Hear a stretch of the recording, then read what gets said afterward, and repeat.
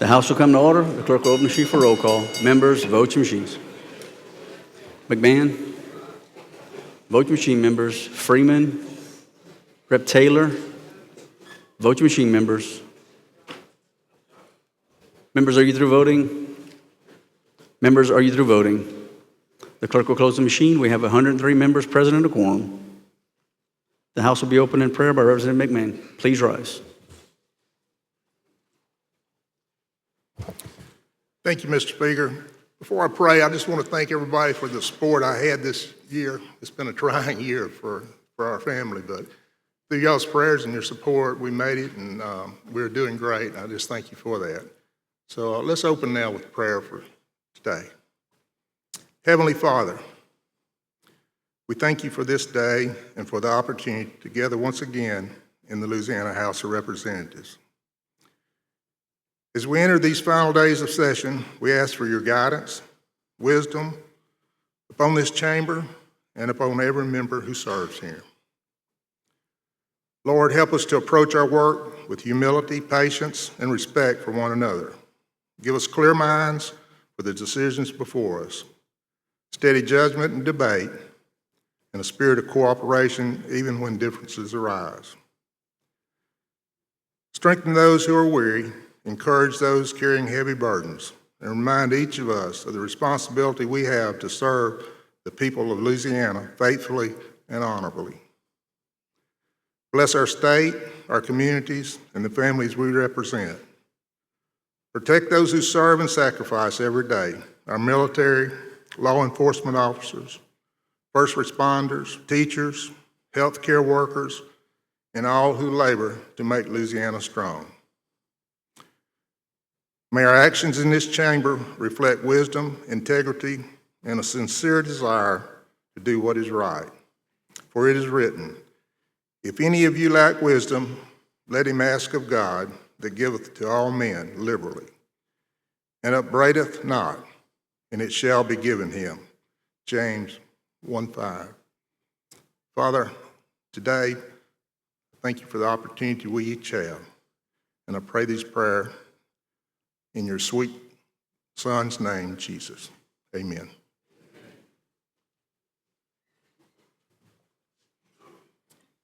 Representative McFarland will lead us in the pledge. I pledge allegiance to the flag of the United States of America, to the republic for which it stands, one nation, under God, indivisible, with liberty and justice for all. Morning hour 4.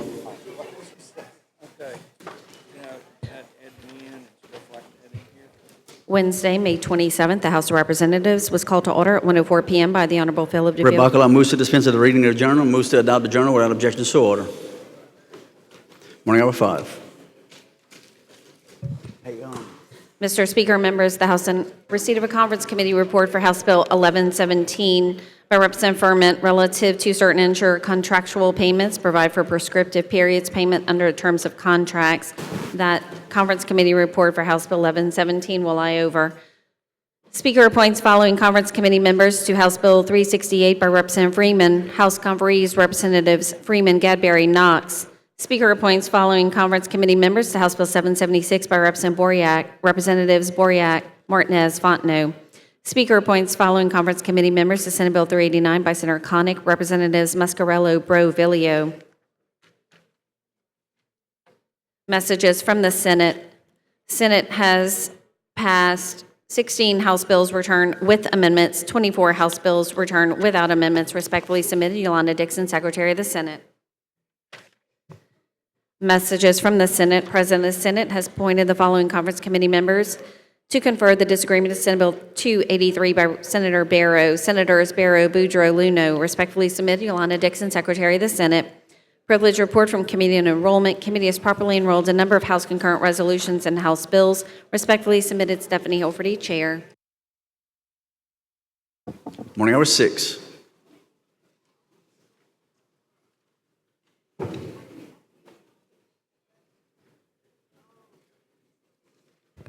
Introduction of resolutions. A House resolution by Representative Amy Freeman to express condolences of the House of Representatives upon the death of Sharon Courtney to honor her life, legacy, contributions to the political landscape, city of New Orleans, state of Louisiana. That resolution becomes H.R. 364.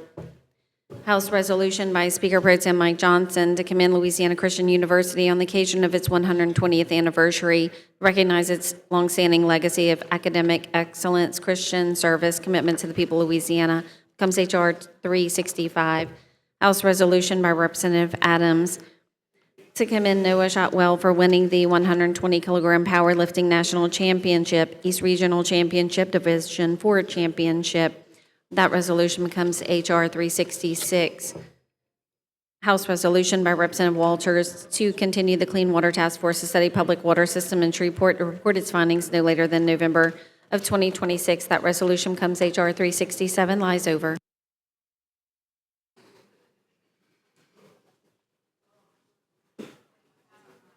Morning hour 10.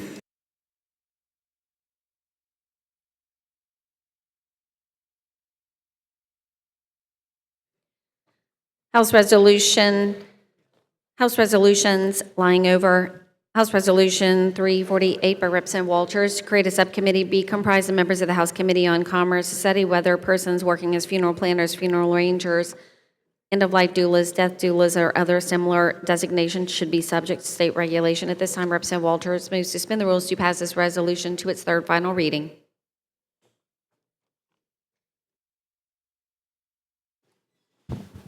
Without objection. House Resolution 349 by Representative Bryant to commend Esther and Edward's families on the occasion of their family reunion in St. Martinville, Louisiana. At this time, Representative Bryant moves to adopt the resolution.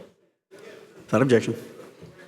House Resolution 350 by Representative Freeman to designate Sunday, June 2nd as the Reggio Family Clock Donation Day in Louisiana. At this time, Representative Freeman moves to adopt the resolution. Without objection. House Resolution 351 by Representative Bayham to express condolences to the House of Representatives upon the death of Russell M. Nelson, President of the Church of Jesus Christ of Latter-day Saints. Representative Bayham moves to adopt. Without objection. House Resolution 352 by Representative Kerner to establish a task force to study optional retirement plan within the teachers' retirement system to make a committee report to the Committee on Retirement. Representative Kerner moves to suspend the rules to pass this resolution to its third final reading. Without objection. House Resolution 354 by Representative Desatel to urge and request the Public Service Commission to study feasibility, potential benefits of incorporating Louisiana One Call 811 services into dedicated state division. Representative Desatel moves to suspend the rules to pass this resolution to its third final reading. Without objection. H.R. 356 by Representative Jordan to urge and request Louisiana Economic Development to study benefits of creating Minority Business Development Fund. Representative Jordan moves to suspend the rules to pass this resolution to its third reading. Without objection. House Resolution 357 by Representative Jordan to urge and request Louisiana Economic Development to study eligibility requirements for companies applying for high-impact jobs program. Representative Jordan moves to suspend the rules to pass the resolution to third reading. Without objection. House Resolution 358 by Representative Phelps to urge and request DOTD through the District 4 Commissioner to engage in communication with certain railroad companies to address abandoned, blighted railroads. Representative Phelps moves to suspend the rules to pass the resolution to third reading. Without objection. House Resolution 360 by Representative Edmonston to create a task force on child well-being, parental bonds, family court fairness, the study administration of justice and family courts. Representative Edmonston moves to pass the resolution to third reading. Without objection. HCR 120 by Representative Lyons to establish the PACE Task Force to prioritize access care education on GLP-1 medications. Representative Lyons moves to suspend the rules to pass through third reading. Without objection.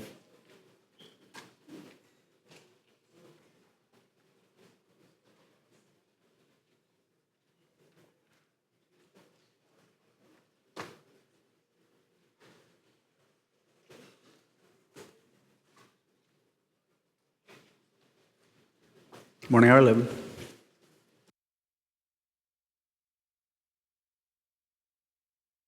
Senate resolutions lying over. SCR 54 by Senator Womack to memorialize Congress to support provisions of law of the 19th Congress entitled Mississippi River Basin Fishery Commission Act. At this time, Speaker Pro Tem moves to suspend the rules to pass the resolution to third reading. Without objection. SCR 80 by Senator Henry to create, provide for a task force to study minimum foundation formula to recommend permanent predictable funding for pay raises for teachers, support staff. Speaker Pro Tem moves to suspend the rules to pass this resolution to its third final reading. Without objection. SCR 83 by Senator Edmonds to express sincere condolences to the legislature of Louisiana upon the passing of Josephine Ruth Kennedy, former Medicaid Director, Louisiana Department of Health. And at this time, Speaker Pro Tem moves to concur in the resolution. Without objection. SCR 684 by Senator Seaball to urge and request Department of Conservation Energy in consultation with the U.S. Geological Survey to create an earthquake task force to study seismic activity in the state. And Speaker Pro Tem moves to suspend the rules to pass this resolution to third reading. Without objection. Rep. Boreat, can you come see? Mr. Speaker, this time Speaker Pro Tem requests a day's leave for Representative Bayham. Without objection.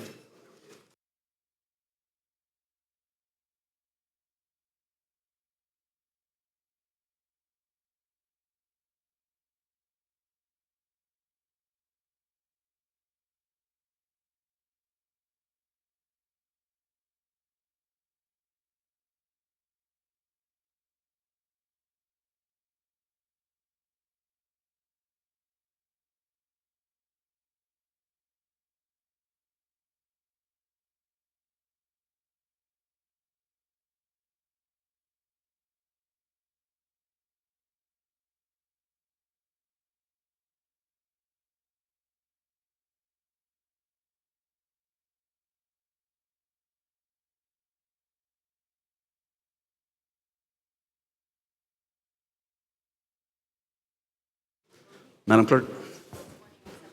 Morning hour 17.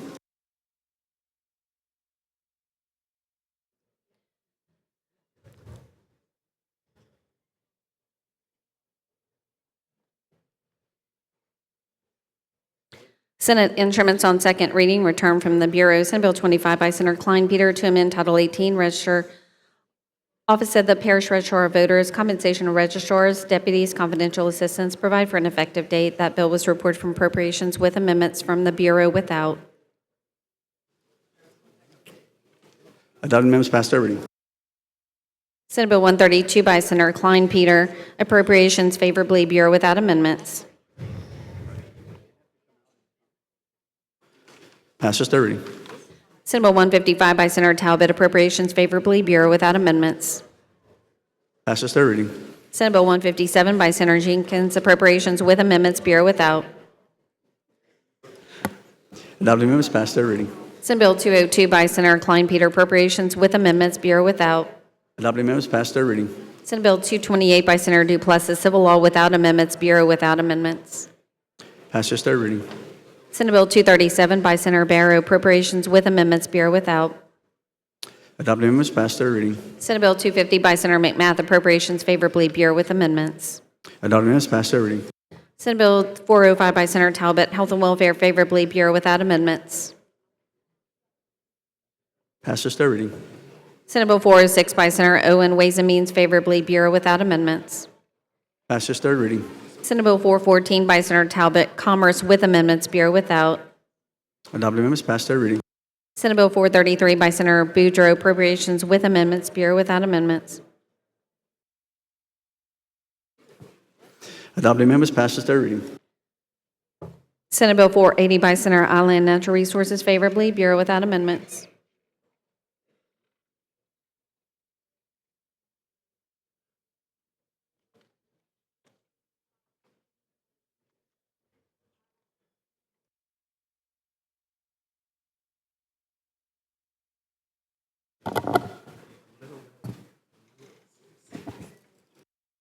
Passes third reading.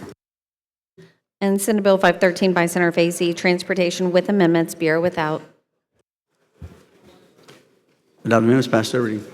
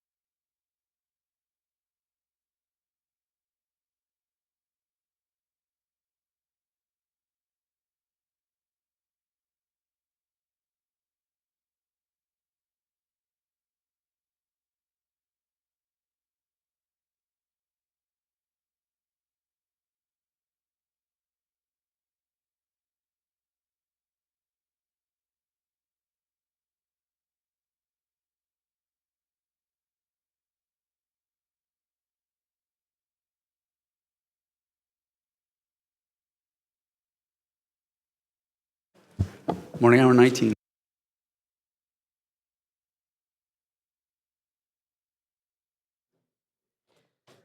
House bills on reconsideration. In this order, Senate Bill 123 by Senator Morris, joint resolution to amend the Constitution relative to gubernatorial powers, duties to require gubernatorial certification, the removal by legislative address of certain judges or Supreme Court justice, specify an election.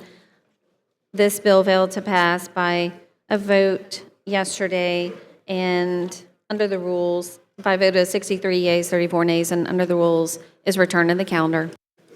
Without objection.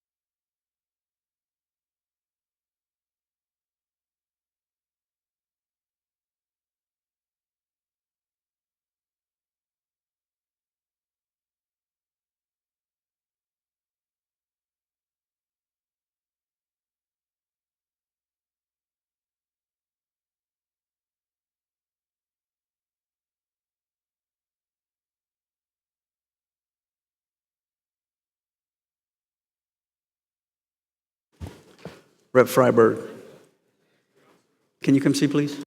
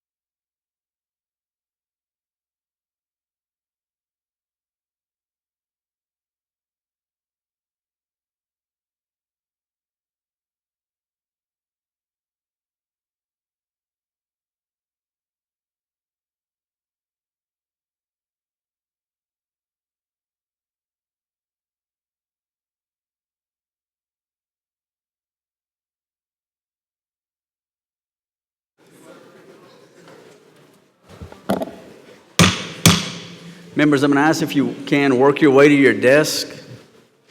Members, we're going to be getting into the Senate bills first. If you want to vote on the bills, I'm going to ask that you be at your desk to vote. Regular Order 6, Madam Clerk. Senate Bill 121 by Senator Morris to enact Title 18 relative to congressional districts, provides for the redistricting of Louisiana's congressional districts, provides with respect to positions and offices other than congressional, which are based upon congressional districts, provide for effectiveness. Chairman Boyer. Thank you, Mr. Speaker. Thank you, Madam Clerk and members. Thank you for your attention this morning. I'd like to talk to you all this morning about the long path that's taken us to get here to where we are today with Senate Bill 121. Since the 1990s and up until our 2022 congressional map, we intentionally drew a map that had one majority black district. we were always under the impression that we had to draw one majority black district. In 2022, we passed what was then House Bill 1 by a supermajority of this legislature. The map was vetoed by then Governor John Bel Edwards. This legislature was so confident that we had drawn a legal map that we overrode the governor's veto and stuck with our decision. It was the first time in modern history that this legislature overrode during a veto session. That map was challenged by the Robinson plaintiffs. In 2024, an appellate court sided with the Robinson plaintiffs, vacated the preliminary injunction, and remanded the suit back to the district court. This is the same district court that had previously said that the state violated Section 2 of the Voting Rights Act and ordered us to draw a map with 2 minority districts, or the court threatened to draw one for us.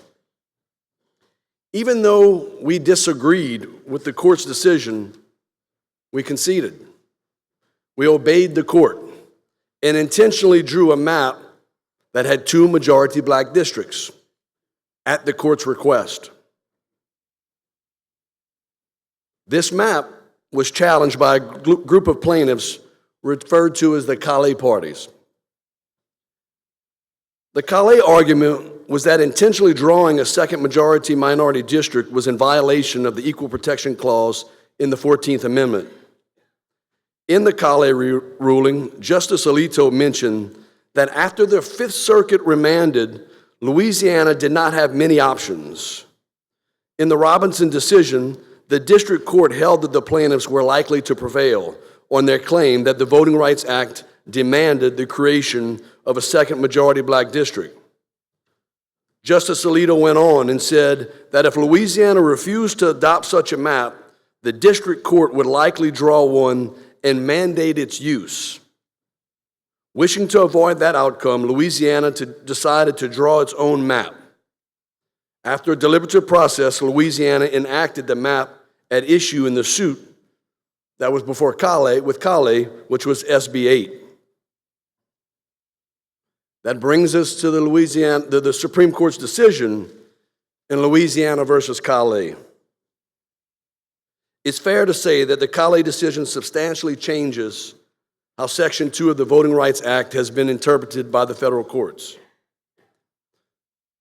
The Supreme Court said that in considering whether the Constitution permits the intentional use of race to comply with the Voting Rights Act, we start with a general rule that the Constitution almost never permits the federal government or a state government to discriminate on the basis of race.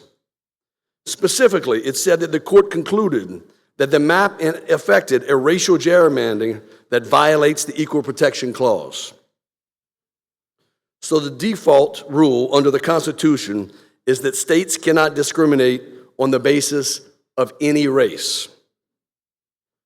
We bring SB 121 under the default rule that a state cannot discriminate on the basis of race. As a matter of fact, I have not seen and cannot tell you what the racial makeup of the map that you will see or the amendment that I will present later today. I personally instructed our staff to turn the feature that displays racial makeup off so that I wouldn't see it. So let me be crystal clear. We did not evaluate the balances of race in these congressional districts when drawing the map. Some questions have come up and said that we should have considered race just a little bit, and that nothing in Calais' decision prevented us from peeking at race. To agree with this premise would be an invitation to embroil Louisiana in more litigation for years to come. If we would even have peeked at race, we would have opened up the argument that could have been utilized to challenge our efforts with the question, how much consideration is too much? The amount of consideration is very arbitrary, and at any level, one side could say that we didn't consider race enough, And the other side could equally argue at any level that we considered race too much. So we followed Calais and simply didn't discriminate based on any race by not looking at the racial makeup of the districts. Now let's talk about this map and the consideration that led to it and the amendment that I will present later. This map looks substantially similar to the map that Louisiana has had for around 3 decades, including the map that we drew in 2022. We felt comfortable with retaining the core attributes of the 2022 map because in Calais, the court said that no compelling interest justifies what was SB 8. Section 2 does not provide a compelling interest because the state did not need to create a new majority-minority district to comply with the framework of the act. That is because at every step for the Jingles framework, the Robinson plaintiffs failed to prove their Section 2 case. That's not my thoughts, that's the U.S. Supreme Court's thoughts. The reason that we are changing District 6 from what you see in SB 8 to what you see here today is because it was our decision to create the racial makeup of District 6. It wasn't our decision to create the racial makeup of District 6. It was a federal judge's decision that we shall create it or face a court's version of their map. This map substantially serves Louisiana's interest in core retention of longstanding district lines and is similar to House Bill 1 from 2022. Now, beyond that interest in core retention, we drew the map to improve Republican strength. In Calais, the Supreme Court clearly says, courts must treat partisan advantage like any other race-neutral aim, a constitutionally permissible criteria that states may rely on as desired. Again, a constitutionally permissible criteria that states may rely on as desired. We may have some say that the map doesn't fully maximize Republican strength because you could have drawn a map that had 6 districts with a majority Republican voters. Note that in these maps, the ones that you'll see, the majority of registered Republican voters is in the 41 to 46 percentile range. We drew this map in an effort to safely maximize Republican strength. We don't feel like it was in our best interest to maximize Republican representation at all cost. In order to create a 6-0 map, we did not feel comfortable that we would overwhelmingly prevail with 6 Republican districts and could have very easily ended up with 4 Republican and 2 Democrat, or possibly 3 Republican and 3 Democrats. Our party leadership was most confident that this map would produce at least 5 Republicans in the U.S. House. In addition, we felt that we would have jeopardized the re-election chances of some of our high-profile Republican incumbents, like Speaker Johnson and Majority Whip Scalise. The more Democrats that you inject into Johnson and Scalise's districts, the thinner the Republican versus Democrat vote margin becomes. This map draws in Democrats into District 2, which is currently held by Democrat Congressman Troy Carter. District 2 is a majority Democrat district. The other 5 districts are majority Republican. As previously mentioned, I cannot tell you the racial makeup of any of the 6 districts. Racial makeup doesn't matter. What matters is politics. Democrats don't vote with the Democrats because they are black or white Democrat issues. They vote with the Democrats because they are Democrats. Same for Republicans. They don't vote with the Republicans because it's a black or white Republican issue. They vote the way they do because it's a Republican issue.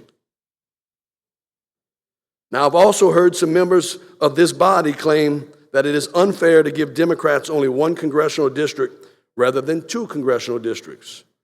The United States Constitution does not have a provision that requires states to draw the districts based on fairness. I don't think it is fair when Democrats vote against some of my Republican-centric bills that I author, but it doesn't stop them from voting against it. It's politics.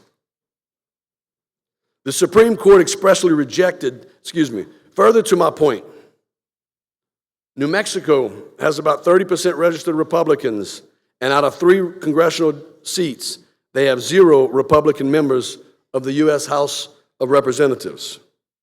Connecticut has about 20% registered Republicans, and out of 5 congressional seats, Connecticut does not have a single Republican in the House of Representatives. 30% of Massachusetts residents vote Republican, and out of 9 congressional seats, Massachusetts does not have a single Republican in the House of Representatives. Is it only in the Democrat states that this notion of fairness doesn't have to apply? As I wrap up my thoughts, let me address another item where we have seen, people have said that District 2 looks like a snake and suggests some sort of illegality. District 2 clearly complies with traditional redistricting criteria. Its snake-like shape is caused by the snake-like shape of the Mississippi River. And I'm not aware of any funding in House Bill 1 or House Bill 2 to straighten out the river. By linking all the economic and transportation communities of interest along that major corridor and transportation route, we adhere to one of the most foundational redistricting criteria. This map complies with traditional redistricting principles and maximizes partisan advantage. The map is contiguous, it is compact, it binds communities of interest, it protects our Republican incumbency, it respects political subdivisions as much as possible by minimizing the splits in parishes while having the most narrow deviation in population.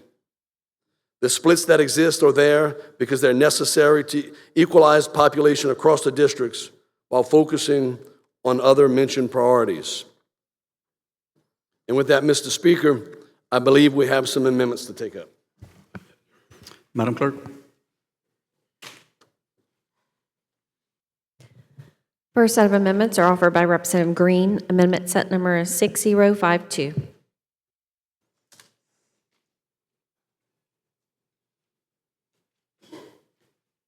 Representative Green. Thank you, Mr. Speaker. Members, I have heard what the chairman has said, and I respectfully disagree with his assessment that the current iteration of the district, specifically Congressional District 2, is not a racial gerrymander. And so the amendment that I have before you, if you look on your computer screens, is my best attempt to avoid us from coming right back here in the next couple of months or years in endless litigation on future challenges as to whether this legislature chose to once again engage in the practice of racial gerrymandering with respect to how we draw our congressional districts. After Katrina, Louisiana, specifically New Orleans, suffered massive population loss. As a result of that population loss, after the 2010 census, we undertook reapportionment and lost congressional representation, going from 7 members of Congress to 6. Because the state was a jurisdiction that was bailed in under pre-clearance under the Voting Rights Act, every plan that we submitted had to be pre-cleared by the Justice Department. And the state had a compelling interest to comply with the Voting Rights Act by not engaging in retrogression. That means if you have 5 or 4 majority black districts, you cannot reduce that in your plan if there is a way to preserve it. So as a result of that, we created the 2nd Congressional District based in the city of New Orleans, going up the river. And it had to be crafted in a manner to give minorities, African Americans, a meaningful opportunity to elect a candidate of their choice. That district was created. The voting age population of that district was about 55%. Because if it was anything less, the DOJ would not approve it under pre-clearance. That's how we got to the plan that was passed in 2011, the first special session of that year, where House Bill 6 was enacted by former Representative Eric Ponte. We fast forward to the 2020 census, we basically reenacted the same plan. Senator Morse, in his testimony before House and Governmental, said that his plan, this one, was basically an adaptation of the plan we enacted in 2022. Therefore, the 2nd Congressional District was based on race when it was drafted. So if you look at what I have tried to do with the 2nd Congressional District, it is much more compact. It is not a snake-like feature, the same snake-like feature that was struck down in Senate Bill 8 with Congressional District 6, that's currently represented by Congressman Fields, going from Baton Rouge to Shreveport. Compare that to what is here in Senate Bill 121, that district, Congressional District 2, going from a snake-like feature going from New Orleans to Baton Rouge. So we are more compact. All of New Orleans is made whole, St. Bernard, Plaquemines Parish, and a portion of Jefferson Parish is in the 1st district. Then you look at the 2nd district. Then you go to the 1st district. All of St. Charles is made whole. St. Tammany, Washington, Tangipahoa, Livingston. Then you go to the 6th. With the exception of St. John the Baptist Parish and St. Landry, all other parishes in that district are made whole. Going to the coastal areas in Congressional District 3, those areas are community of interest. Lake Charles, Lafayette, Morgan City, Houma, Thibodaux, Port Fourchon, all of those are communities of interest and are attempted to be lumped together in the same congressional district. Then we move up to Congressional District 5 in this plan. It respects the fact that in Louisiana, we have major distinctions of communities of interest with respect to the north and the central part of the state. 5 represents Sinlah. And the fourth represents the north, putting Shreveport in with Monroe. So with that, I would open myself to any questions if you have any. If not, I ask that this amendment be adopted. Members, is there any questions on Representative Green's amendment? If you have a question, please question the amendment button. Please press your question amendment button. Rep. Taylor for a question on the amendment. Rep. Green, thank you, Mr. Speaker. You indicated that St. John is split up. Could you tell me how it's split up?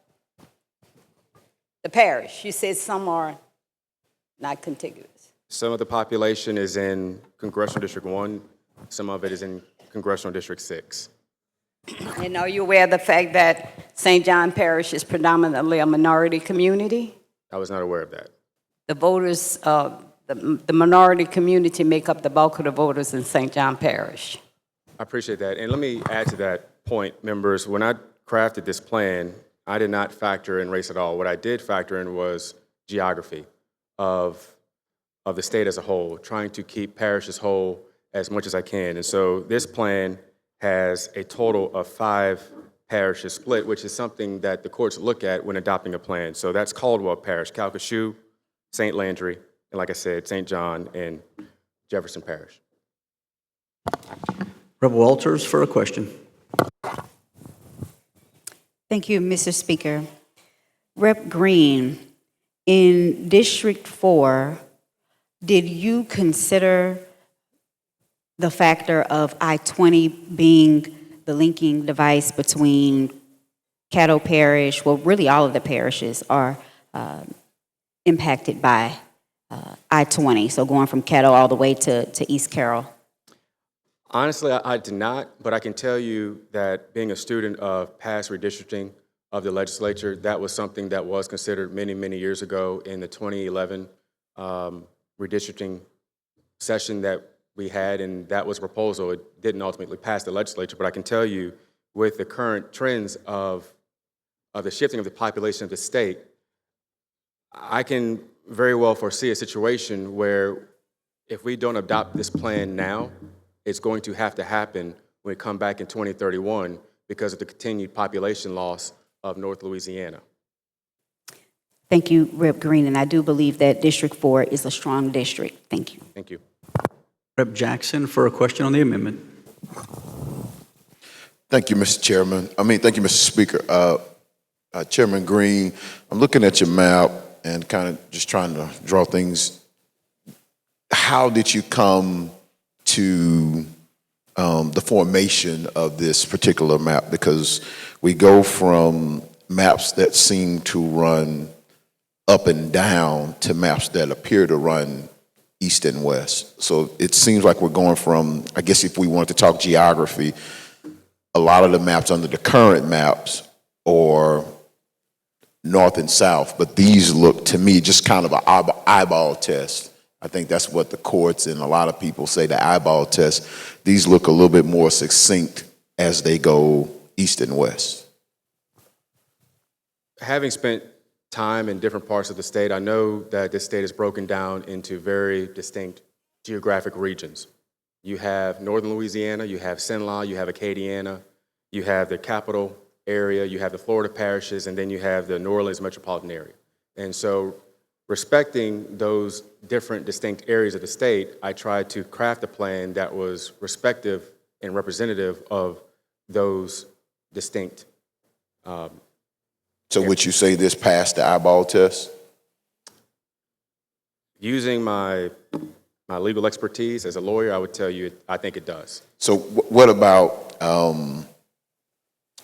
the concept of communities of interest? I know that's always been something that's come up, or a principle that's a part of redistricting. Yeah, I mean, look, I'm an African American. I live in Jefferson Parish. If Senate Bill 121 were to pass, I would be in a 2nd congressional district. I obtained 2 of my degrees from Southern University, law school and undergrad, which is North Baton Rouge. I can tell you that other than the color of my skin, I have nothing in common. The folks in which I represent in the 83rd District have nothing in common with the folks of North Baton Rouge or the folks in St. John, the Baptist Parish, other than the color of skin. And that's what, in my belief, that the 2nd Congressional District does. It's the same thing that we attempted to do with SB 8 and was struck down by the courts because that was determined to be a racial gerrymander. You mentioned you're a lawyer. The jingles test and the principles dealing with jingles and things of that nature, do you feel that this map would comply with jingles? I do. Jingles outline certain criteria of, communities of interest, or adhering to the traditional notions of redistricting, principles of redistricting, compactness, contiguity, linking communities of interest, attempting to preserve incumbents. And in this case, I believe this map, to a certain degree, does that because Congresswoman Julia Letlow has vacated her 5th congressional district seat to run for the Senate seat, so that area is vacant. And I would bet that Speaker Johnson would be able to win in the 4th as it's currently constructed. And, I'm from Northwest Louisiana. Did you know that this map that you have put together almost looks like our Public Service Commission district? I take your word for it. Yeah, it does. And so I applaud you for trying to deal with the compactness and communities of interest. Chairman Green, I also want to ask you about the concept of one man, one vote. We draw districts, or we do redistricting as a principle based off of one man, one vote, right? That's correct. And one man, one vote is what? No one gets any more or any less representation. So all districts have to be equal and proportionate, correct? And that standard is a little bit more stringent with congressional districts because we don't have the flexibility in our deviation compared to when we're drawing other plans outside of Congress. The plan has to be as close to the ideal population as possible. And so with the plan that I have adopted, the deviations are the absolute deviation. The 1st district is 22, 2nd minus 25, District 3 is 1, District 4 minus 35, District 5, 8, and District 6, 34. And so basically with the one man, one vote principle, you've tried to put all residents in all of these districts equally aligned and equally basically divided, I guess, equally into districts, correct? That's correct. And so what about individuals who are under 18 and not able, or under the age of registering to vote? Because redistricting talks about voting age populations, and they have to be grouped somewhere as well. How did you come about grouping them in your map? Well, I first started with taking care of geography, right? That was the first my first checkbox I was trying to, I guess, address is taking care of the geography of the state. And when you are redrawing districts, you are not, you have an ideal population based on the number of districts you're drawing versus total population. So with that being said, to your point, that encompasses all people, children who are not registered as voters, even adults who are not registered voters, but are counted in that ideal population Equally. equally, And so, without respect to any political affiliation whatsoever. correct. So you would say that your map is not necessarily drawn on party. It's not drawn based on party. It's not drawn based on race. It's drawn based on population. That's it. And how the population is divided. Is that your? Population, geography, trying to maintain communities of interest, and also with respect to the current, making sure that the current congressional delegation, right, wouldn't necessarily be upset with reelection. And would you say, as a lawyer, would you say that is the basic principle of the 14th Amendment, equal protection of the law for all citizens? I agree, and I agree that also that the goal of our redistricting plan is to pass a plan that is legally defensible, right? And I don't believe that SB 121 is a plan that is defensible. Under the 14th Amendment. That's correct. Thank you, Mr. Speaker. Thank you, Mr. Chairman. You have no further questions? Does anyone object to the amendment? Rep. Boyer objects. You want to speak on your objection?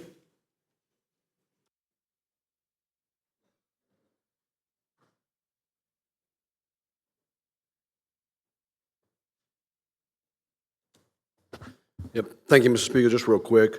I respect Chairman Green. He and I have been friends for many years. Chairman Green's proposal diminishes Republican membership and increases Democrat representation. It does not protect the state's interest in core retention. His point is almost polar opposite of what ours is, but it is still partisan. It helps Democrats and hurts Republicans. And so that's the reason for my objection. Will you take any questions? Rep. Green, would you like to close? You waive? Okay, members, Representative Green has offered up an amendment which Representative Boyer has objected to. All those in favor of the amendment vote yes. All those opposed vote no. Madam Clerk, open machines. Vote machine, members. Members, are you through voting? Members, are you through voting? Clerk will close the machine. 31 yeas, 70 nays, and the amendment fails. Next amendment, Madam Clerk. Next set of amendments are offered by Representative Marcel, set number 6033.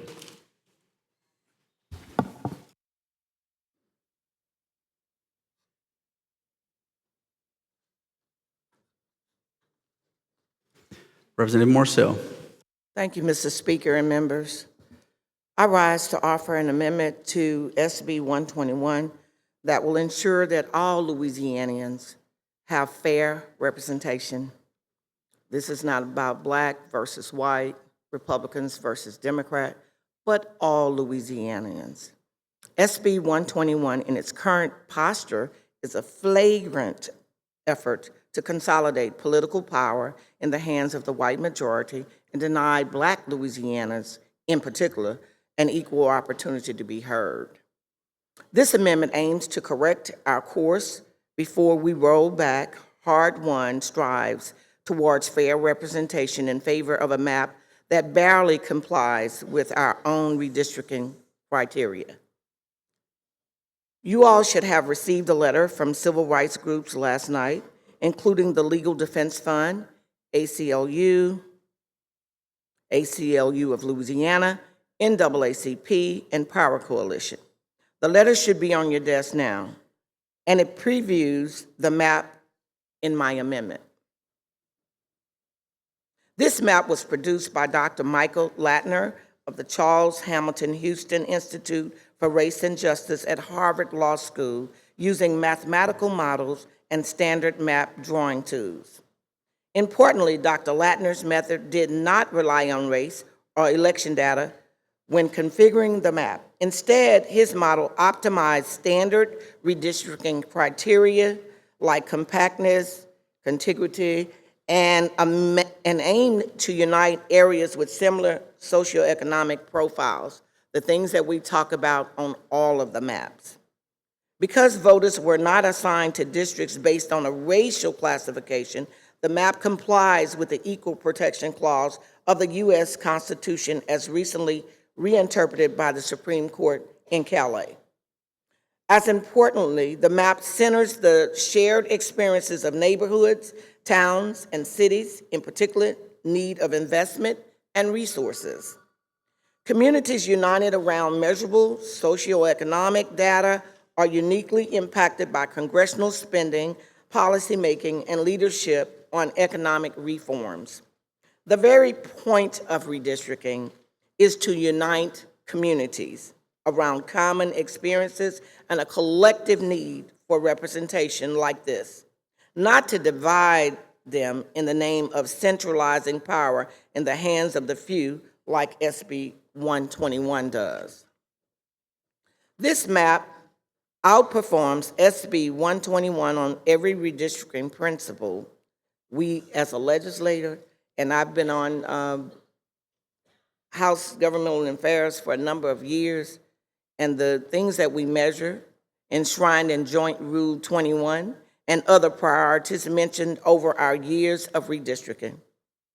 It has a population deviation of only 25 people between the most and least populous districts, conforming better to the principle of one person, one vote than SB 121, which had a deviation over triple that, 89, both when it was voted on in the Senate and voted out of House and Governmental Affairs with amendments. This amendment splits only 7 parishes compared to SB 121's 18 splits. When 54.0% of people in the state live in split parishes under SB 121, that number plummets by nearly 1/5 to 35.20% of people under this map. The map keeps 292 cities whole, including the city where I live, Baton Rouge and East Baton Rouge Parish, 7 more than SB 121 at 285. The districts are compact, both visual and based on standard measures, outpacing SB 121 on each account. And it does not pit any incumbents against each other. We talk about protecting the incumbents. It protects all of the incumbents. I have spent years now in this committee meeting and floor debates on Louisiana congressional maps. This amendment is not the first map I have offered, and SB 21 is not the first one that I have spoken out against, though it mirrors the flaws of prior versions. Each time when my map outpaced others on objective criteria, the goalpost moved. Nothing in Calais decision forces this legislature to revert to an unfair, unrepresentative map when we have fair constitutional options before us. That would be a choice and a discriminatory one. I urge you to make a different choice today than SB 121 and adopt this amendment, which is fair to all Louisianians, and it gives us an opportunity to do the things that are right. Members, if you have any questions on the amendment, please question your question amendment. Press your question amendment button. Seeing no questions, are there any objections to the amendment? Rep. Boyer, do you want to speak on your objection?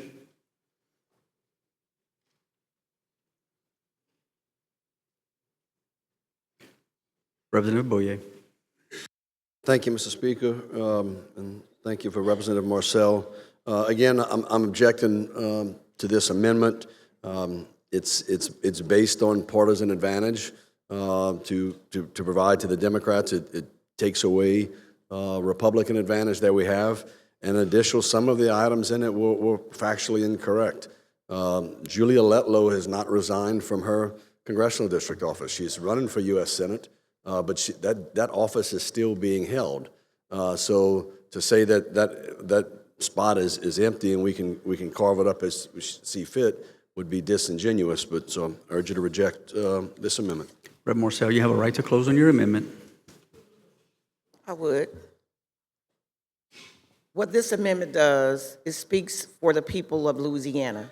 We did a road show, went from city to city to hear from all Louisianians on what they wanted. This amendment shows you exactly what they wanted. No one took into account race in this amendment, in this map. No one took into account just partisanship. I laid it out to you, Dr. Michael Latner of the Charles Hamilton Houston Institute for Race and Justice at Harvard. It was a mathematical model and standard map drawing tools that he used. So to stand here and say that this map does anything but that is to be disingenuous. This is a fair map. It was not drawn based upon race, but on the state of Louisiana and the people, giving everybody an opportunity to share in the congressional seat. Does not do anything one way or another for Democrats versus Republicans. Although SB 121, they have gone on the record to say that this is an attempt to make sure that Republicans are in control. My map does not do that, and I think it's a fair thing to do. I ask that you would vote favorably on this amendment. Rep. Morcell, will you take any questions on close? Okay, she waves. Okay, members, Representative Morcell has offered up a set of amendments which Representative Boyer has objected to. All those in favor of the amendment vote yea. All those opposed vote no. Madam Clerk, open machines. Members, vote your machines. Vote your machine, members. Members, are you through voting? Clerk will close the machine. 30 yeas, 70 nays, and the amendment fails to pass. Next amendment, Madam Clerk. Representative Lyons offers up the next set of amendments, set number 6099.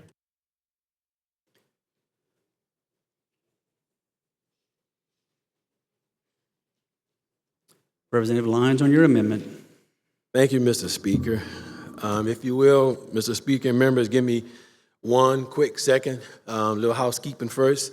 When we brought this map before the Committee of House and Governmental, many people reached out to me because in that committee we had testimony, but the general public could not see the maps. They could not see what was offered in amendments and what have you. So I would offer now, other than because you all have it on your computers, all you people out there throughout the state that's watching this feed, if you go to the site that's there and you look on the order of the day, you scroll down to where you see a red mark which highlights this bill. If you click on the amendment button, a drop-down box will drop and you'll see Lyons proposed map. That's the map that you'll see. So you can follow that map from that direction on there. I want everybody to be able to see what you all see, what we see. And members, I bring to you an amendment here to look at and address the issue that we have here with these congressional maps. As it was outlined to you on the beginning by Chairman Boyer, he basically talked about the Supreme Court's decision and what they said about SB 8, which is the map that was there, part of Calais. And yes, they did rule that we could not create a map in the 6th district based upon racial gerrymandering. So that was the decision made, and it was basically dealing with that particular district. Nowhere in the Supreme Court's ruling did it say, Louisiana, y'all need to go back and redraw the whole state. Nowhere did it say we need to go in and change the makeup of congressional delegation you have from 4 to 2, 6 to 0, or 5 to 1. It dealt with that. So in creation, and we also alluded back to earlier, the map of 2022, basically how it was drawn out and how it went. The variation of this map in my amendment I'm going to bring to you was around then. And this body at that time would not receive that map. It would not pass that map. So we decided, and I think the chairman said it quite best. He said, we intentionally sent a map, as the court said, to do so as it pertains to race. And that's exactly what happened. But we intentionally sent a gerrymandered map that would not fail or would not pass the courts as it was there. So now we have an opportunity to fix this thing. We have an opportunity to do what's right and including what's fair. So in this map, as you see, as it's drawn here, this map basically, not basically, but completely protects all the incumbents who are in Congress right now. And it fixes the problem of the racial gerrymander portion of it because there's no longer a snake, if you will, going across our state. This map adheres to all of the redistricting principles. Now, we have a lot of conversation here talking about race. We're talking about party and what's, particularly there, but we still can't ignore all of the real principles of redistricting. And I tell you this right now, guys, because I'm in my third term here. I spent 2022 doing the census, going all over the state, all the communities, listening to all the people talk about their communities. Most of you didn't do that because you're a new class. But under all the principles of redistricting, those are paramount. So we talking about race as that's the biggest deal, and party is not the biggest deal. But in looking at these maps, we talk about communities of interest. That was the last conversation in there. The map that I provide to you right now connects all the communities of interest of all the major cities. That's what it is. I think some people said earlier what they have in common with other people from New Orleans to Baton Rouge to Shreveport to Alexandria and what have you. If you look at communities of interest in my map here, it gives all of the homage to like the larger areas, Lafayette areas. I think in the map that's proposed now, St. Landry Parish is split in 3 different directions, 3 different districts. You look at all of the major cities, Alexandria, Baton Rouge, New Orleans, Monroe, all that, Shreveport, those areas, Bossier, they're all what we call compact. They're all compact. Those areas of communities of interest are all together and taken account for in this map. Compactness is one of the key issues when you talk about that. They're all there. And it's contiguous. If you look at the lines, how they're drawn, the parishes are all together. Now, if you're online and you're watching this piece, and you guys at your desk, and you look at the maps, and if you go to some of the pages in the maps, and it tells you particularly of all of the data and the summaries on there and the splits. Well, the district summaries, in normal language, an asterisk means something, something in bold letter means something. If you look at the asterisk, what that means is something is different. That means that parish is split. That's what it means. Now, we talk about the 13 or so parishes that are split in SB 121. This map here has less parishes split. Like I told you in the beginning, communities of interest are all taken account. And if you scroll through the pages of the map, it will show you in highlight fashion what those communities look like that are split. And none of the precincts are split. All the precincts are in whole. So this map is drawn particularly to all the principles of redistricting that are there. Now let's go to the big elephant in the room. All the conversation today has been about race, party. The chairman said we want to create a map that gives us the Republican advantage, or here's the Republicans in here and our Democrats. I can tell you right now, all of you in here and everybody throughout the state, there's a big important factor in this state that we haven't talked about yet. And that's people of independence or no party. Basically disenfranchising all those people, we ain't even talking about it as though they don't even exist. So we know when they vote either Democrat or Republican. So while I'm up here talking to you about this map and presenting it, and fairness comes in. So I'm going to put that with that piece. You got to get that. Because some of you in here, we have your districts as they are heavily Democrat or Republican or no party. Those people are still have to be a part of this process.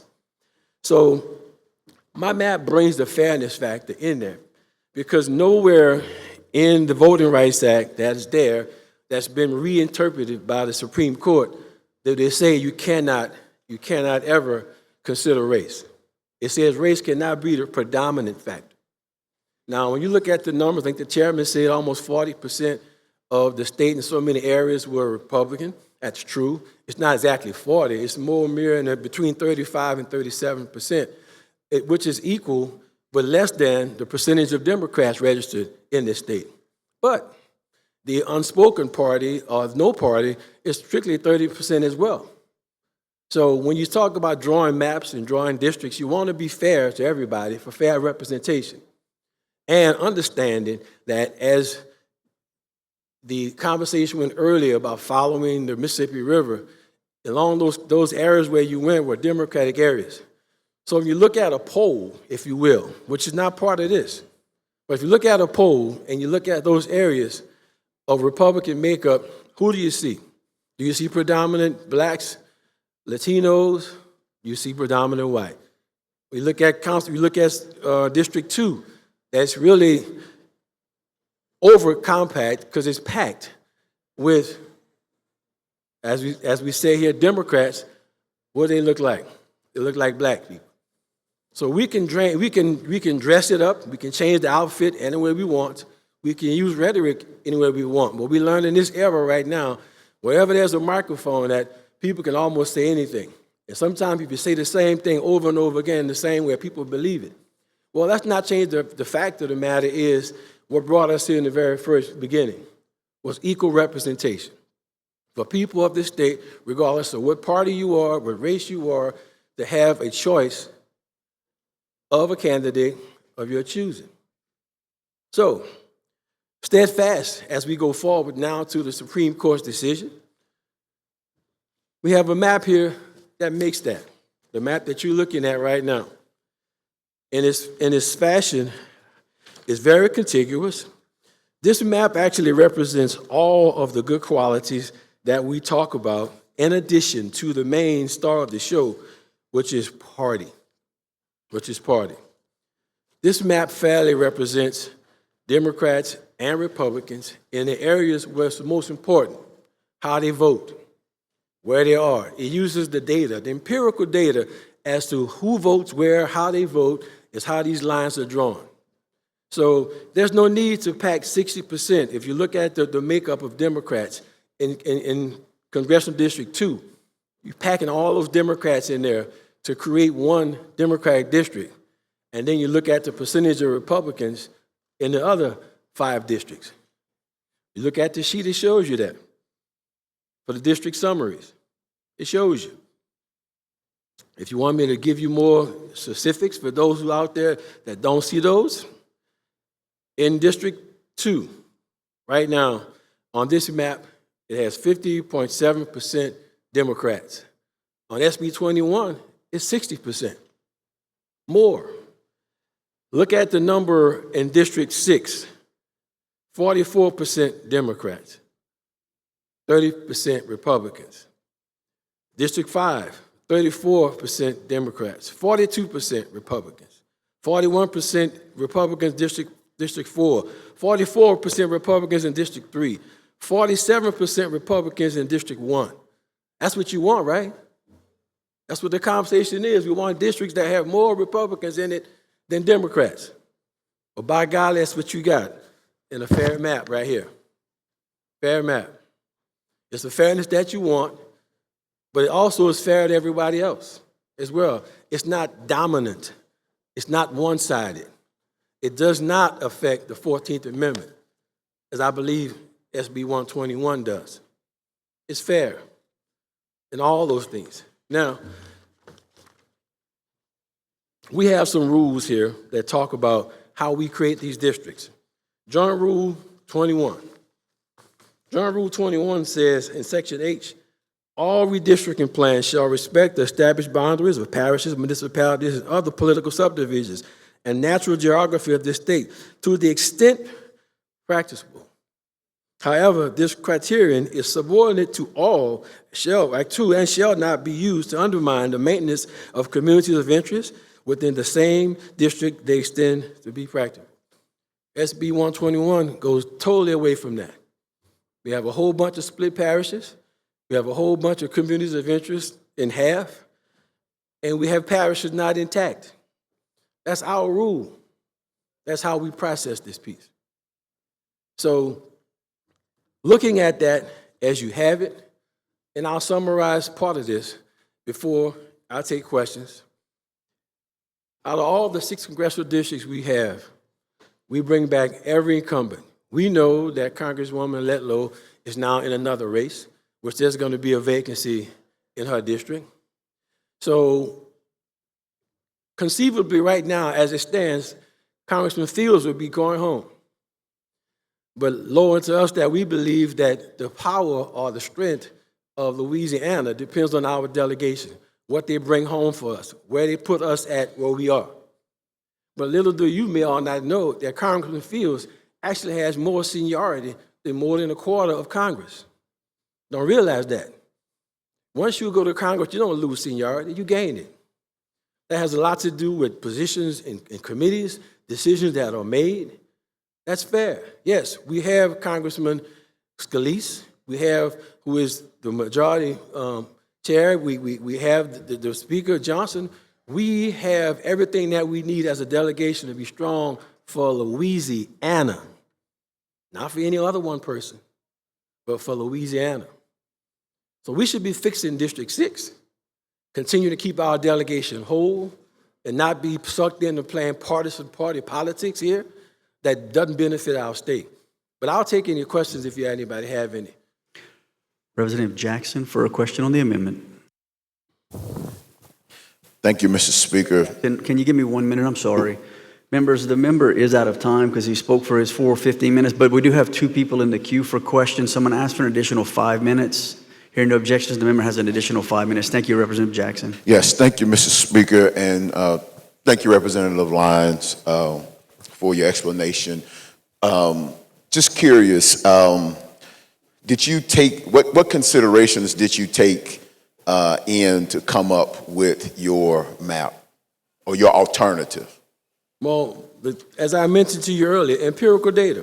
Empirical data determines exactly how we make this as fair as possible to party, number one, based upon how they vote in certain parts of the state and those precincts that are there relative to the districts. That's the data that was used. So do you believe or do you feel your map preserves certain continuities? I heard you talk about, you mentioned the Mississippi River analogy, things like regional transit, those kind of things. Did you keep that in mind as you put this alternative plan or illustrative map together? Yes, all those plans are synonymous with the communities that are there. The transportation, the things that are relative to New Orleans area as a metropolis, if you will, are the same or different as it is in Baton Rouge, as it is in your city in Shreveport. So was the part, you mentioned Congressman Fields, was it your goal to also try to preserve him as an incumbent as well? Absolutely. As I said before, the seniority, the relevance of our party, the strength of it is there. Why would you want to get away from that? I don't get that part. So do you feel, I guess I should have asked this first. Does your map preserve a 4-2 makeup that is in place now? Or would that be the outcome, or do you not know at all? Or is that? That will preserve as it is now. It would preserve a 4-2 Absolutely. Outcome. And does the principles and the tenets of your map respect the most recent decision in Calais? Yes, it does. It supports the Supreme Court's ruling. Actually, in fact, this map performs better than anything that I've seen so far today. Okay. And in doing so, we talked about one man, one vote previously, right? Yes. Equal representation. Everybody has to have an opportunity to be represented. Is that correct? That's correct. And I believe the cases for that is Baker versus Sims, Reynolds versus Carr, one of those, right? Has those cases been overturned? Or were those cases overturned by the Calais case, or is that still the law of the land? I'm not sure what those decisions One are. man, one vote. Well, one man, one vote still stands. And Still stands. This map shows all of those tendencies. Thank you. Thank you, Mr. Speaker. Thank you, Rep. Lyons. Rep. Miller for a question on the amendment.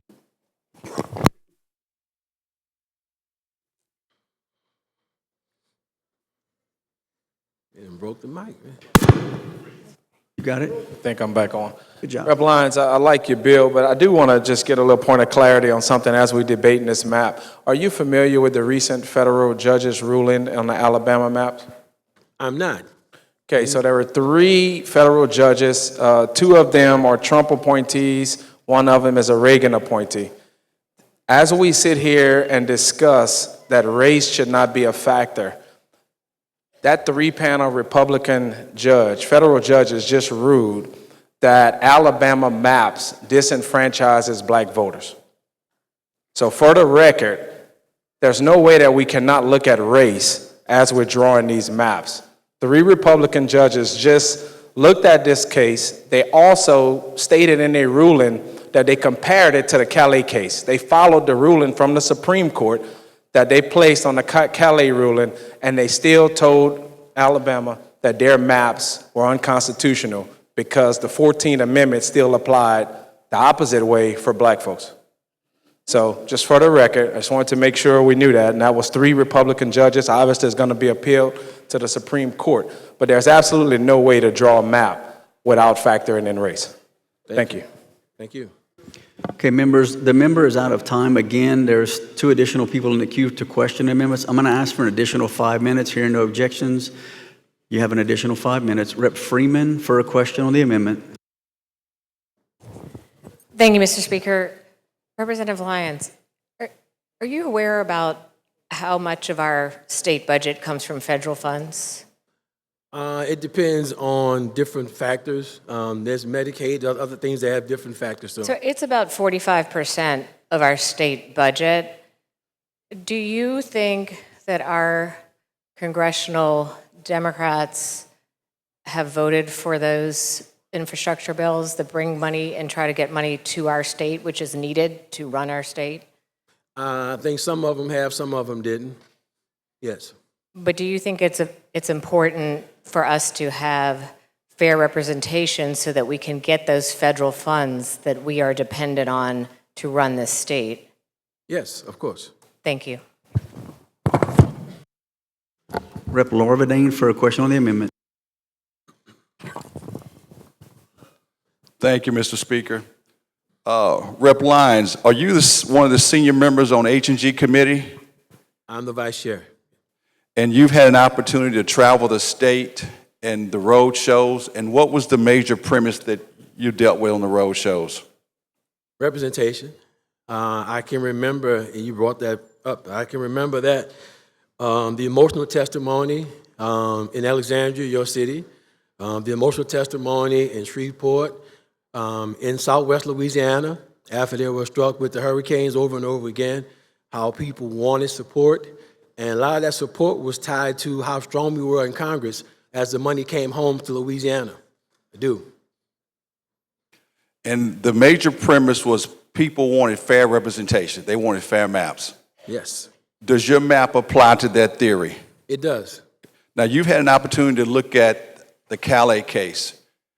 The Calais case did not overrule or change the Jingles test. Is that correct? That's correct. It didn't. Now, when you talk about the Jingles test, you talk about 3 factors. Does your map comply with the compactness? Can you explain that real quick? Yes, it does. If you look at my map, as I alluded to earlier, when you look at the parishes in there, you don't see any bunch of lines that snakes across it. It's whole parishes. It's compact. That's there. The makeup of the individuals who are there, the population, it's there, and it's in an even fashion. And when you look at your map, you've got Shreveport in District 4. You've got the big city of Monroe in District 5, Alexandria in 5. Calcasieu is in 4. East Baton Rouge is whole, and Orleans is in District 1. Is that correct? That's correct. And what about political cohesiveness? Can you talk about that real brief? That's the second element of Jingles.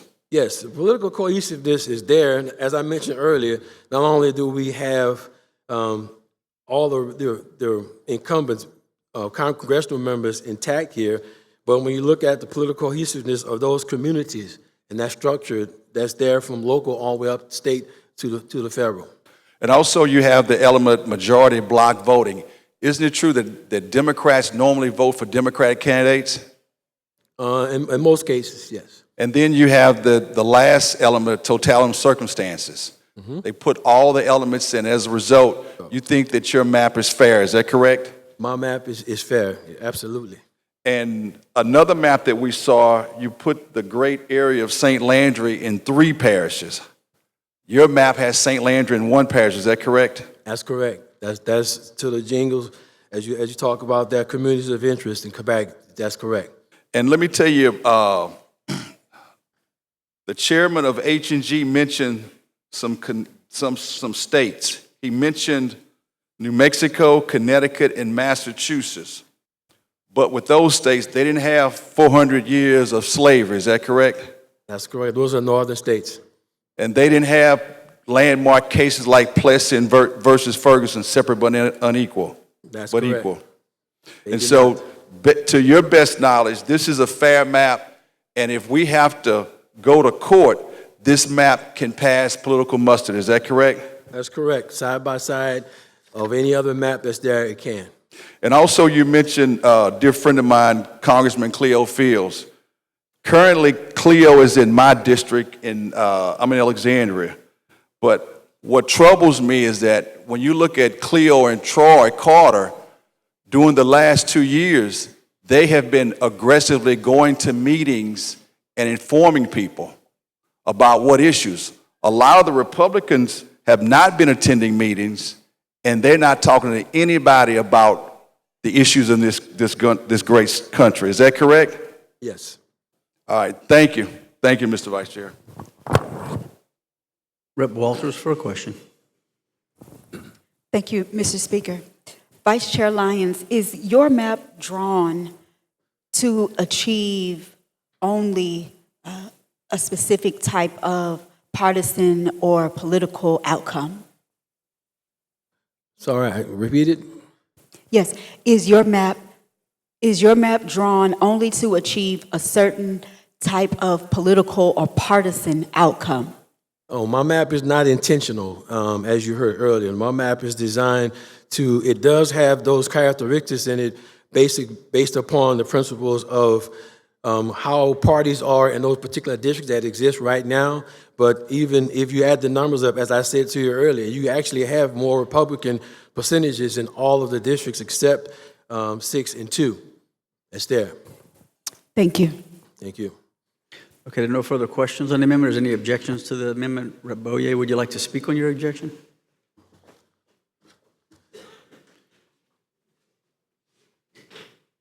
Representative Boyer. Thank you, Mr. Speaker. Members, for the same reasons I noted earlier, Vice Chair Lyons' map improves Democrat partisan advantage and diminishes Republican advantage, and that's the primary reason why I'm objecting. Will you take any questions on your objection? He waives. Rep. Lyons, you have a right to close on your amendment. Members, I brought to you a map that represents fairness. As I know earlier, it was said that fairness is not part of the court's decision, but it's part of your conscience. It's part of why we are sent here by the people of this state to make those decisions of fairness, not always based on political party. Each one of us has Republicans, Democrats, independents, or no parties in all our districts. I fathom going home to my district and telling the people in my district who are Republicans that, you know what, I'm going to create something just to give my party dominance, or vice versa. So we have to practice some things here that really resonates throughout the state, that makes it our purposes here. We've heard several conversations nationally and more recently. I think when it was talked to the governor about this particular piece, he says it's up to the legislature. When we came here, we have received a map from the Senate. A member brought an amendment to change it because some of you were uncomfortable with some of those splits that was there. Guess what? Those splits still exist. Now, what you going to do about it? We are the voice of the people. We are sent here to do what's best for the people of Louisiana, regardless of what party that we're in. We all should work together as a cohesive to do what's best for that. Yes, this state has a history of years of one-sidedness, of being in litigation. This map does not end, SB 21 does not end the litigation. The industry, it only adds to it. So, and I heard the prayer when we opened up, and we prayed for things that we asked the Lord for. We want those forgiveness, we want certain things. And I thought about in Luke, the Lord says to people, why you say to me, Lord, Lord, Lord, yet you don't do what I ask you to do. Yet you don't do the things that I require you to do. Quiet down. So we have to have some obedience. We have to have some obedience to the principles. As I look into some of your faces right now, which is why I love being up here facing you, some of you may be uncomfortable. And that may be obedience right now. That may be obedience that you know that you want to do something different than you were told to do, or you want to do something different that's prescribed for you to do. But that obedience comes in there. It comes in. And it gets you at the worst time, when things are not right, when things are tough, when things are hard, and you got to make a decision. That's when the Lord said, you call my name, yet I tell you, make that decision. And you struggle with that. That transition and transformation that happens at that moment is right now. Because whether we know it or not, some of us don't, this is a history. This is a monumental point in history right now. The decisions that you're going to make. You're going to make those decisions based upon not lions coming up here talking about Republicans and Democrats and independents or no party. Lions bringing a map that protects our strength in D.C. and also makes us a fair community. So when you and I go to the church event in our districts or to the civic event in our districts, people can walk us and talk to us about what the decision we made, because we have empirical data here that says that we're not one way or the other. We're Louisiana and we're fair. That's what we need to have here. That's what we need. So I ask you, don't worry about the conviction. Practice obedience right now. You have an opportunity to do what's right. Make that decision, because we know what? When this leaves out of here and it's gone, we got to own that. We got to be accountable. And I ask for instruction coming up here because I'm talking to you like I talk to my district. I'm in love with my district. They're in love with me because we have transparency. We do this. This is how we communicate. That's why I'm presenting this to you in the same way I would have a town hall or a neighborhood community meeting. I believe in that, and I'm going to be accountable for that, of being fairness. And I ask you, I'll go with you. If you got to go to your community and explain why this happened this way, I can come with you and talk about it. So your members, your community can know that the numbers show what's fair for us, what's good for Louisiana. Not a problem. But you got to practice obedience. With that, I ask for your favorable passage. Thank you, Mr. Speaker. Thank you, Rep. Lyons. Members, Representative Lyons has offered up a set of amendments which Representative Boyer has objected to. All those in favor of the amendment vote yea. All those opposed vote nay. Madam Clerk, please open the machines. Vote machine, members. Members, are you through voting? Rep. Lyons, yes. Members, are you through voting? The clerk will close the machine. 32 yea, 69 nays, and the amendment fails to pass. Next amendment, Madam Clerk. Next set of amendments are offered by Representative Boyer, set number 5695. Rep. Boyer.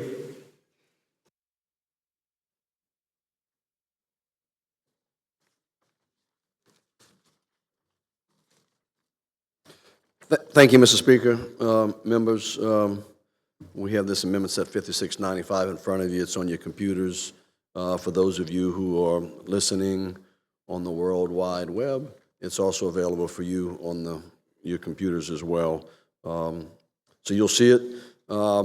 This has been a body of work that we've been working on with taking this body's interest at mind when doing. A bunch of you have come to us with requests on how you would like to see the district, how it affects your communities, how it affects your community of interest.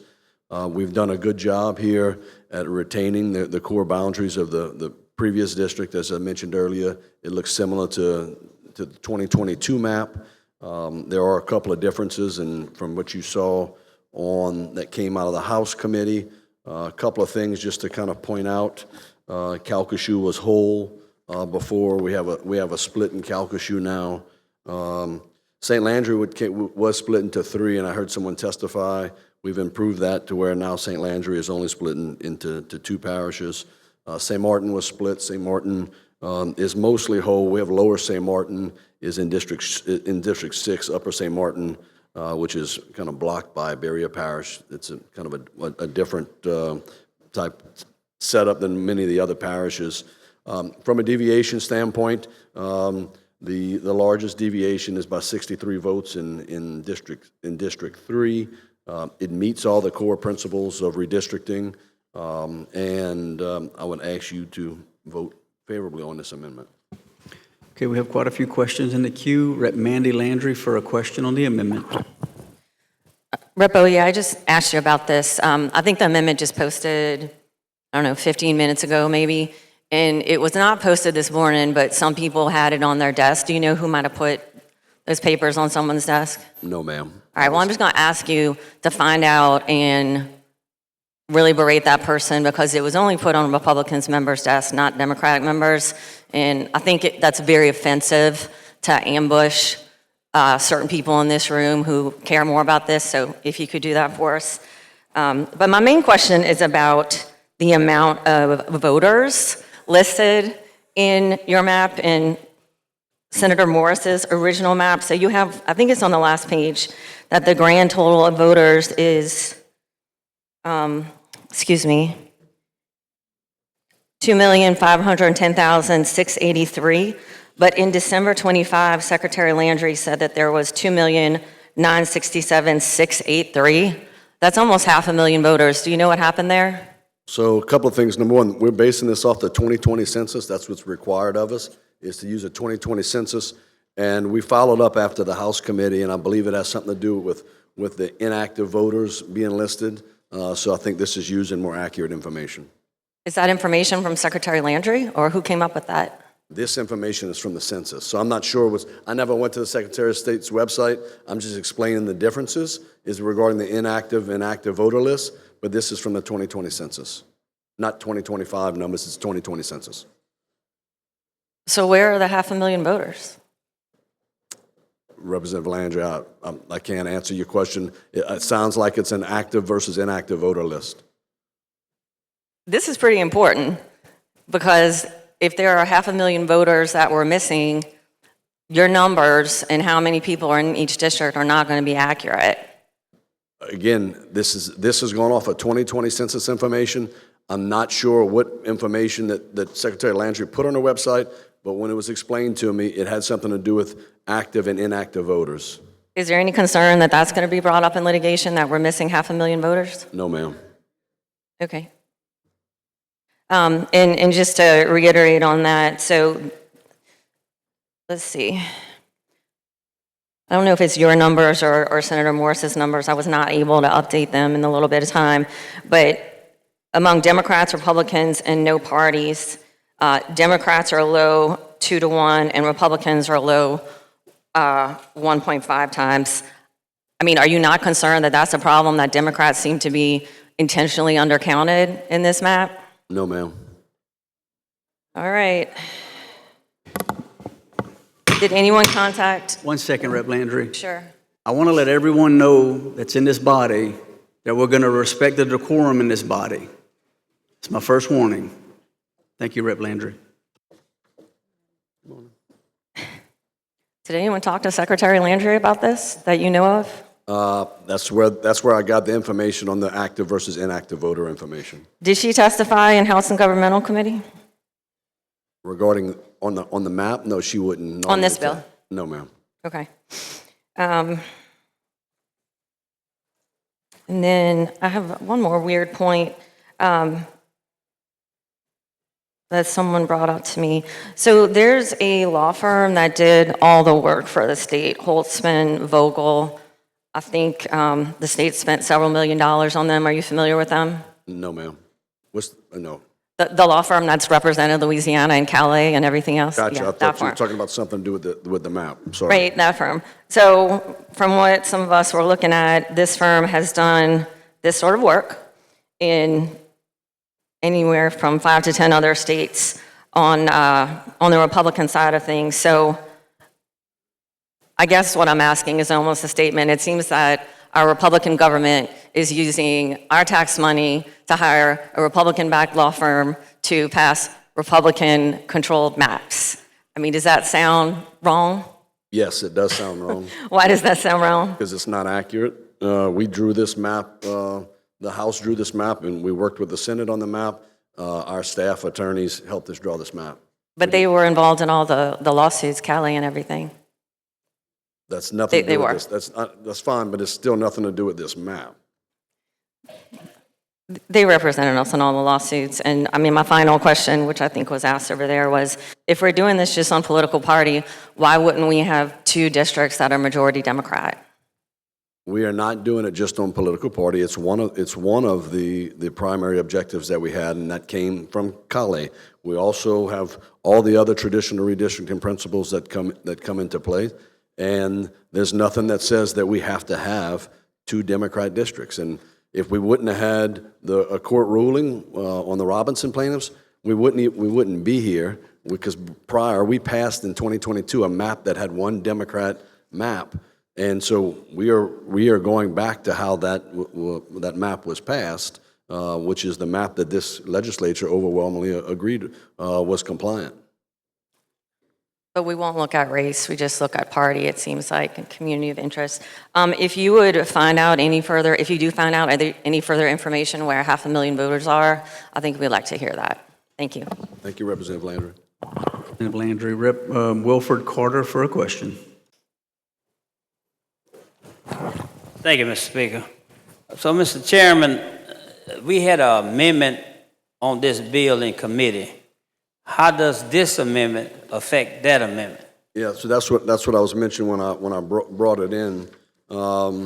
Specifically, like with your parish and Calcasieu Parish. Yeah. Calcasieu Parish was not split in the amendment. It is split now. So specifically, it affects that. In each of the and I'm seeing you holding just the Republican Democrat numbers here. In each of the districts, it was pretty close to similar on the Democrat Republican numbers. It slightly improved the Republican numbers, but I wouldn't say anything very drastically. I noticed that, and going back to the issue of 500 voters missing in this map, I have to assume the Secretary of State's numbers are more accurate with the registered voters in the state, 2.9 million. And when you look at the districts you have a Democratic Republican breakdown, say like in District 6, you have 41% of Republican and 30%, they're almost 31% Democrat.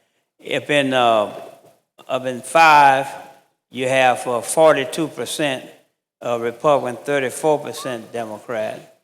In 4, you got 42% Republican, 32% Democrat. In 3, 41, 31. In 2, you have 60% Democrat, 13% Republican. And then in 1, you have 45, 24. And my concern is these figures in this amendment does not reflect the 500,000 votes that we differ in the amendment and the Secretary of State website. So it may very well be, when we consider the 500,000 people, you may have, this may not be accurate. The ratio of the Republican Democrat may not at all be accurate. We may find that the 68% Democrat, 6% Democrat in District 2 may only be 50% Democrat or 58%. So how do we account for the difference in this amendment? And I just got the amendment on my desk just a few minutes ago, and I really had the other amendments was posted, and I was able to go over it. This amendment we just got. So why are we trying to pass an amendment at the last minute that may not reflect the actual numbers of people in the state? Why are we doing this? Why were you not comfortable with the bill as it hit the floor, and why you had to do this amendment at the last minute? Yeah, so you're very familiar. Thank you, Representative Carter.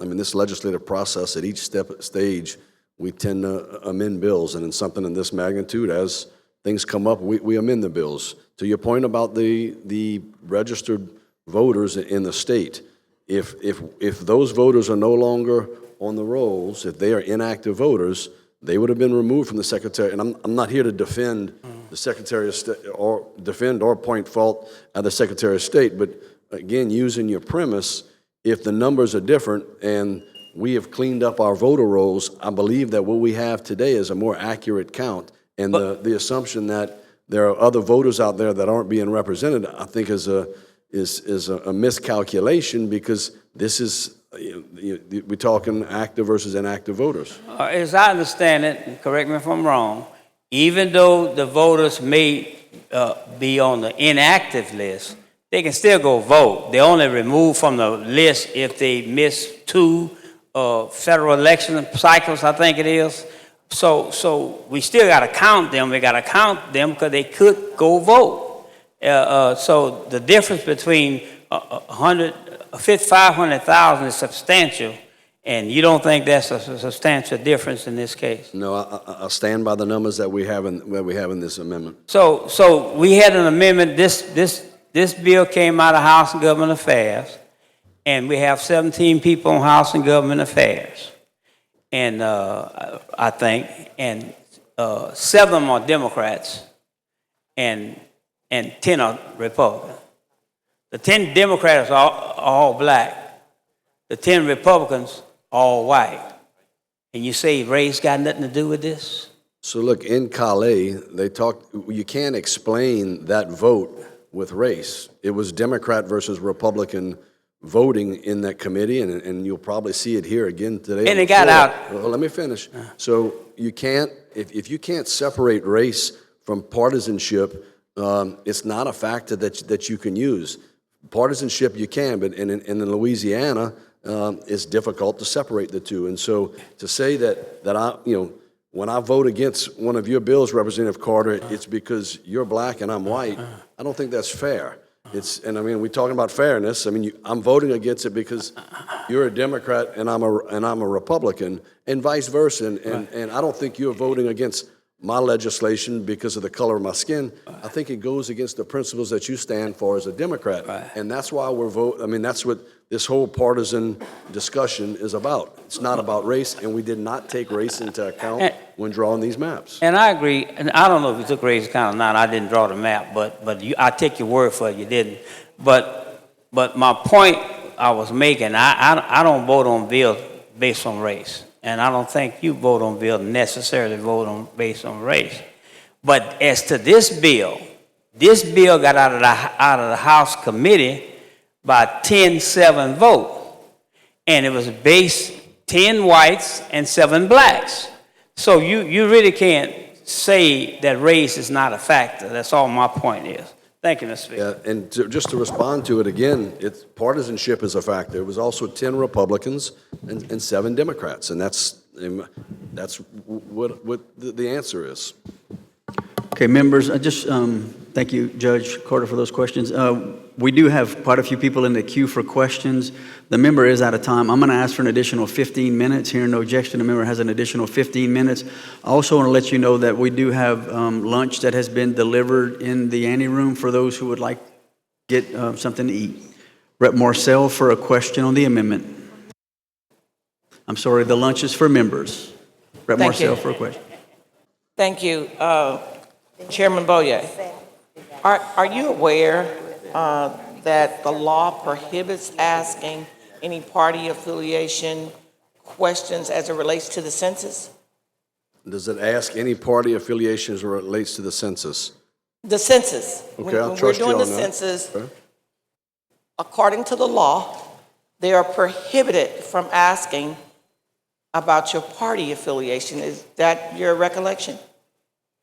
If you say so, that's fine. I'm not a Okay. census expert. And so I'm a little concerned about your statement that you got the information from the party registrations from the census data. So how could that have been? How could you have gotten your information from the census as it relates to the party when that is illegal? I'm not a data analyst, Representative Marcel. How the system pulls in the number, nor am I a census expert, how it pulls in the number of voters in the state and the partisanship of those voters, I can't answer that with any degree of confidence. It's the same, but it's the same information that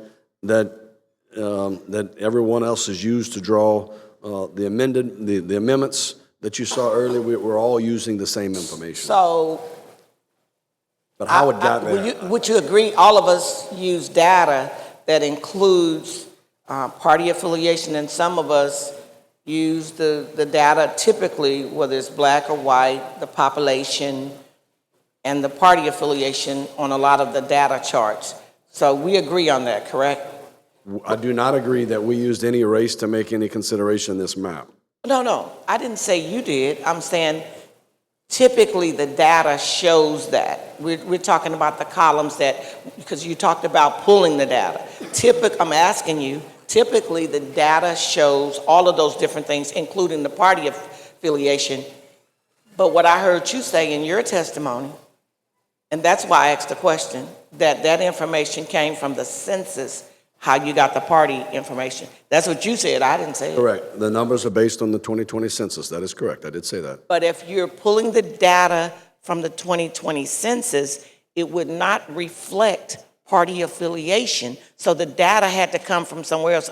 I'm just saying, I don't know if you're confused or you just I'm not confused. don't know. I've answered. I don't know enough about the computer program that we use in the legislature and how it takes into account Republican, Democrat, Independent, no party affiliation. I do know that it's based on the 2020 census, but I can't answer to you to be able to speak with any degree of confidence that I can tell you how the data gets into the system and where it comes from.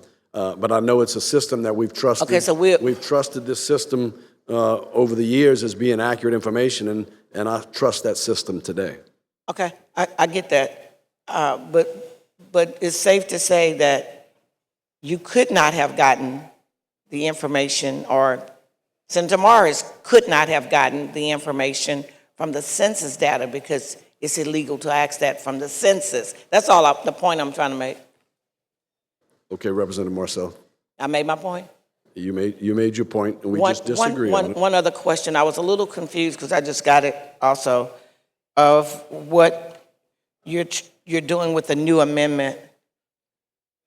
And how does it change what we did in committee? I heard you telling Judge a little something. What's the difference in the two maps? What you said something about? From the Republican Democrat makeup, it's almost a wash.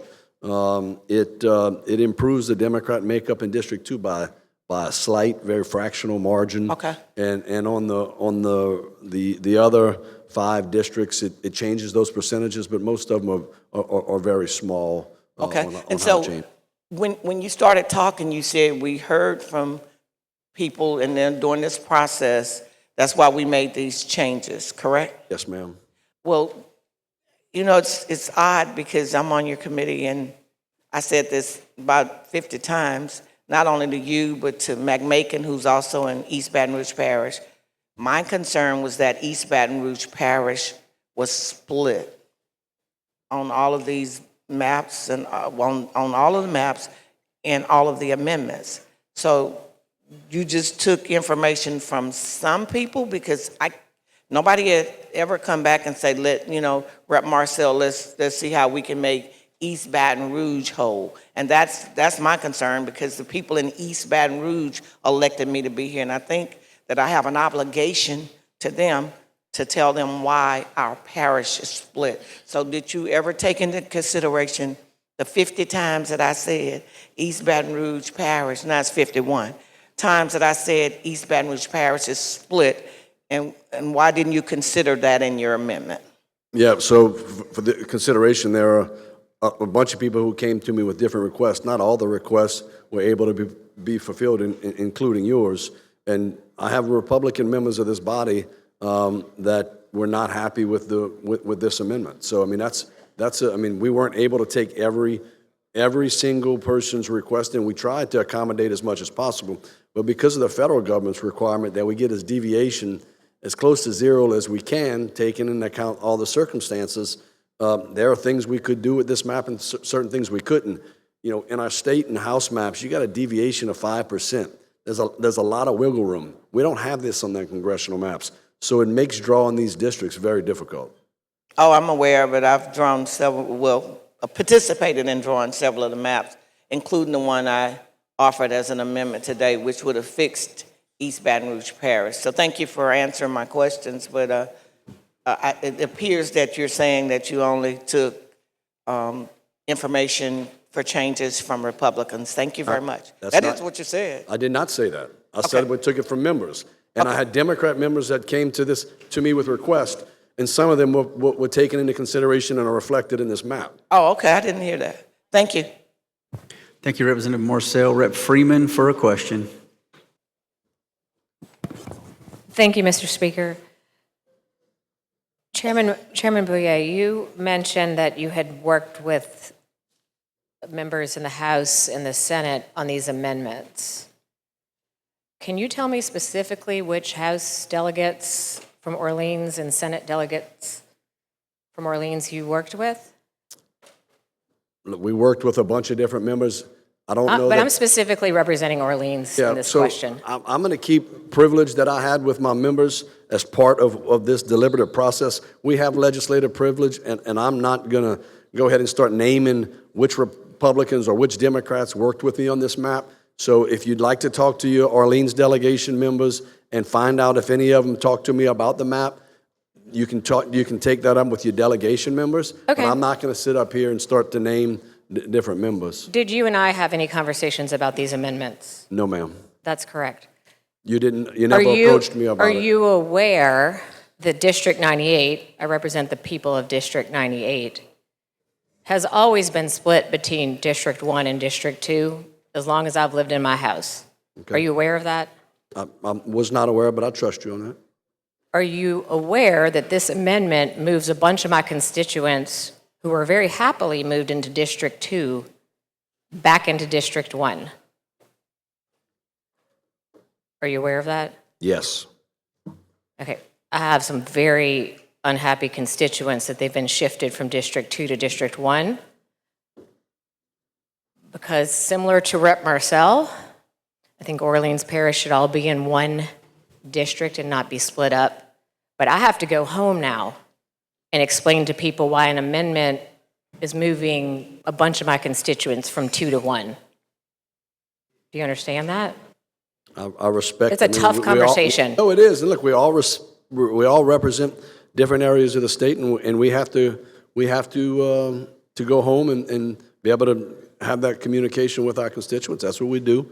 And so, I can appreciate that. At your recommendation, I will speak to members of the Orleans delegation about who talked to you, but I'm kind of thinking no one talked to you specifically about this issue. You talk to your members. Thank you. Rep. Miller for a question on the amendment. Chairman Boye, you mentioned on your amendment that now the map looked like a previous map that we passed. What map are you referring to? It's similar to the 2022 map, not perfectly in line, but it's similar. How did we create that similarity? Did we start with that map? I don't know that if we started with it as much as I think we were all familiar with the, broadly familiar with what that 2022 map looked like. We respected those boundaries for the most part. But as we went through and had to make changes for political purposes and with regards to getting to that zero deviation, we had to make other changes. You were elected. You were here when that previous map passed, correct? Yes, sir. is it fair to state that when we were looking at District 2, at that time, it was always referred to as a majority-minority district, the one majority-minority district that we were required to have? In 2022, that was kind of the point of the Robinson case, was that they said we needed to have two minority-majority districts. So is there a correlation that if we know that map, this district was a majority-minority, that race is definitely a factor in this map? No, look, we didn't look at race when we did it. I mean, we have a thought in our head where we know where District 2 was, but we focused on the Democrat numbers, not the racial numbers, when drawing in this district. And again, I think when and I'm gonna quote something I'd written down from Justice Alito's opinion, where the state assumes from a group of voters that race that they think alike share the same political interests and will prefer the same candidates at the polls that engages in racial stereotyping at odds with equal protection mandates. We did not focus on race. We focused in this case on partisanship, which is what Kale said, and I mentioned in my intro, is clearly permissible. Chairman, I totally understand what you did this time, but I just want to go on the record. When this map was created, whenever you crack and pack East Baton Rouge to get voters all the way from New Orleans, it was created to be a majority-minority district, which was solely on race at the time. So maybe things have changed of why we're here today, but it was created as a majority-minority district. Things have changed, and in this map, we did not create it on race.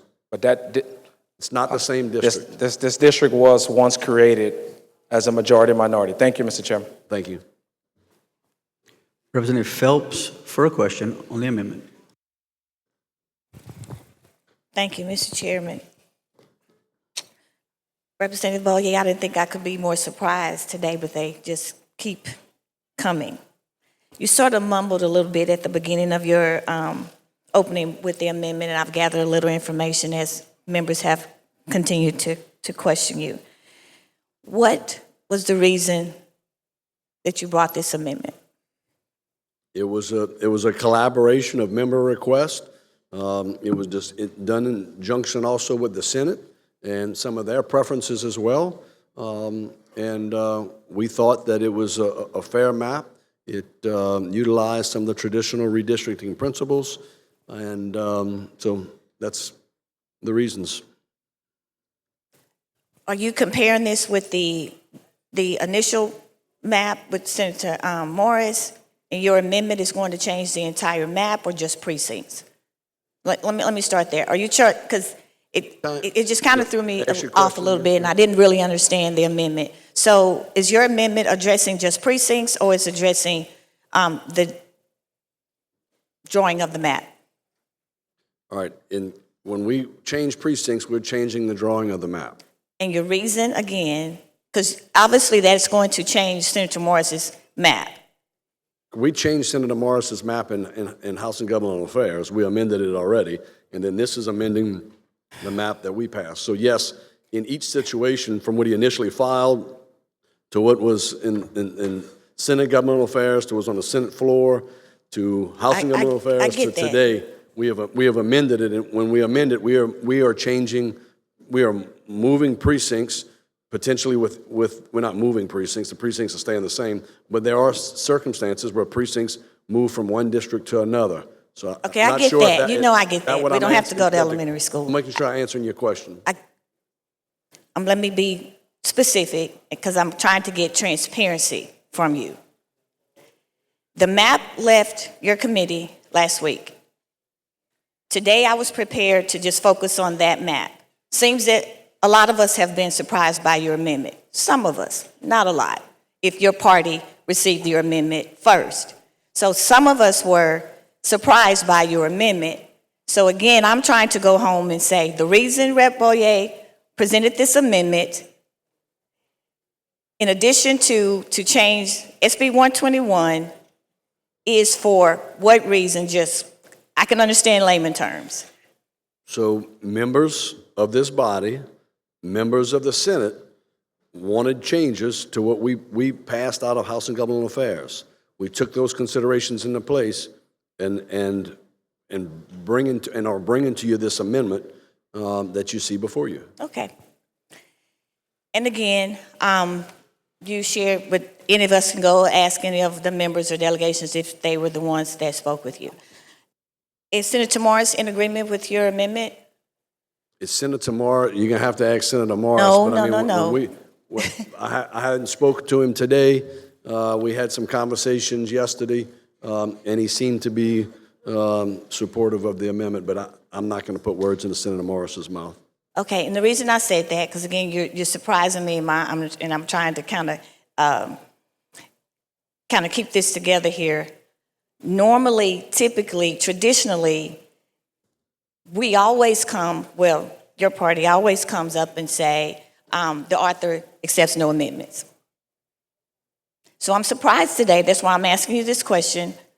So you have no idea if Senator Morris is in agreement with your amendment. The biggest bill there is, one of the biggest this session, and you're not sure if he's in agreement with your amendment on the bill, his bill that you are presenting. I did not answer your question that way. I told you that yesterday he was comfortable with the bill. The fact that we cannot change or amend Senate instruments is a fallacy. I mean, we change bills all the time. No, I didn't say we don't change it. You mind? Representative Phelps. Let me finish this. Right, but I don't want you to misunderstand my question, Mr. Speaker. Rep. Phelps, 1 minute. Rep. Boyer, 1 minute as well. The member is out of time. We have 5 people in the queue for questions. I'm going to ask that you respect each member's time. I'm going to ask for an additional 15 minutes. Hearing no objections, the member has an additional 15 minutes. Thank you, Rep. Phelps. We change bills all the time. We amend bills all the time. I can tell you this. Senator Morris didn't like the map that we passed out of House and Government Affairs. So maybe this helps you understand the process. He did like his own bill? We amended in House and Government Affairs Senator Morris's bill. Mm-hmm. He did not care for the amendments. He had not seen the amendments when we passed it.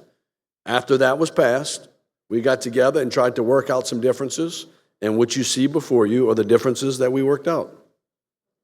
And so did I hear you say he was okay with the amendments that you're bringing forth today? Again, I'm not speaking for him, but as of yesterday, the last time I spoke to him, mid-afternoon, he was okay with it.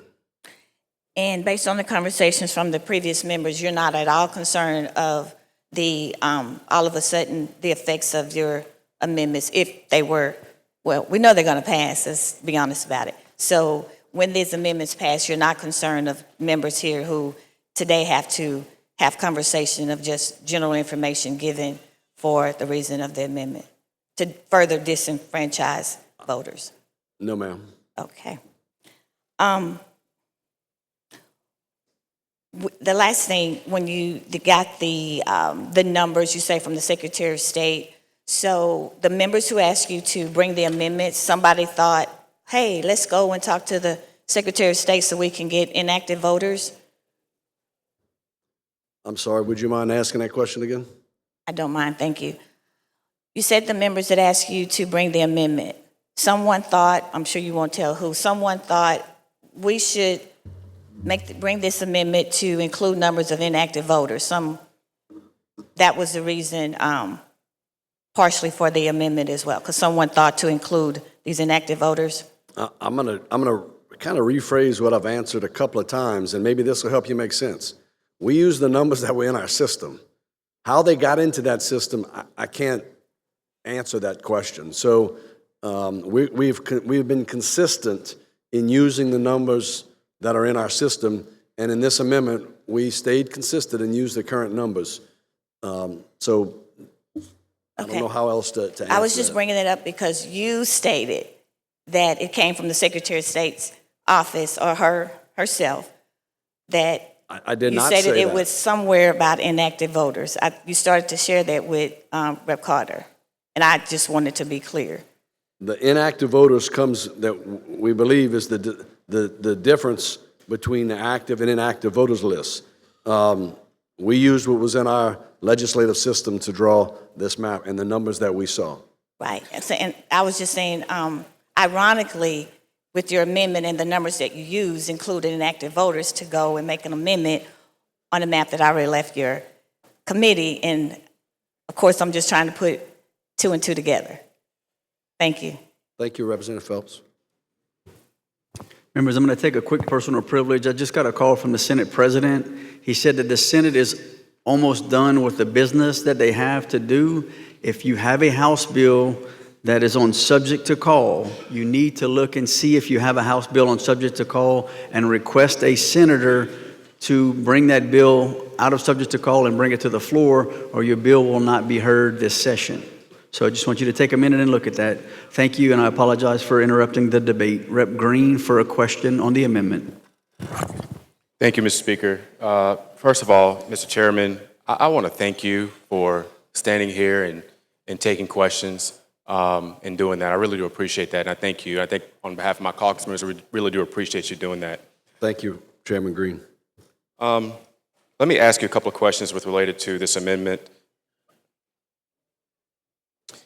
Piggyback off of what some of the members have asked you with respect to what data has been used to draft this plan. Just to restate it a little bit, this amendment set and the plan as a whole, the data is used from the 2020 census. Is that correct? Yes, sir. And that means that the census data that was collected, I guess, on or before December 31st of 2020. And that information was then sent from, I believe, the Department of Commerce to the states. Is that correct? Yes, if you remember, it was during COVID, so there was a big delay in sending that. But yeah, and we're legally required to use the 2020 census as well. So just to kind of clear that up. And that is the information that we use to have the total population. Correct. As far as drafting or constructing these districts, total population of all citizens. Is that correct? Yes. And to Representative Marcel's point about census data doesn't take note of partisanship. Is that correct?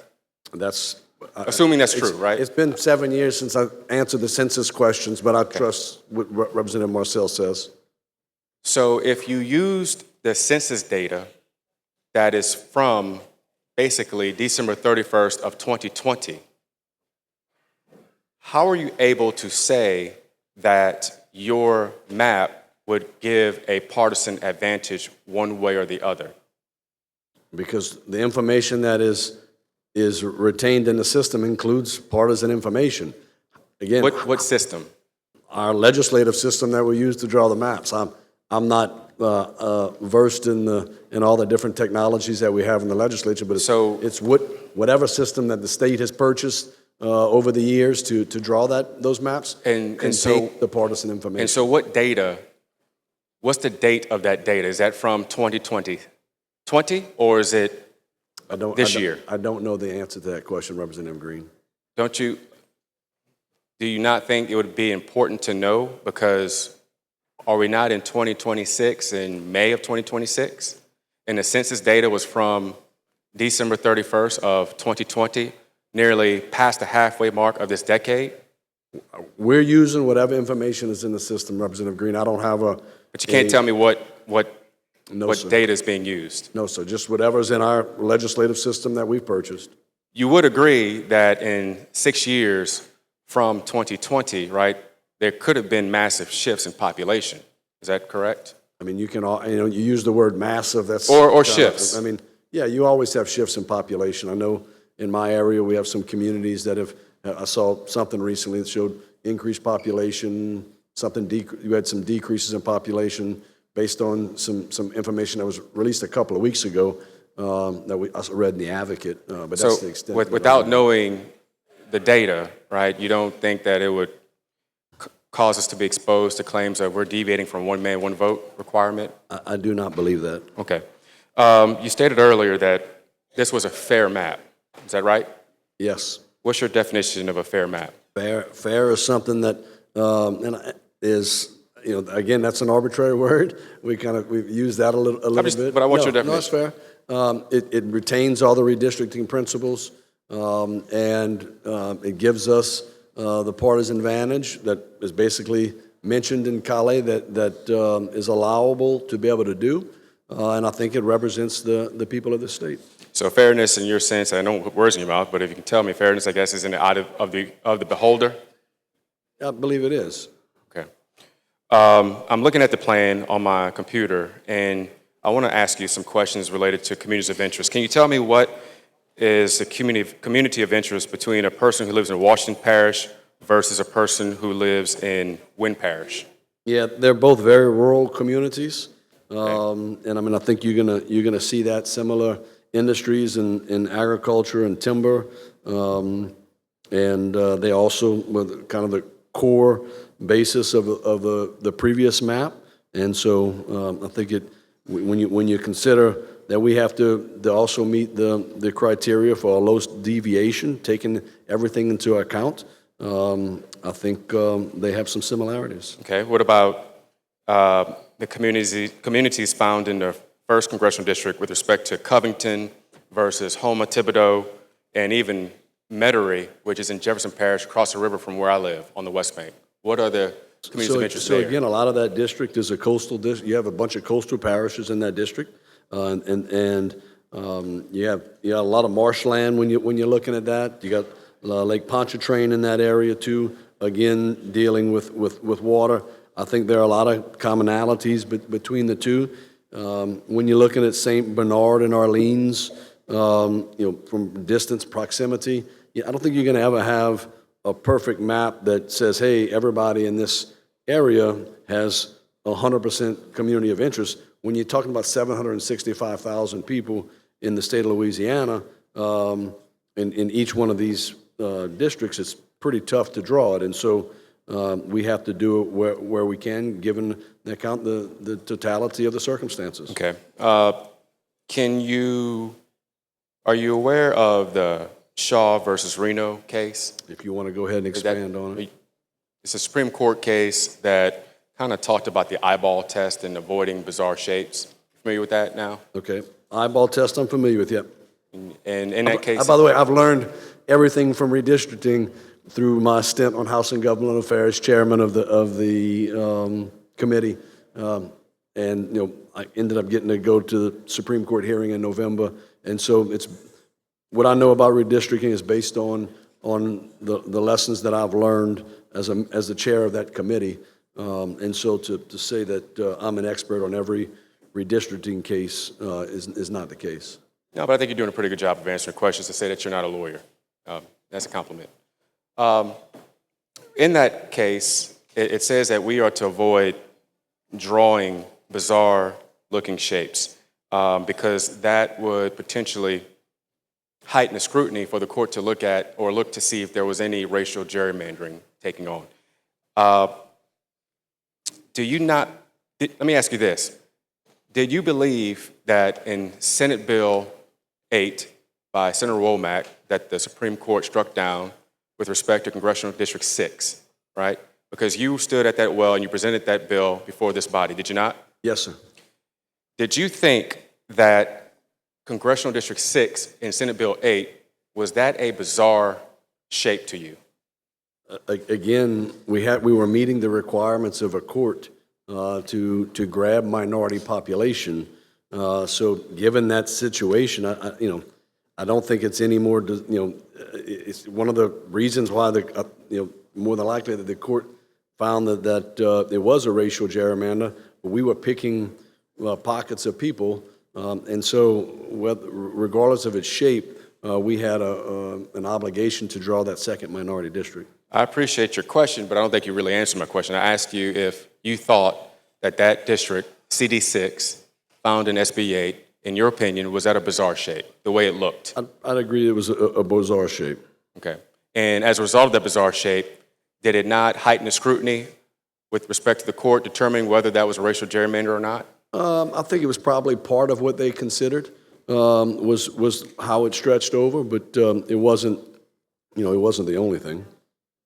And you just stated that we drew that on the basis of race, right? And I think Chairman Miller kind of indicated early in my presentation of my amendment set, we talked about how the 2nd Congressional District was initially formulated on the basis of race to comply with Section 5 of the Voting Rights Act. And so let me ask you this. Are you familiar with retrogression? Yes. And what is retrogression? When you're taking away the district or taking away that advantage that you had previously. You're going backwards. Okay. I think you hit the nail on the head. And so, with respect to that, this state had a compelling interest to comply with the Voting Rights Act as it was before Shelby, right, and before Calais, in making sure we did not retrogress in our election plan with respect to our congressional districts. And so we created the second district.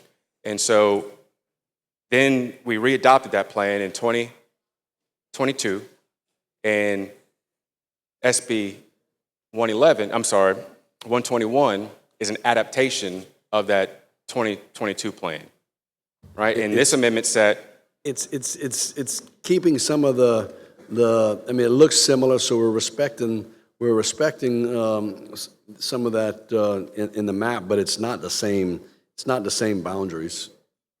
Well, it's minor tweaks, Right. but basically it's the same plan. You have some parishes that have moved in and out of that were different. So it's not the same plan. It's a different plan. But we're respecting some of the boundaries there when taking things into consideration. Okay. And if that district that was created in 2011 was based on race, right?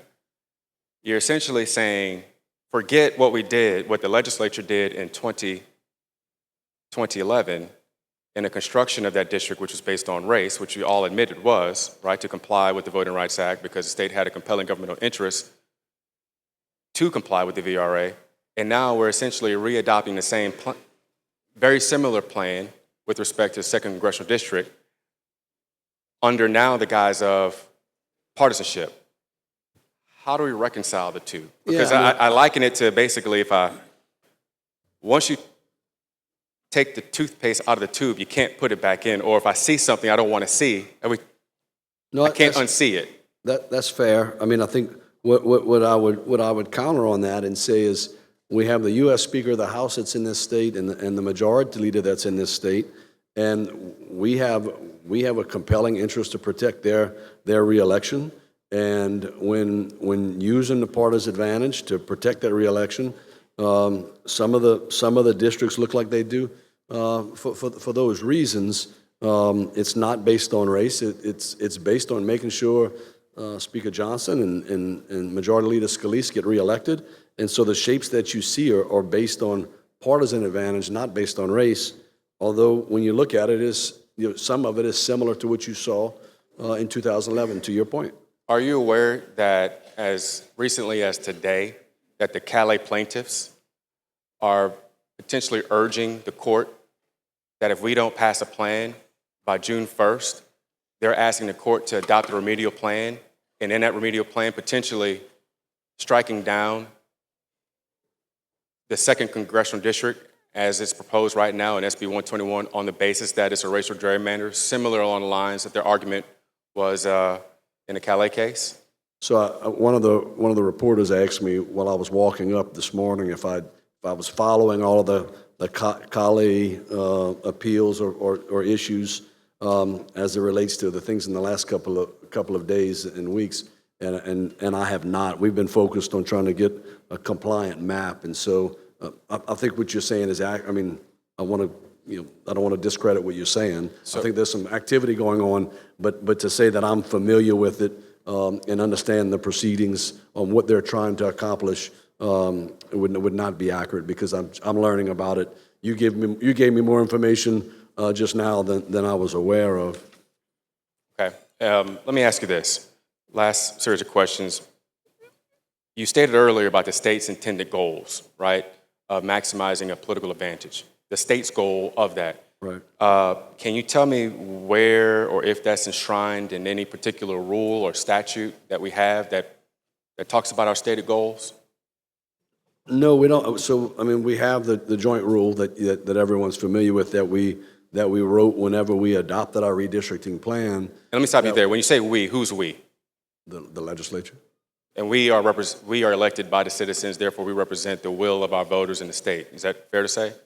Yeah, but the voters of the state didn't adopt our redistricting plan. We did, though, on behalf of the voters. Correct. That's correct. All right. So that's Joint Rule 21, right? Correct. And in that joint rule lists the criteria and the goals of redistricting and puts the parameters on the legislature as to what we have to do with respect to any election plan that is passed out of the legislature. Is that correct? That is correct.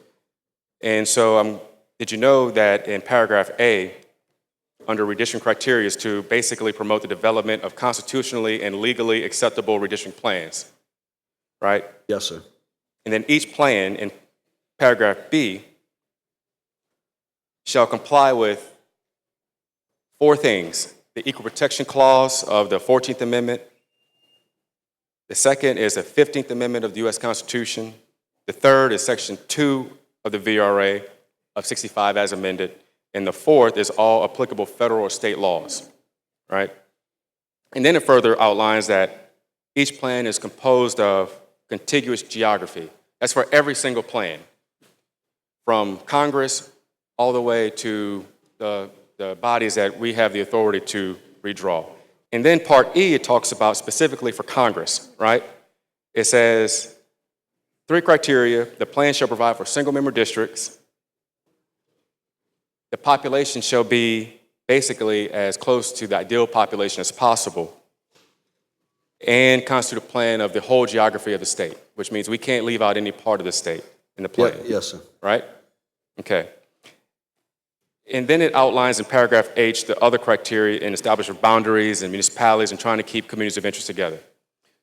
So in everything I just outlined, do you see or did you hear anywhere where it talks about achieving a political advantage on behalf of one party over the other? So I think when you, with Kale's recent interpretation of that, in that decision, I think it's captured in B, where it's talking about it's, consistent with all of these federal laws under Kale's interpretation. That is a recent interpretation, and so it doesn't spell out the partisanship nature in one of these rules, but I think it's covered in Section B. And I'll remind you that this was drafted, I'm seeing the date at the bottom, on June 11th, 2021, which was 5 years prior to the Kale decision.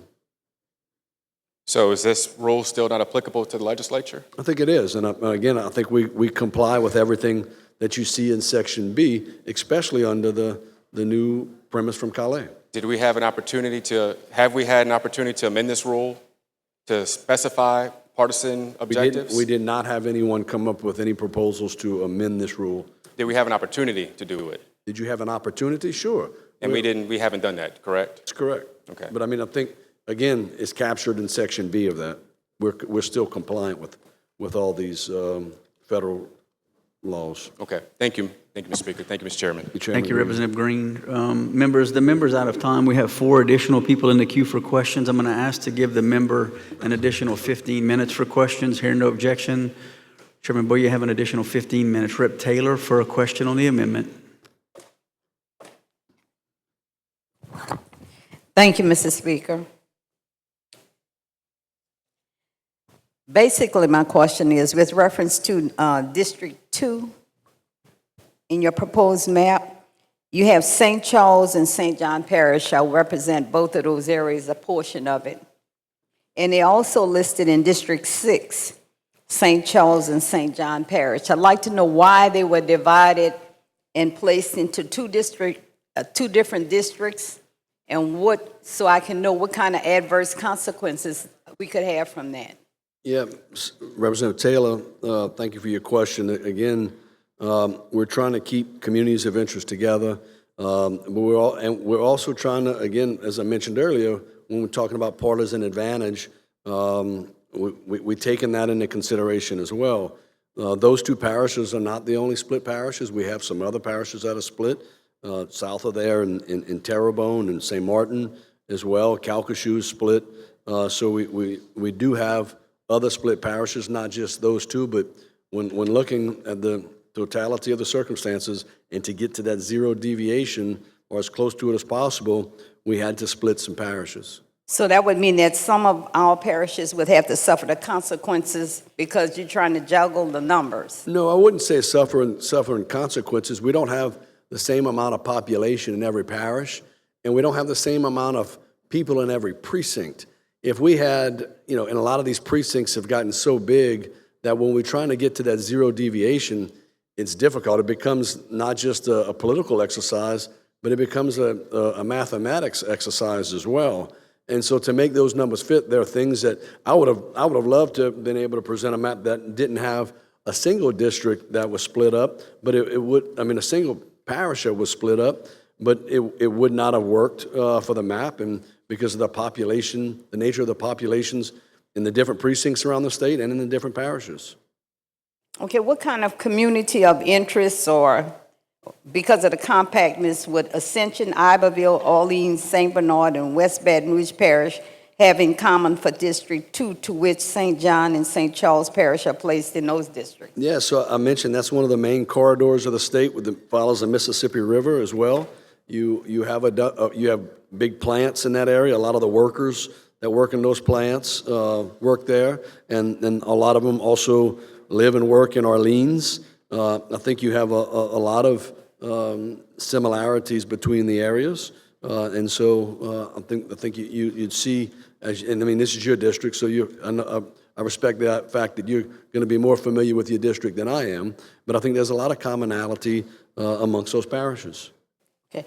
In addition to that, the same question I'm posing with reference to District 6, which consists of Ascension, Assumption, East Baton Rouge, Iberville, Livingston, Point Capiz, St. Martin, West Baton Rouge. It seems like St. John and St. Charles parishes are being diluted and spread all over the place in order to accommodate certain numbers or restrictions that you have. No, I don't feel that the case at all. I mean, if that was the case, I mean, Terrebonne could argue the same thing, Calcasieu could argue the same thing, say Landry would as well, but I don't see that at all.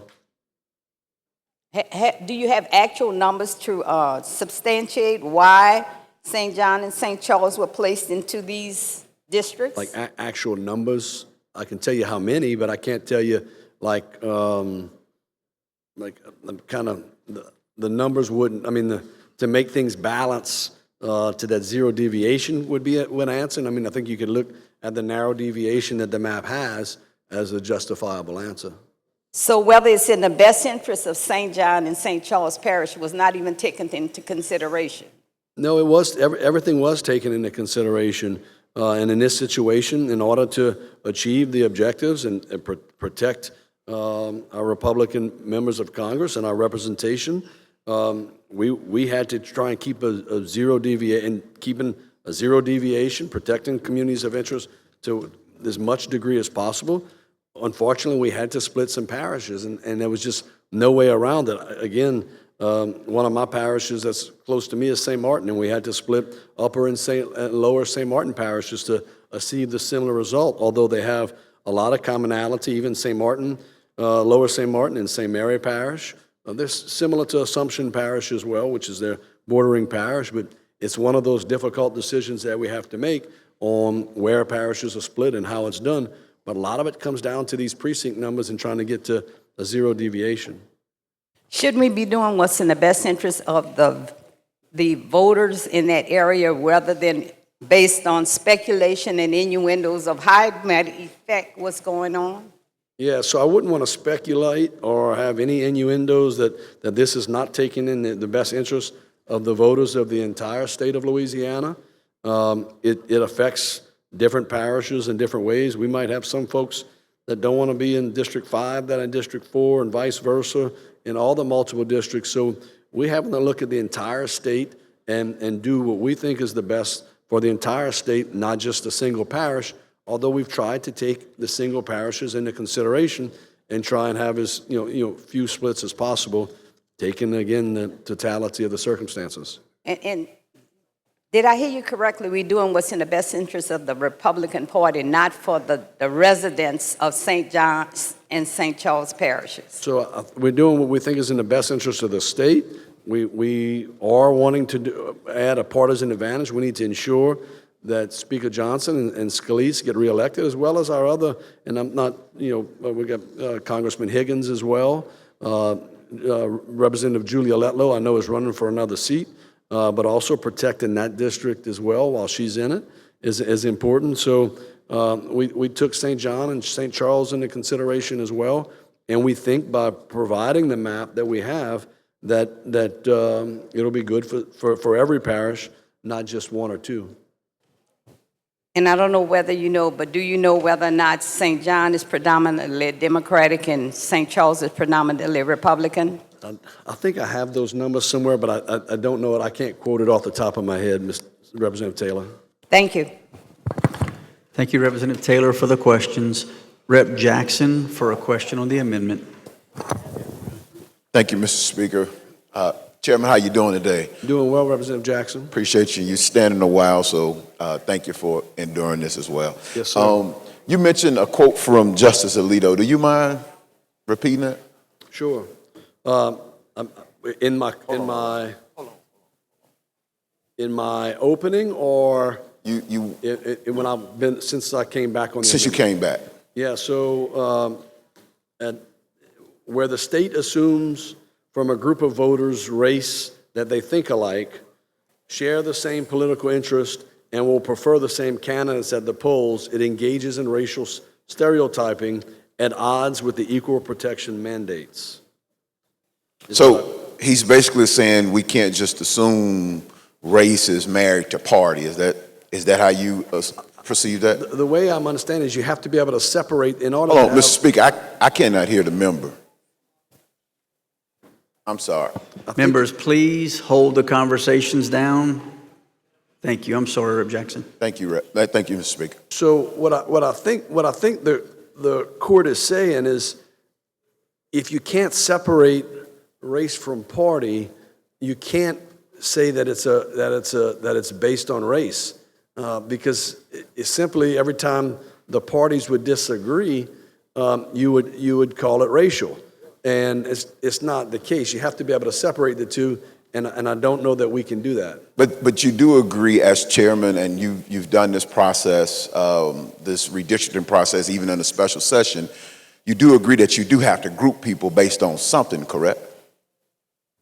Yes, I mean, and whether it's party or it's the communities of interest, like Representative Taylor was talking about, there you had compactness in the districts. There's all kind of things that you can group people on, but race cannot be one of the predominant things that you focus on. Right. And so we did not focus on race.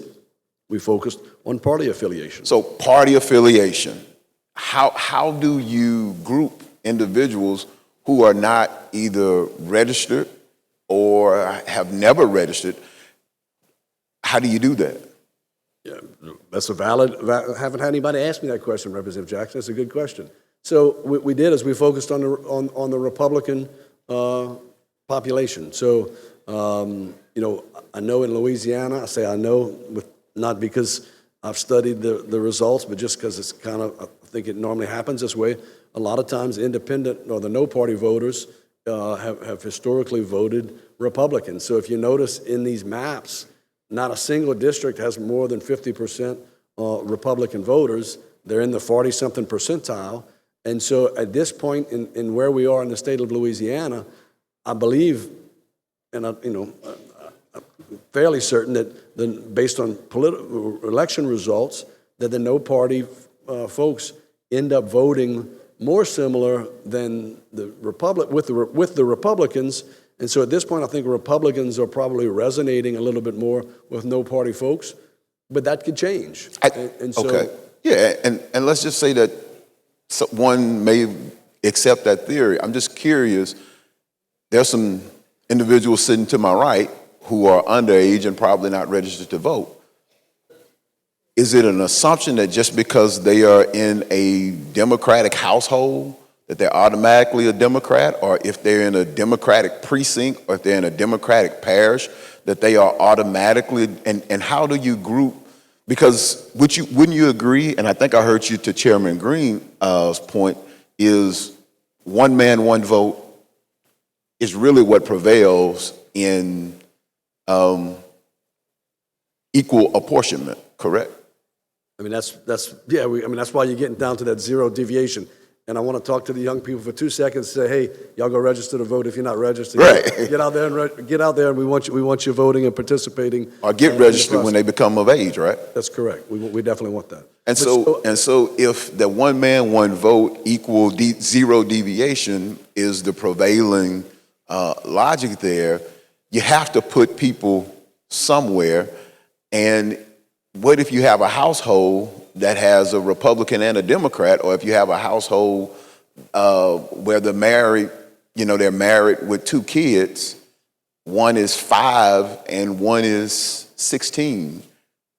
How are we just lumping that 5-year-old and that 16-year-old somewhere, and are we just arbitrarily assuming that they are a certain political party? No, Representative Jackson, they aren't coming into the registered voter population into that database when we're looking at it, so they wouldn't be counted. And a little bit further to your point, we're not going house by house. We're looking at precincts and looking at what the partisan makeup is in each precinct.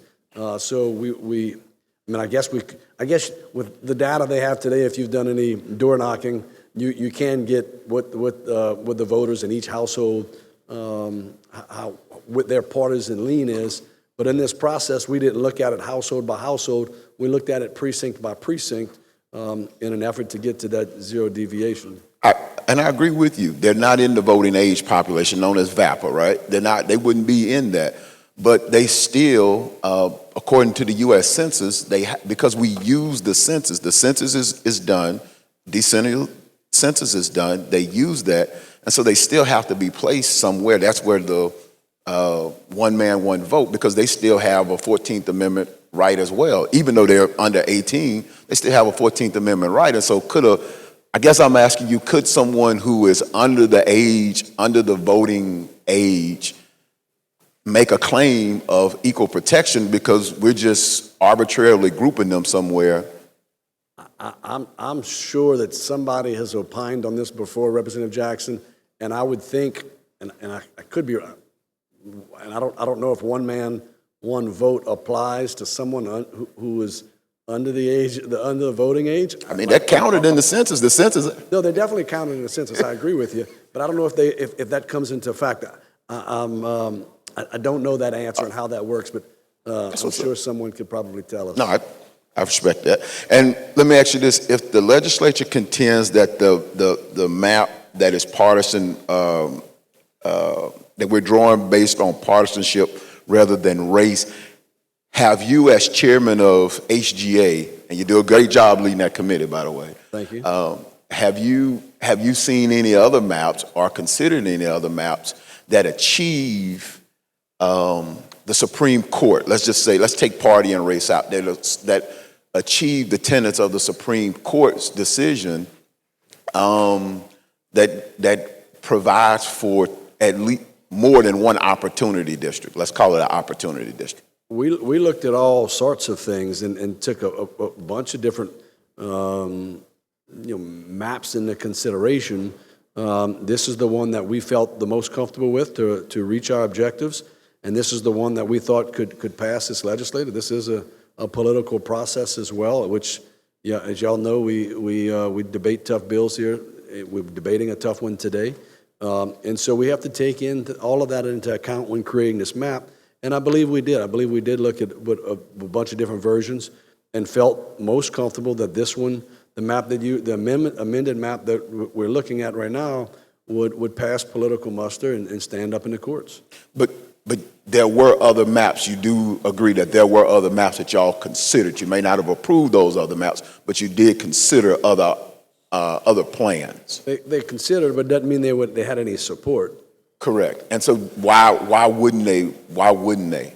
I mean, that's a very broad statement. They either didn't meet the objectives of this body and members who were in different areas, or didn't protect our Republican incumbency, or didn't represent the core boundaries of the districts and respect that line. I don't think there's any one reason, but it's for multiple reasons. And ultimately, even the one that I passed, the one that we passed out of House and Government Affairs, I kind of like that map. But that's not what, I don't think we would have been able to pass it. And so, because we had members of this legislature that couldn't support it. So we went back to the drawing board and came up with this amended version that we're debating now. And I think we have enough support to do it, and I think it's going to stand up legally. But and I don't want to sound redundant, I just want to be clear that there were at least a couple of opportunities in committee to present alternative plans that just did not prevail. Is that what you're saying? That's correct. And Okay. even I'll go further. Even when I was working on the maps, you got all kind of different versions that we worked on, and some of them just didn't work very well. And we think we've come up with the most suitable map. Okay. Thank you, Mr. Speaker. Thank you, Mr. Chairman. Yes, sir. Thank you, Representative Jackson. Okay, the member is again out of time. There's 3 people in the queue for questions. I'm going to ask for an additional 10 minutes. Hearing no objection, you have an additional 10 minutes. Rep. Terry Landry for a question on the amendment.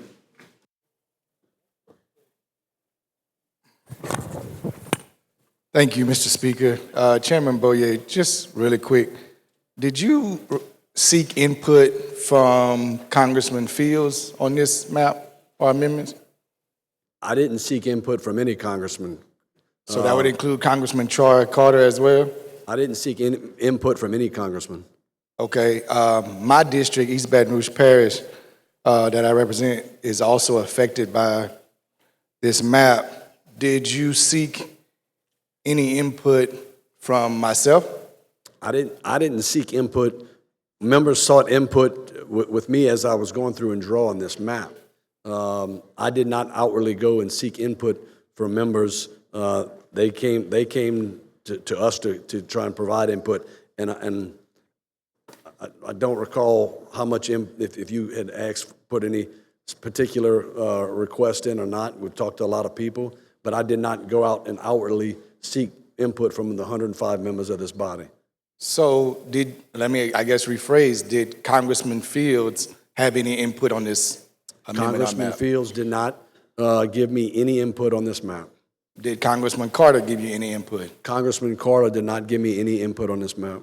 So did maybe any non-Republican member of the Baton Rouge delegation give you any input on this map? Did any non-member of the Baton Rouge... Non-Republican member. Non-Republican member. Again, I'm going to kind of go back on I'm going to respect the rights and privacy of our legislators. I'm not asking for names. I'm just asking in general. No, but I'm just not going to start going down that road. If you're asking me, I had Democrat members that sought input on this map. But I'm asking specifically about East Baton Rouge Parish. Similar to my question with Representative Freeman, you would need to talk to your members and find out, and if they tell you yes, then that's the answer they give. If they tell you no, that's the answer they're providing. I'm not going to go and start discussing members in different areas So of the state. would you agree that normally in this body, when you delve into or go into or look at or deal with matters that are of issue in a member's parish, it's common courtesy to talk to those members, those parishes you're affecting? Not necessarily. And I mean, this map affects the entire state. If a member had concerns while we're working on this map, as chairman of the committee, I would have hoped those members would come to me with any concerns they had. In our committee, Representative Marcel voiced some concerns, and so that's very clear that she did, and she spoke about it today. So she voiced that. Matter of fact, I think I can say this. Correct me if I'm wrong, Representative Marcel. She voiced concerns that she didn't like the map. She did it personally, and she did it on the record. And so I guess I can answer yes to that question, just since she did it publicly. And Well, let me ask you, if there was a law or a piece of legislation that would wipe out your district or get rid of you as a member, wouldn't you want courtesy for someone to come and talk to you about why or how that is being maneuvered?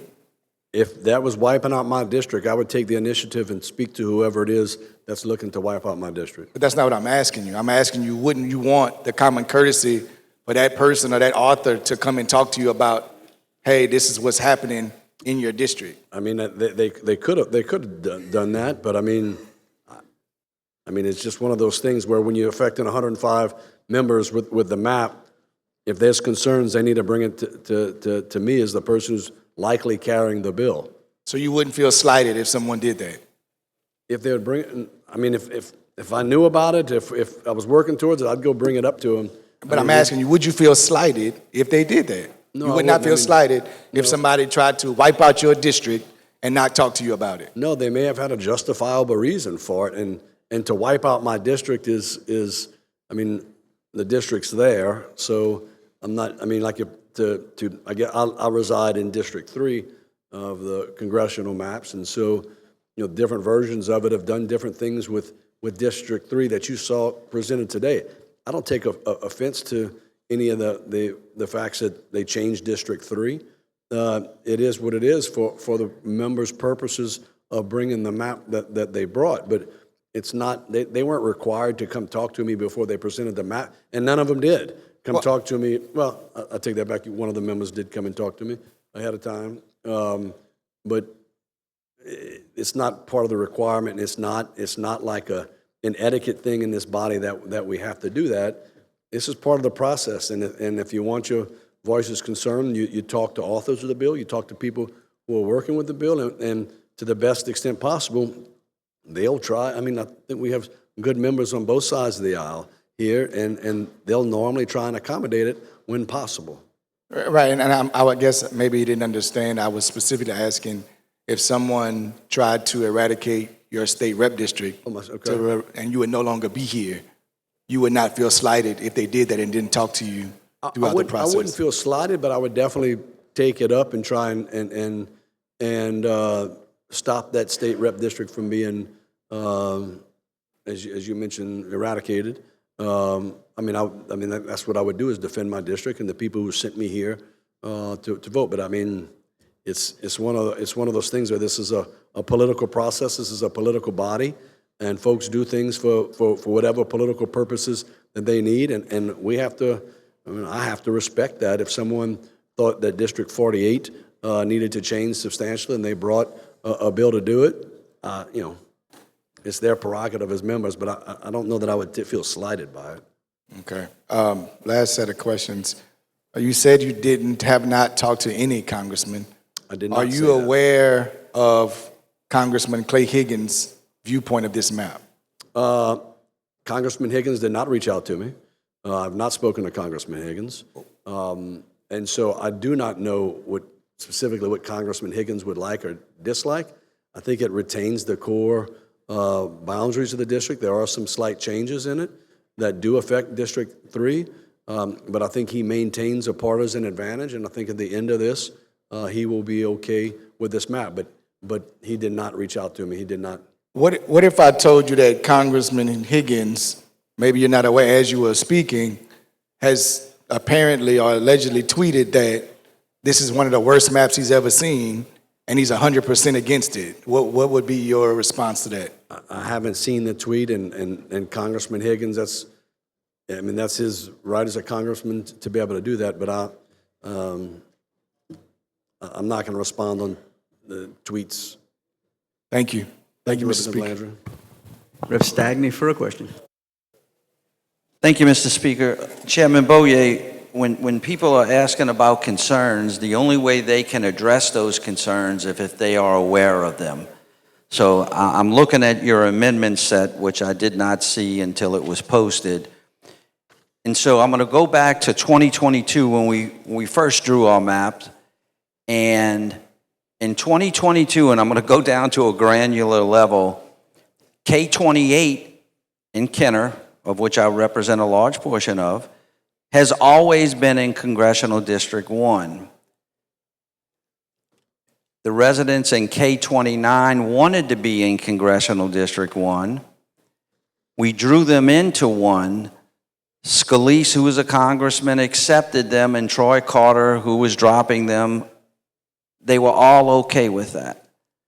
So I'm trying to find out how we decided to move them from Congressional District 1, which was included in Senator Morris's original map. With this amendment, why are we moving them to Congressional District 2? I'm assuming it was to be able to create a partisan advantage. To know the history on every single precinct is not possible when you're doing this maps. but we needed to get down to that zero deviation in population, and we may have needed to get population into one of the districts or the other when creating it. Both those precincts are Republican voting precincts, K-29, K-28. Okay. If those were to be back in the original map, the way Senator Morris had it, does that fit within the deviation, your deviation? I don't know the population numbers, but I would say no, because it would push the other district over by the amount of that deviation unless they had 2 or 3 people in that district. So in order to do what you're saying, we would have to add those precincts back to the other district and then subtract in another area of the state. And it creates a domino effect across the entire state because we don't have, like in our House and Senate maps, the ability for the 5% deviation.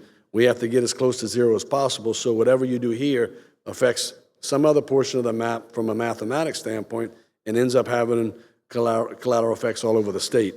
But to be able to, I don't know the population numbers of those districts. And I think as we went through it in 22, that's why it was a very lengthy process. There was input from all the reps. I don't feel good about the amendment. You know where I'm going to vote on that. But it may have changed my vote on the original map because those residents were very specific back in 22 as to where they wanted to be. And the congressmen that represented them and the ones that weren't going to represent them, they were all in agreement as well. But I think if we had more time to look at this, we could come up with something that would be a little more palatable, at least to the residents of my 2 precincts. So I thank you for answering the questions. Thank you, Rep. Stagney. Thank you, Representative Stagney. The member's out of time. We have one more member in the queue for a question. I'm going to just go ahead and ask Rep. Dana Hendry. Thank you, Mr. Speaker.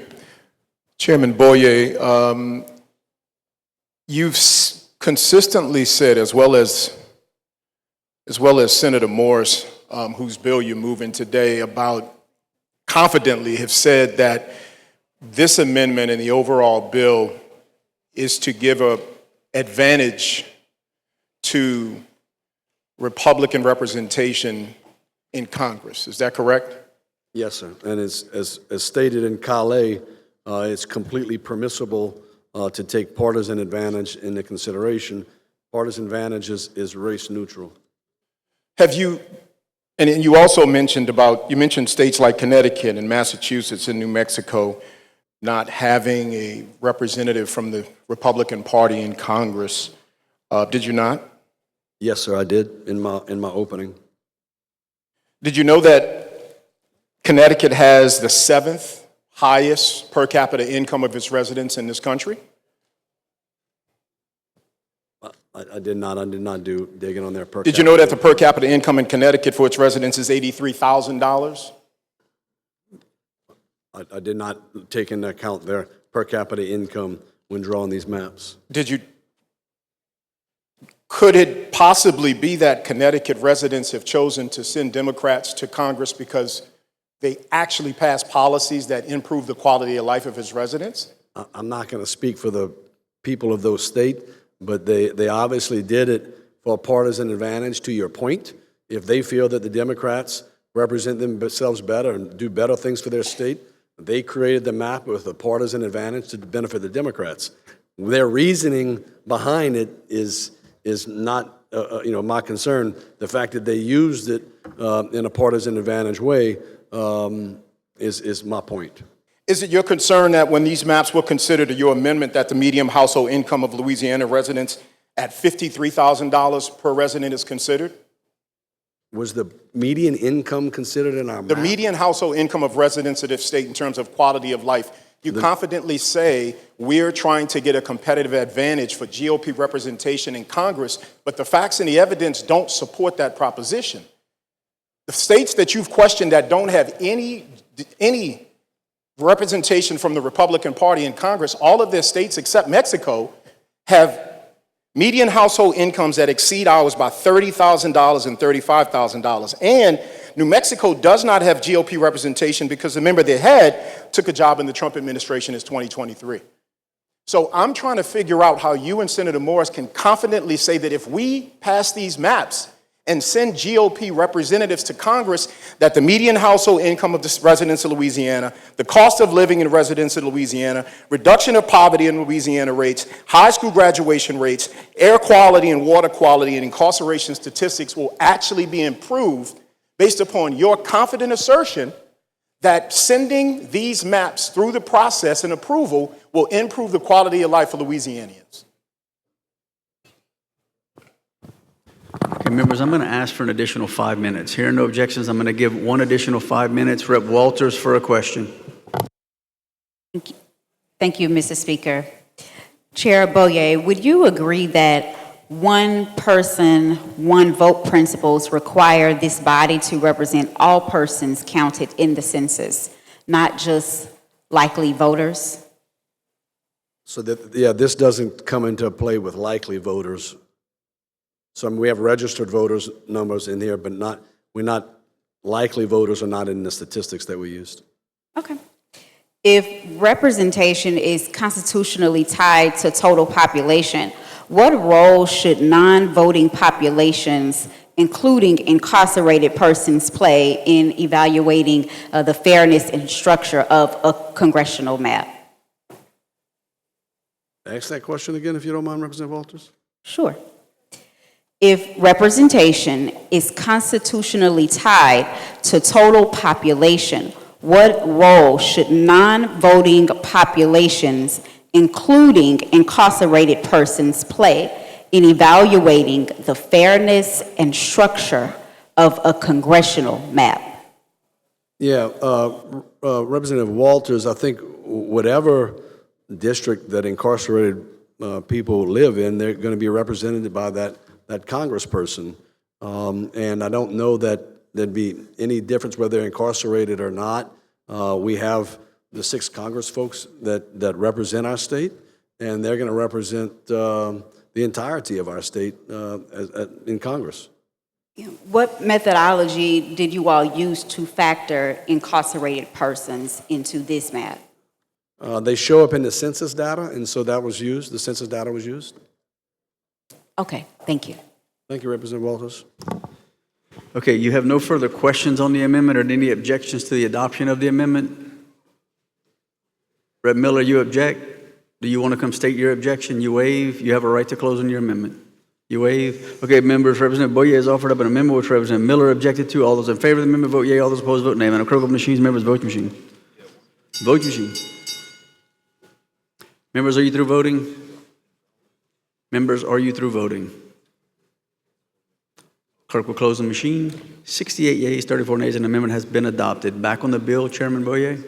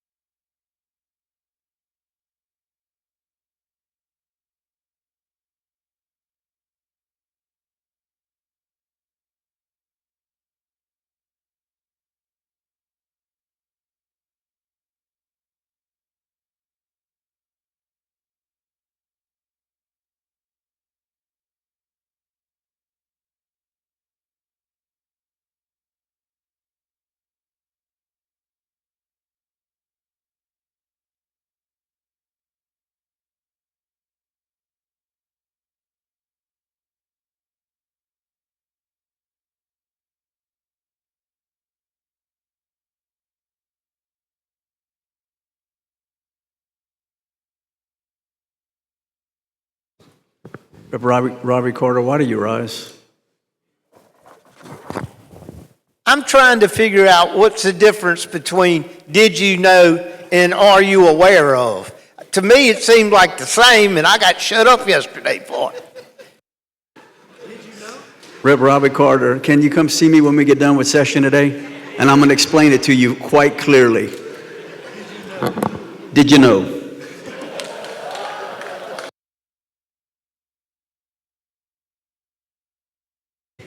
A good lawyer would know that answer. All right, members, we had a little bit of fun.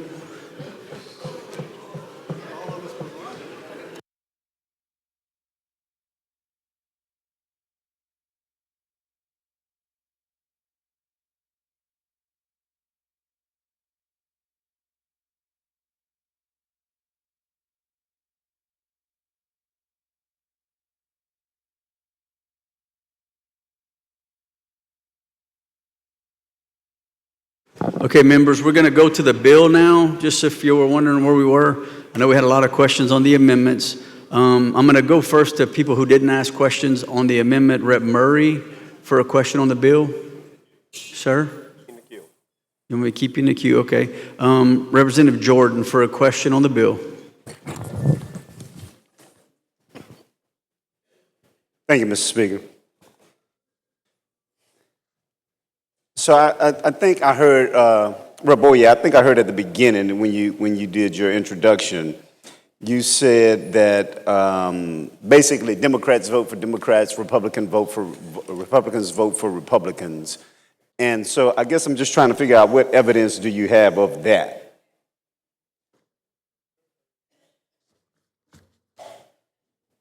As far as evidence besides like election results type of evidence? I mean, that's... Well, I mean, you have to have empirical evidence to show that happened. So let me just ask you this. So when you're talking about this SB 121, you're drawing only one district, District 2, in which a majority of the registered voters are Democrats at roughly, I guess it's 60.9, 61%, while the other districts are drawn with a Republican registration majority. You'd agree with that? Yes. Okay. And then I guess it's your position that those lines reflect partisan politics rather than race. That's been your position, correct? Yes. All right. So then you'd agree that under the controlling case law that we have, including CalA, that under the controlling case law, districting plan is lawful only if black voters lose because they are Democrats, not because they are black. Fair. That's fair? All right. So if that's fair, then we can say, the question is, can race and party, you're going to say that race and party can be separated, I'm assuming.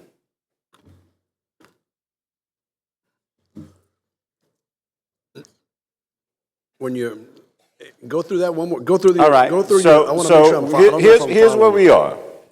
So you're saying, and you've agreed that your position, that your map is based on partisan politics rather than race. Correct. And we agree that under the controlling case law that a districting plan is lawful only if black voters lose because they're Democrats, not because they're black. Because you just said D's for D's, R's for R's. So that's where we get to that conclusion. So we're specifically talking about a Democrat candidate losing because they're or winning. Because they're a Democrat. They are a Democrat. But not because they're black. Correct. Let's think about losing most. More partisan, yes. Yes. All right. So that's fine. So the question is whether in Louisiana race and party can be separated. So my question to you is, are you familiar with the findings of the Nairn case? That's the case that dealt with our state maps. Okay. All right. And they had a ruling last August of 25. You familiar with that at all? I'm familiar, not as familiar as I am with the CalA case, but I know that it exists and I know that it's out there. But so. All right. So you're somewhat familiar. Somewhat, with it. vaguely. All right. So in that case, the court examined the 2022 U.S. Senate elections here in Louisiana, and that's the one where that was John Kennedy's election. Okay. Where the two Democrats were on the ballot, one white and one black. and looking at only at the registered Democrats, the expert, and his name was Marvin King, he found that about 60%, in one parish, about 60% of white Democrats backed the white candidate, while only about 25% of black Democrats did, and more than a 2-to-1 split among the same party. So basically what he was saying was there's more than a 2-1 split. When you control for party, the evidence shows that whites by more than 2-to-1 vote for whites and blacks vote for blacks when you control for party. So if it were really just about party, explain that for me. And that's the evidence. Yeah, so I'm not familiar with what you're talking about, so I would obviously need to see the numbers, and I'm hearing this explanation from you from first time. But in Calais, they said you couldn't separate race from party in Louisiana. So I'm not sure what this expert says, but I'm following the highest court in the land when they say you couldn't separate it in Louisiana. Well, regardless of what this expert says, this is based on Calais, and we're following that logic, not the expert in another case that did not go before the Supreme Court.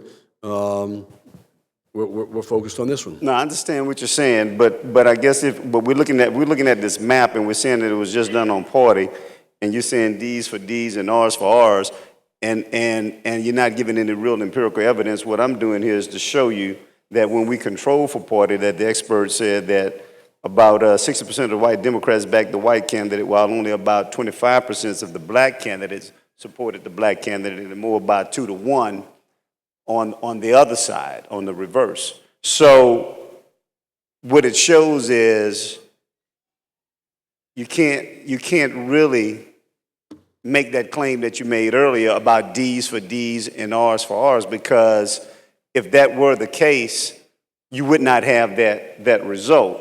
But, and again, the court credited that analysis and they rejected, because the state of Louisiana, they made the argument that it was just a partisanship and found that voting is polarized along racial lines, even among members of the same party. So if that's what they've come up with, and that was accepted by the Middle District and it was accepted by the First Circuit, that's the direct opposite of what you're saying here in 121. So if the court has already, and the experts have already proven the opposite, why are you asking us to support that premise here in 121? Well, I would say that the U.S. Supreme Court could have used, and I'm assuming they looked at all sorts of evidence, and when the court made their decision, they didn't think that it was, and again, I don't know this expert, I don't know, the qualifications of him, I'm not familiar with him, but I can tell you this, the Supreme Court disagreed with him and thought that in Louisiana you couldn't separate the two. All right. Well, this expert was he was qualified. He withstood a Daubert challenge and was accepted by the court as an expert. So I'll just for the record, I'll let you know that. So I guess lastly, if race and party point in the same direction, and if for holding the party constant, voters still divide by race, then drawing a map around the partisanship would produce exactly the racial results that the Constitution forbids. So I guess what in this record rules that out? Again, going back to what we said, I don't think you can separate the two, and you have to be able to separate the two, and I don't think you can, and that's why we've stuck on this partisan lines, and we did not take race into consideration when drawing these maps. Okay. Now, if your argument is saying that you can, that it's opposite of mine, that's obviously your prerogative, but I'm just following what the Supreme Court said. All right. And I'm sure somebody's already brought this to your attention. And if somebody already said it, then I'm going to apologize to you in advance. But somebody said, this is the worst map I've seen yet, and I've seen many. This Frankenstein-looking thing was no doubt drawn up. Huh? Y'all heard this already? By a very small handful of guys in a secret room. Nobody should support this insanely bad map. I am 100% opposed to this latest and worst iteration of the proposed Louisiana congressional districts. You know who said that? I was told earlier.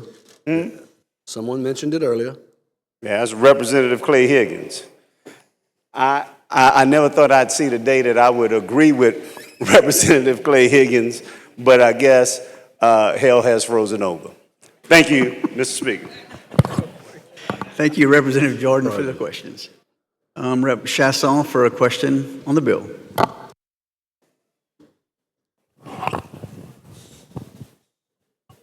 Chairman Boyer, good afternoon, sir. Good afternoon. It is afternoon, okay. Yeah, I had to look up. I'm trying not to look at the clock. Yes, sir. Chairman Boyer, are the maps for SB 121 drawn based upon race? No.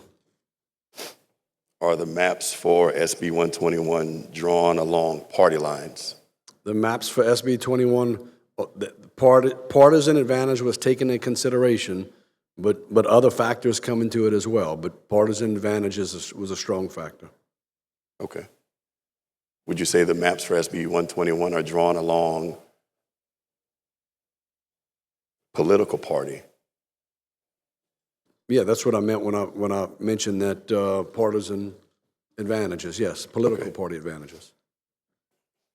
Do you know the makeup of the political parties, the three major parties that exist in Louisiana? I do not know that off the top of my head. Okay. I know I'm not supposed to give information, but I believe we're at about a third, and a third. Okay. So in not even asking for equity, just asking to be equal, if the maps were drawn equally, would you believe that would result in 2 seats independent, 2 seats Republican, 2 seats Democrat? Again, as we mentioned with the other states, there's nothing in the U.S. Constitution that says we have to draw these equally. And so if you would have tried to do that based on party registration, you would have ended that, but that is not what we were trying to do. Yes, sir. But respectfully, Chairman, if even though we weren't compelled to do so, in your opinion, if we did draw the maps based upon the percentile of Republicans, Democrats, and independents, if we did draw it that way, do you believe that we would then reach a 2 independent, 2 Democrat, 2 Republican map? I don't know. We didn't look at it through that lens to try and accomplish that. Yes, sir. Yeah, I guess there may be, and I'm saying maybe, a way to do it because of the way our state's population is diverse, especially with the no party folks. I don't know if it would have been possible to draw that. Because again, you remember when you're not just drawing it along those lines, you have other redistricting criteria that come into place. So if it was done that way, it may have violated all the other redistricting principles along the way, which again would not be what we'd want to be presenting here today. Based upon that statement, for us to follow what the courts have basically said we have to, if we did draw it strictly along party lines or political party lines, then I don't think we would be violating anything. But then again, that's not a question. Are we allowed to draw them equally along party lines? Are we allowed to draw them equally? I don't know that anything would prohibit it, Representative Chasson. Okay. Then, based upon that answer, respectfully, Chairman, why are we not doing that? Because we are again sticking with redistricting principles and wanting to do this based on a partisan advantage, which Kale indicated is a clear item that we can draw these lines on. Thank you, Chairman. Thank you. Rep. Murray, do you have a question on the bill?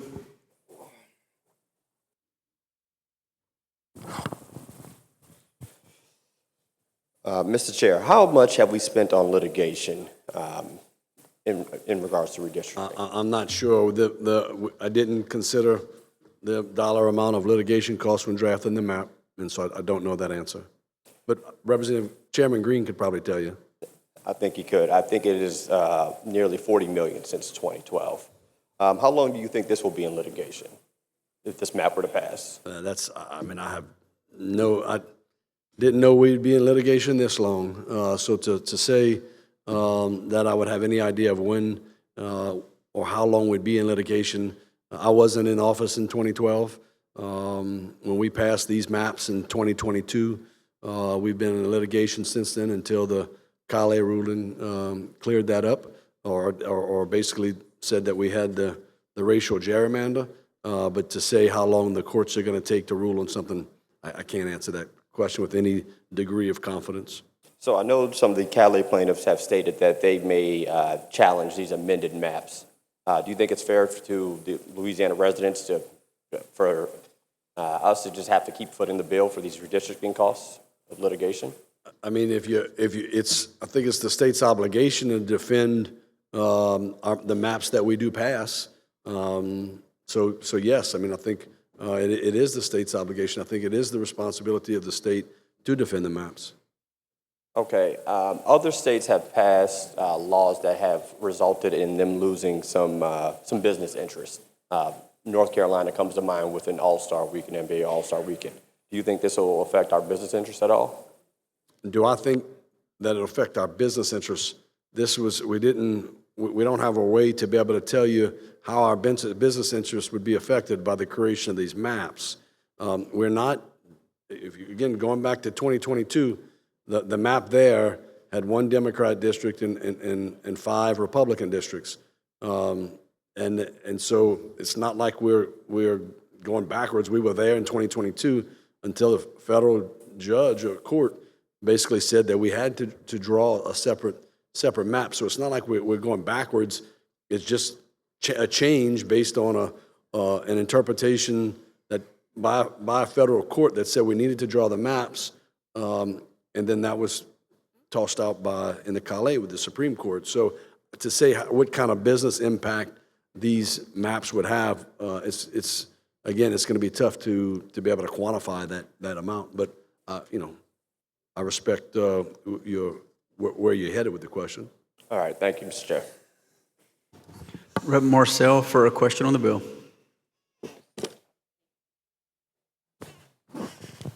Thank you, Mr. Chairman.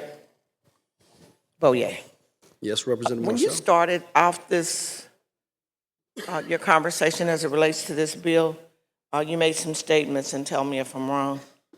You said we intentionally drew a map under the impression that we had to draw a minority district when we drew the first map. Is that what you said? Yeah, so we were always under the impression that we had to draw one majority black district. And that's the impression we were under? Yes. Okay. And would you agree that during that period of time, the Voting Rights Act was in place for protection in Section 2? I mean, that's part of it, yes. And what did the Voting Rights section do at that time? Prior to Calais? Prior to Calais. Yes. It said that you couldn't discriminate based upon race? We always have talked about not being able to discriminate against race. I'm not sure where you're going with it. Well, you took us back and you said, let me tell you how we got here. Mm-hmm. And you said we intentionally drew a majority black seat because we thought we had to. And then you went on to 2024, mm-hmm.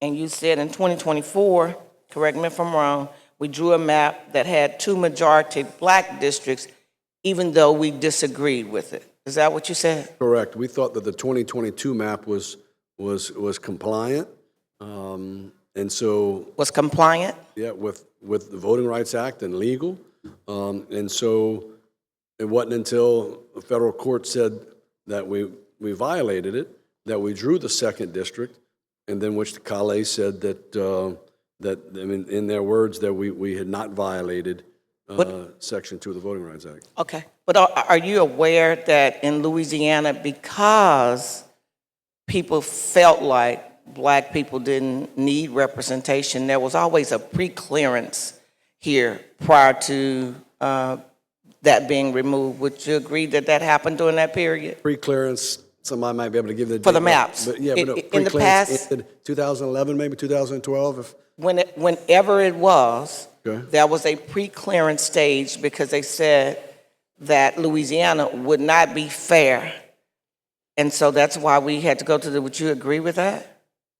That was in place? Yeah, so the exact phrase you're using, I'm not sure, but I know we were under pre-clearance and we had that one district there in 2011, and if I'm not mistaken, although I wasn't the author of the bill in 2022, because it was found legal then, they respected the boundaries of that map even in 2022, which would make you think that it was compliant with all the issues at hand.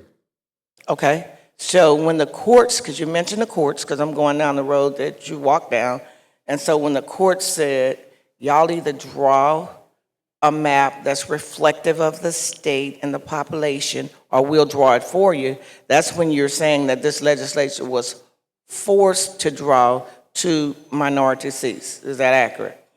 Yeah, you're paraphrasing a little bit, but yeah, I think mostly correct. Okay. Would you agree that the governor, when he came down and made his speech right there, agreed that there should have been 2 minority seats? I think it was in his speech. When he came to the floor, he said, we're going to deal with this. We're going to draw these minority seats because it's the right thing to do. That's what the governor said. I'm not sure which governor are you referring to? John Jeff Bell or Landry. You know him? Yeah. Okay. I'm familiar with Governor Landry. So I don't recall that in his speech. I do. Or the context of what it was. I do. But he basically was telling us at the time that we were going to need to comply with the federal courts. Right, but he also mentioned, I'm not sure if you say you didn't recall, but he also mentioned that it was the right thing to do to put away the litigation. Do you believe that with this bill we have before us, Senate Bill 121, that will stop the litigation? You think that folks are just going to accept it and we won't be in any litigation, or you think that it would give us a seat in Congress just for a minute? Which one? One thing's for certain that I am confident of is we have a very litigious state. And I'm pretty certain that whatever map we pass, any version of the map that you've seen that you can contemplate, in this state, somebody is gonna sue over the map on one side or the other. One side or the other. So I think, and again, I don't recall exactly what what Governor Landry was saying at the time, but he was, directing us to draw that second minority district, at which this delegation did, in which I stood. So again, I stood up here in 2024 and presented the map that created the other district, and I'm up here presenting this map to go back to the 2022 one, because our original beliefs were that the 2022 map was more compliant than we were passing, but we were following the court's rules, and now we're gonna do the same thing and adhere to Calais. Okay, I'm glad you brought up Calais. Are you aware that the plaintiffs in Calais are planning to sue over this current map that you're presenting? Are you aware of that? Someone mentioned that this morning. There's some kind of a post, and again, I mentioned it earlier. I think one of our reporters had mentioned it to me, but I was not aware of it. Yes, sir. Before today. And I think you already answered that you're aware that Senator Higgins, Congressman Higgins, already said that this is the worst map he's ever seen. You're aware of that? I heard someone, or a couple of people mention it. Okay. Are you aware that both of those parties are of the Republican Party? Both Calais plaintiff and Congressman Higgins. Yes. Okay. So there seems to be some disagreement in your party. Would you agree? We have a lot of members of our party. Lot of disagreement? We have a lot of members of our party, and just like in the Democrat Party, we don't always agree on outcomes or the process that we take. And I haven't spoke to Congressman Higgins to know what his concerns are. But again, it's his right as a congressman to be able to articulate that frustration, just as it is for every member of this body. Okay. And you mentioned earlier that you stood up there in 2024 and presented the map that we all voted on, correct? Yes, ma'am. You also chaired the committee during that period, correct? Yes, ma'am. Would it be fair to say that you voted against every other map that we presented that would have probably not had us in this situation? Well, hindsight, I don't know what situation Hindsight. we would have ended up in had we passed any other map. That was the map that we had decided to move with, so that's why I voted for that map. Got it. In 2024. But- and so that's, again, what brings us to this point. And it was close enough to where it had to go to the U.S. Supreme Court to have a decision made on Yes, it. sir. But I guess for the public who had input in the roadshow, did you participate in those? Yes, ma'am. So please explain to the public why we did a roadshow, went all over the state of Louisiana to get their input, and none of that was taken into consideration in this bill. So again, we didn't redo the road show, but all their testimony from 21 or whenever we did it still stands. We didn't undo their thoughts and their testimony. It didn't change their testimony. We didn't do a separate road show, if that's what you're asking. I'm not talking about doing a separate road show. I'm saying that when we did the road show, many of the residents of the state of Louisiana said that they wanted fair maps and equal representation and communities of interest and all of the things that we talk about in Rule 21, in Joint Rule 21. But, and also help me to understand why hundreds of people came to this Capitol to speak out against this bill, and you all did not take that into consideration. Again, it's the people's prerogative if they want to come and testify on a bill, and we did have a lot of testimony as it relates to it, but their testimony was heard, and we decided to go with this map based on the reasons that I've spelled out, and it's the same way that, given my testimony today, probably won't change the way you're going to vote on the map. But It absolutely will not. No, I realize that, but it doesn't mean that I don't give you my reasoning behind it.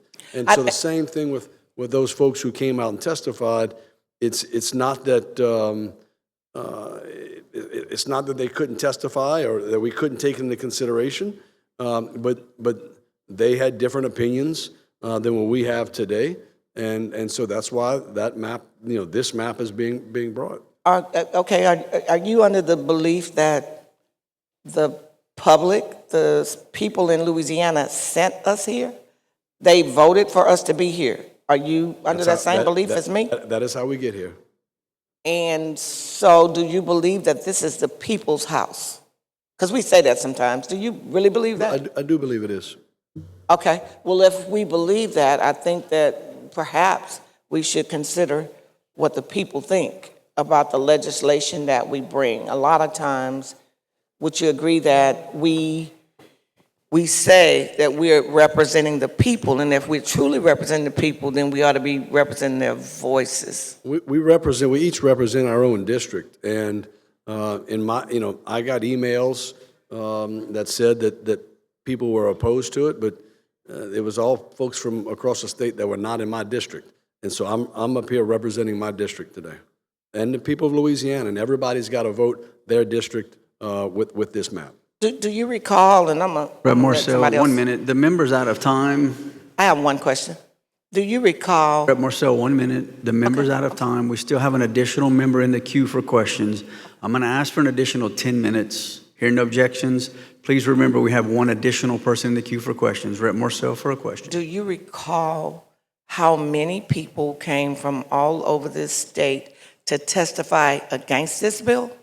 And children, white, black, Republicans, Democrats. Do you recall that? I don't know the number. Pardon me? Don't know the number.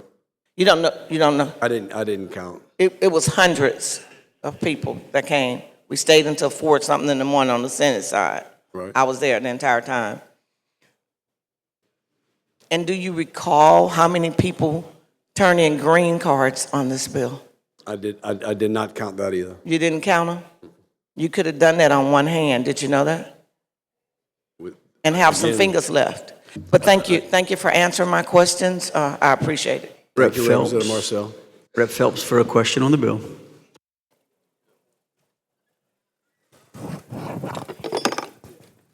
Thank you, Mr. Speaker. Rep. Boyer, when you mentioned standing there in 24, we had a special session last year. It was October 25. And I'm sort of having a deja vu moment here because I remember asking you questions when we actually changed the date on this congressional map from April to May. Excuse me, and I recall asking you, how did we come up with 28 days?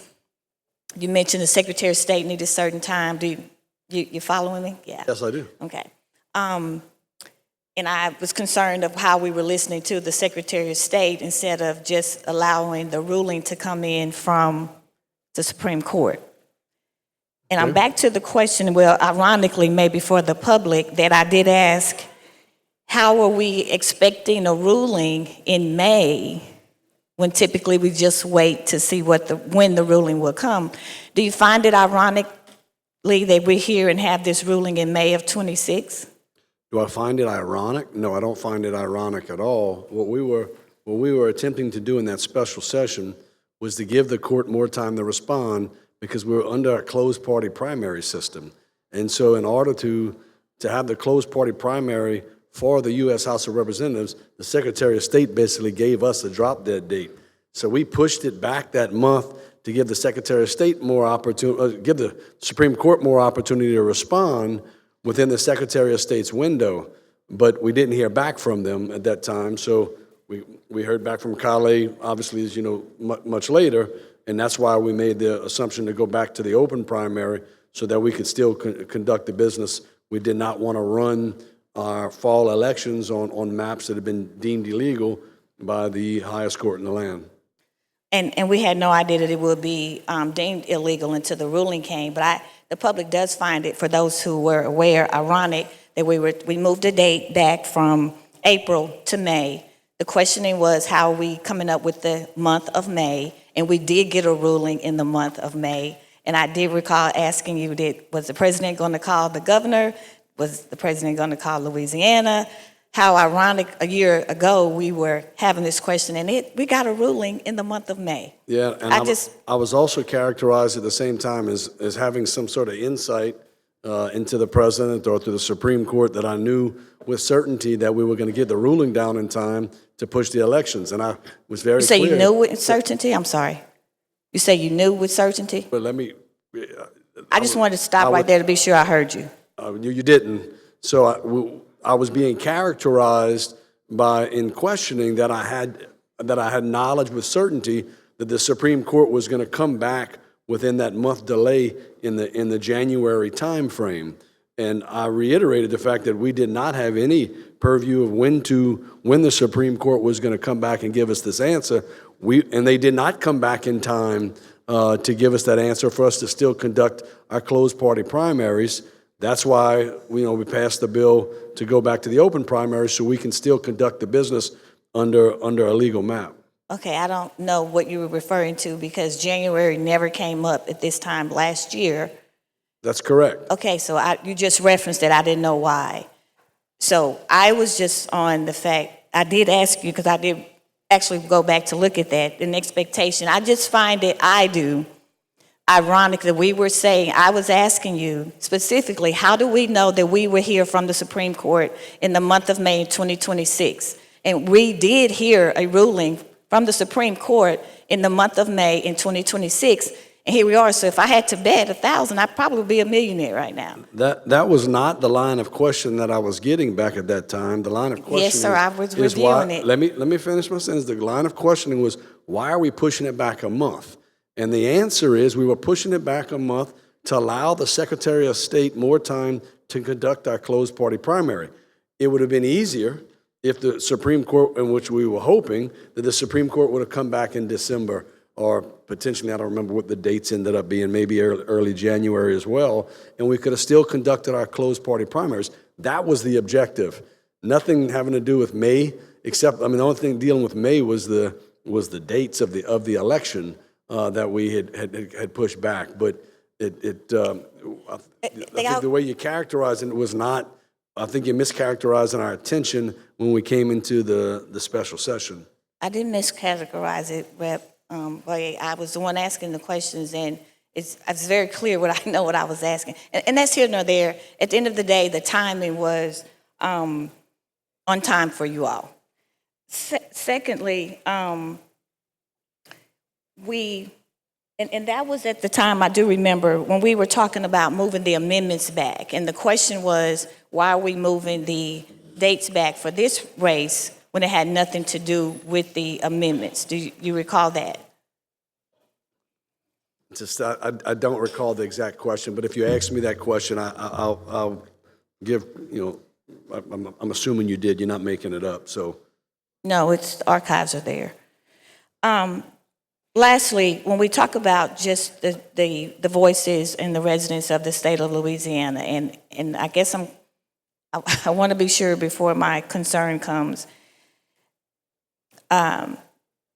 with the original map, SB 121, and the amendment that you just made, which obviously changes that map, there is no concern at all from the Republican Party that this map was not an attempt, it's actually giving you the representation for more Republican representation in the state of Louisiana. That's not a concern of yours? No, it's not. No, ma'am. Okay, thank you. Thank you. Thank you, Rep. Phelps, for the question. For the floor on the bill, Representative Green. Remember, I know a lot of you are wondering, we have about 18 members for the floor. I'm going to be granting, the normal rule says 15 minutes. So each member has, if we follow the rule, up to 15 minutes. Rep. Green. Thank you, Mr. Speaker.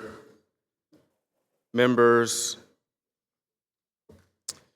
I rise today not to participate in an ordinary debate because Senate Bill 121 is not an ordinary bill. We dress it up in the dry language of redistricting, district boundaries, core principles, communities of interest, but everyone in this chamber knows exactly what we're being asked to do.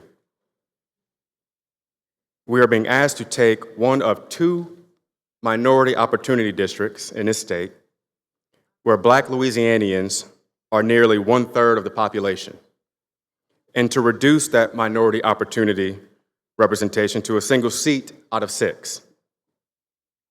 From 33% of the population to 16% of the representation. Members, that's not a map. That's a math problem with a moral answer, and the answer is no. Let us be honest about the path that brought us here. Nearly 4 weeks ago, the Supreme Court in a Cali decision, 6 justices to 3, looked at the map that this legislature drew in 2024 and declared it an unconstitutional racial gerrymander. Let me say that out loud because it deserves to be said out loud, that this state was told, being conscious of race when drawing a map in a state with the history Louisiana has, was the constitutional problem. Not the centuries of being conscious of race in ways that excluded Black people from the ballot, from the courthouse to the schoolhouse, and from the lunch counter. No, the problem, the court said, was a modest attempt to remedy it. And so now the author of SB 121 comes before us and says that he has solved the constitutional problem by drawing a map that disregards race entirely, simply focusing on partisanship. Colleagues, in a state where roughly 80% of the Republican electorate is white and roughly 9 in 10 black voters vote Democratic, the distinction between partisan gerrymandering and racial gerrymandering is a distinction without a difference. It is a fiction. It is a legal costume worn over an old practice where I simply can't stand on this floor and pretend I cannot see what's underneath it. And before I can ask this chamber, and before I can tell this chamber what I see when I look at SB 121, I want to ask you to do something that we don't often do enough on this floor. I want to ask you to remember the argument that we should now be colorblind about a congressional map. In this state of all states, requires forgetting a quantity of history that I don't believe any of us has the right to forget. Black people in this country were not citizens, not partial citizens, not second-class citizens. We weren't citizens at all. The Supreme Court in Dred Scott in 1857 that a black person, free or enslaved, had no rights while a white person was bound to respect. It took the Civil War, 3 constitutional amendments before the United States would finally acknowledge that black men and women born on this soil belonged to the nation at all. The 13th Amendment, abolishing slavery in 1865. The 14th Amendment, granting citizenship and equal protection in 1868. The 15th Amendment, granting black men the right to vote in 1870. 250 years of American settlement before the basic answer to the question, are you one of us, was finally grudgingly answered, yes. And the moment that yes was spoken, part of this country set itself to taking it back. The black codes, passed right here in Louisiana, across the former Confederacy and months after Appomattox, were designed to recreate the conditions of slavery without using the word. Vagrancy laws that made it a crime for a black man to be unemployed. Apprenticeship laws that placed black children back with their former enslavers. Labor contracts you could not legally walk away from. When Reconstruction finally, briefly allowed black Louisianians to send their own to Congress and to this state capitol, and gave this state, and PBS Pinchback, the first black governor in American history, the answer was the Knights of the White Camellia, the White League, and the counter-revolution that drowned that experiment in blood. At Colfax, in 1873, more than 100 black men murdered in a single afternoon by a white mob. At the Battle of Liberty Place, right down the river from where we sit. And then in the courts, the slaughterhouse cases. Plessy versus Ferguson, which began on a New Orleans streetcar. Many Supreme Court decisions that gutted black citizenship in this country. And every one of them were a Louisiana case. Louisiana did not merely live through the destruction of Reconstruction. Unfortunately, rewrote the manual. Then came Jim Crow, 9 decades of it, during which black Louisianians lived day after day in the same parishes, same towns, and often in the same land where their grandparents had been enslaved, sharing roads, stores, courthouses with the descendants of the families that once owned them, calling those same descendants Mr., ma'am, stepping off the sidewalk when they walked past. There was no exit. There was no other country to go home to. The oppressed and the oppressor lived as neighbors generation after generation, and only one of them was permitted to forget. And every time black Louisianians tried to claim the vote that the 15th Amendment had supposedly guaranteed, this state invented new instrument to keep it out of reach. The poll tax, literacy tests, the understanding clause, the good character requirement, and the masterpiece of the genre invented right here at the Louisiana Constitutional Convention of 1898, the grandfather clause. You could not register to vote if your grandfather had been eligible to vote before 1867, which is to say that if your grandfather had been white. In 1896, there was more than 130,000 registered black voters in Louisiana, and by 1904, 6 years after our convention finished its work, there were 1,342. Members, what I'm asking this body is to understand that everything we are voting on today sits on the top of that history. Self-determination, the simple right of a community to send its own to speak for it, was not given just to Black Americans. It was extracted. One constitutional amendment, one court decision, one piece of legislation, one funeral at a time. And SB 121 is asking us to hand a piece of it back. Not to history, but to the same impulse that wrote the history. And so let me tell you what I see when I look at this bill. I see 4 little girls of the 16th Street Baptist Church.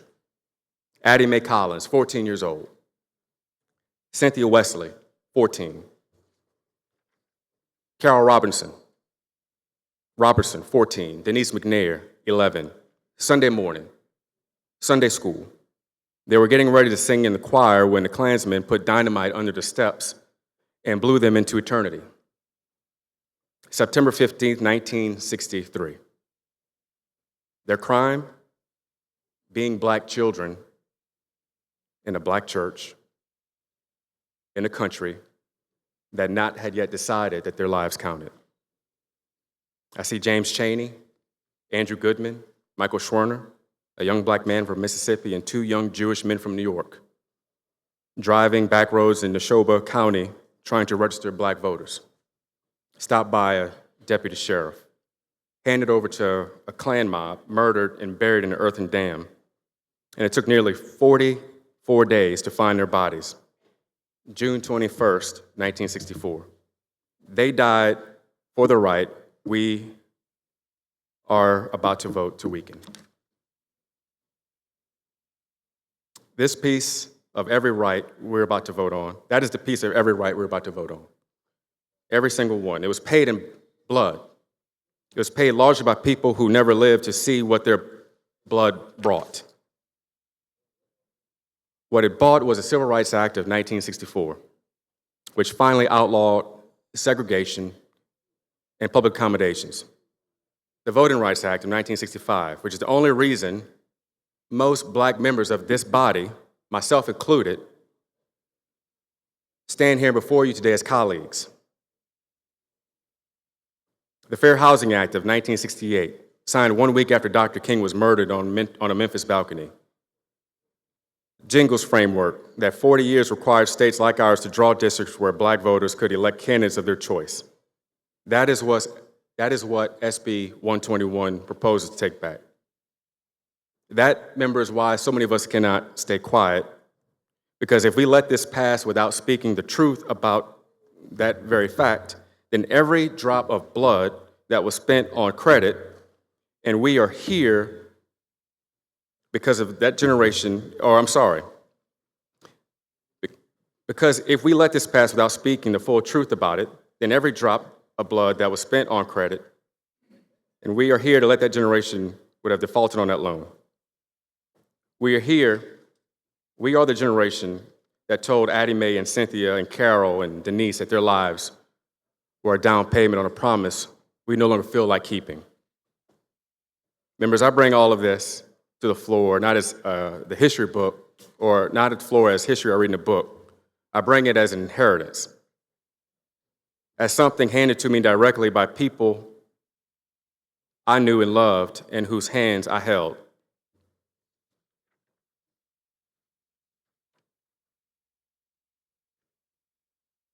And so that is the arc that this country can bend towards.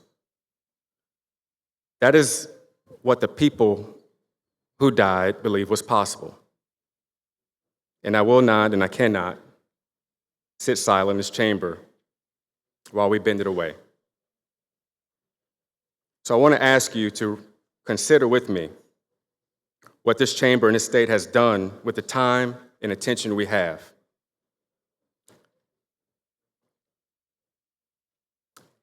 And what we have over these last 4 weeks decided was urgent.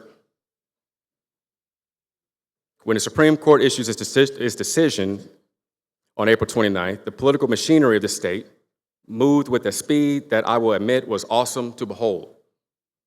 Within 24 hours, our governor issued an emergency proclamation suspending congressional primary elections that were already underway. Votes had been cast, candidates had qualified, campaigns spent millions of dollars, and those votes of Louisiana citizens lawfully cast, were set aside by executive action. Because a new congressional map had to be drawn and drawn fast. 121 then drafted, heard, shoved through Senate committee in a 10-hour overnight session that ran until 4:30 in the morning. The full Senate passed it within 48 hours of that, and we as a House are being asked to finish the job before session closes on June 1st. Members, we moved heaven and earth. We went to hell and back, in my estimation, to disenfranchise voters who had already gone to the polls, to redraw a congressional map at a pace that would normally take months in a matter of days, to suspend an active democratic process midstream because the wrong outcome was on the table. And I want you to hold that capacity for urgency in your mind. And when I then want to ask you plainly, where was this the rest of the time? Members, Louisiana is ranked 50th out of 50 states by U.S. News and World Report. We have one of the highest incarceration rates, not just in this country, but on the planet. We are at the near bottom of educational attainment, at or near the bottom on child poverty, at or near the bottom on infant and maternal mortality. The gap between black mothers and white mothers in a state that is amongst the widest in the developed world. We are first in the nation in obesity, near the top in homicide. The Mississippi River carries some of the dirtiest water in America past our district, the 2nd congressional district, every single day. And the stretch of that district runs from Baton Rouge to New Orleans. It's called Cancer Alley because of what it does to the people who live along it. Many of those are my constituents and yours. And behind every one of those statistics is a Louisianian, black, white, Cajun Creole native, whose life is shorter, harder, smaller than it would be otherwise. And year after year, when those of us who represent those communities hit hardest come to this floor, ask this body to act on it, on schools, on hospitals, on wages, on prisons, the air our children breathe, the answer is that the process is slow. The answer is that we have to be fiscally responsible. The answer is that we have to study it. The answer is that we cannot do everything at once. The answer is always somehow no. But to suspend an election in progress, to override votes of Louisianians who had already cast ballots, to take a minority opportunity congressional district away, to redraw the map for an entire state in 4 weeks, suddenly there's no constraint we cannot break, no schedule we cannot accelerate, no rule we cannot bend. Suddenly we can do anything. That, colleagues, is a statement of values. It is not a small one. It is a kind of statement, once made, becomes very difficult for this state to walk back. Representative Green, can you begin to wrap it up, please? Thank you, Mr. Speaker. Thank you.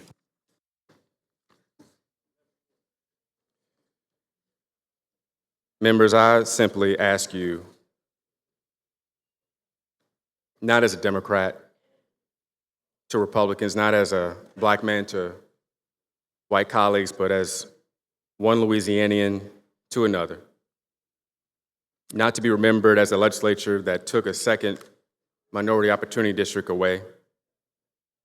not to be the body that gave back what Addie Mae, Cynthia, Carol, Denise paid for. Do not make their sacrifice and the sacrifices of every Louisianan who ever stood up when it costs something. Do not make all of that into a debt this state defaulted under your name. I ask you to vote no on this bill. Thank you, Mr. Speaker. Thank you, members. Representative Green. Representative Miller for the floor.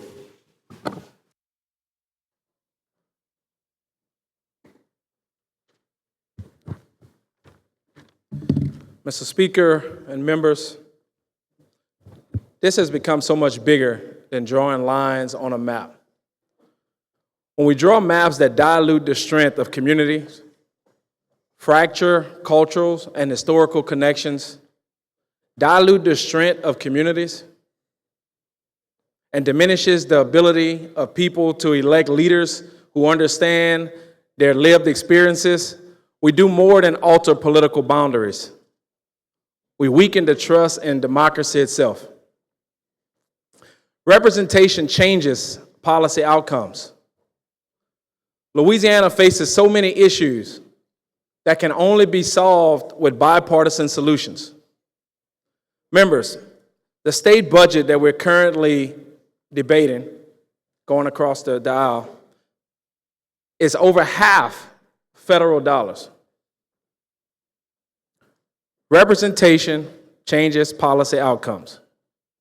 When we have disasters, is it better to have one Democrat or two? When we're looking for FEMA resources.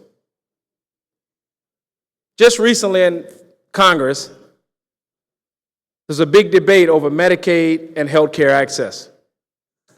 There was work requirements added on Medicaid. There was a lot of structural changes on how we fund our hospitals. Those policies are going to be kicking in the next year, 2 or 3 years.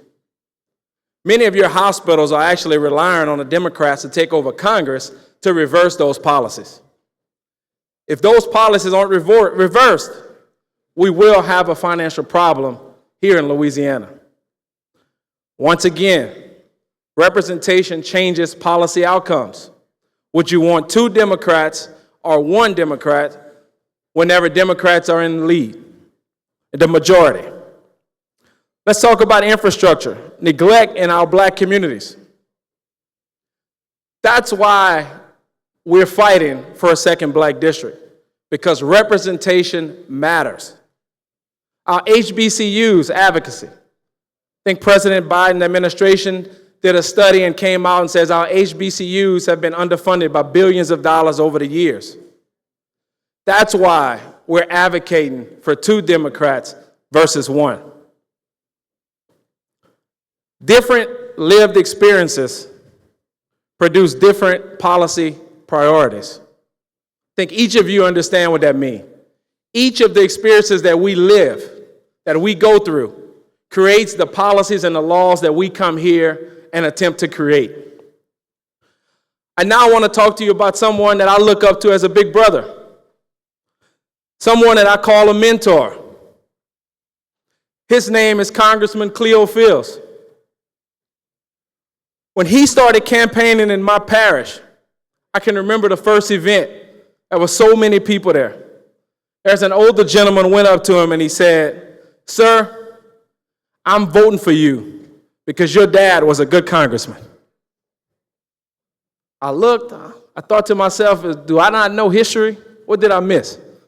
He didn't tell the gentleman anything. He put me to the side and he said, I didn't have the heart to tell that gentleman that I'm the dad he's talking about. Congressman Fields during his campaign did not just talk to Democrats. He wanted to reach out to Republicans in the parish. We have a store that I won't say the name, I know the speaker knows exactly what I'm talking about, where I told him, said if you go there at 5 o'clock a.m. in the morning, you will meet every Republican leader in this parish. I told him to let me know which day he wanted to go and I would take him. One morning I'm sleeping and the phone rings around 4:30 in the morning. I got nervous. What the hell is he calling me for at 4:30? Thought something was wrong. Said, yes, sir. He said, I'm at the store. I said, okay, I'm gonna hurry up and get dressed. He said, no, sir, you don't have to come meet me. I can handle this. And back in the country, one of the sayings we say, you better have your boots on because shit gonna get deep in that store. Sorry, y'all, that was a joke. But the point I'm proving is he went there and he went and introduced himself to a table of Republicans. He left there with respect. They respected him. They were grateful that he came. Congressman Fields opened offices all across his district. He had an office in Shreveport, an office in Alexandria, an office in Baton Rouge, an office in Opelousas, an office in Lafayette. And he hired individuals that was local to each community. Because he told each one of them, I want you to be in the community, not as much in the office, because we're going to the people. We want to serve the people. Another big lesson I learned from Congressman Fields, we all get calls to contact our congressmen about Washington Mardi Gras. I called him, said, Congressman, I have a constituent who would like to be considered to be one of your Mardi Gras queens, princesses. He said, Representative, I'll do whatever you ask. He said, but I want you to remember something. I'm the congressman that likes to give individuals an opportunity that would not have the opportunity if I'm not a congressman. Didn't quite understand what that means. What do you mean, Congressman? He said, there's individuals that are capable and have the resources to call any congressman and get the opportunity to be the Mardi Gras queen. He said, but the individual who won't get the attention of any other congressman, maybe because they're poor, maybe because they're black, that's the individual that this congressman always wants to help. My follow-up was, Congressman, I think it's expensive. How are we going to afford that? He said, you'll figure it out, buddy. This gentleman, I guarantee you, have put at least 500,000 miles on his vehicle in less than 2 years as he's traveled this district. Every time his plane hits home, the next day, he's out. He's driving to Shreveport. He's driving to Alexandria. He is not missing an opportunity to have town halls, to be next and be close to his citizens. That's the congressman that we just drew out of this map. That's the congressman that told us, if they put me in the map pitting against Congressman Troy Carter, I am not running. And I asked him, why would you do that? He said, because I would be on the wrong side of history.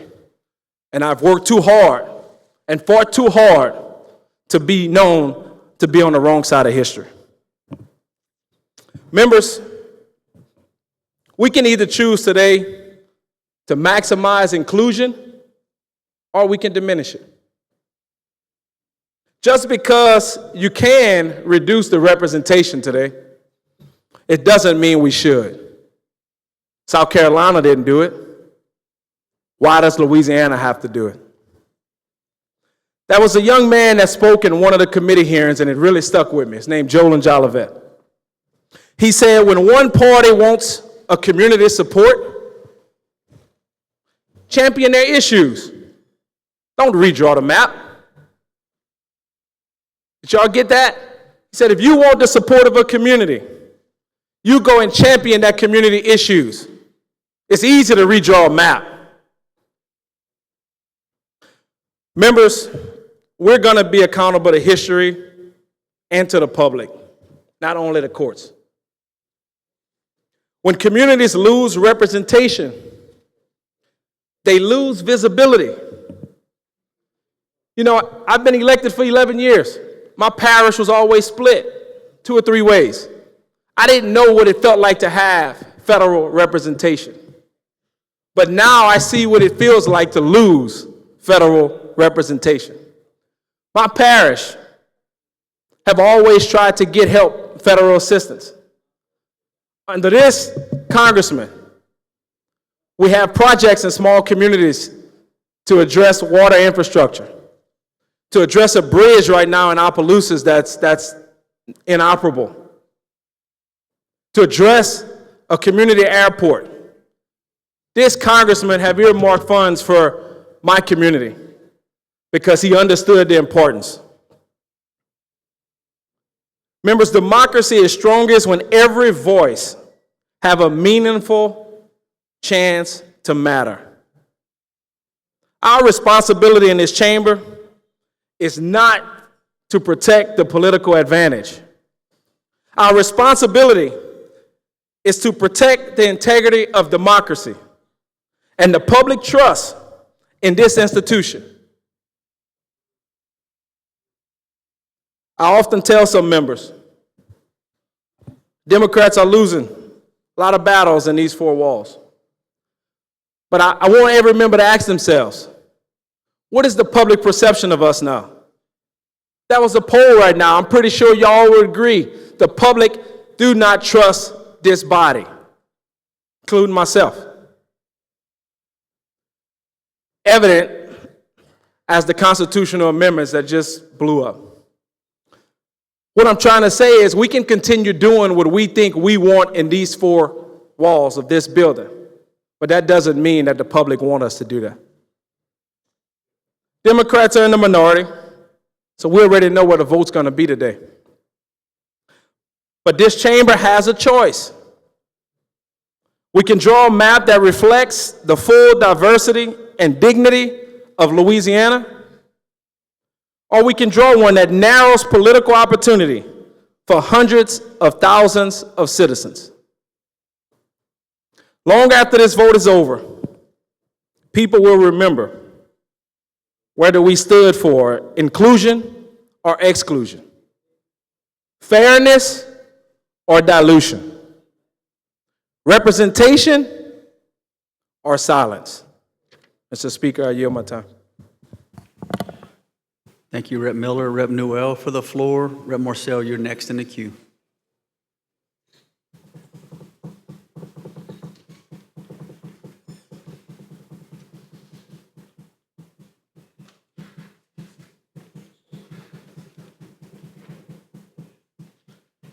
Representative Newell. Thank you, Mr. Speaker and members.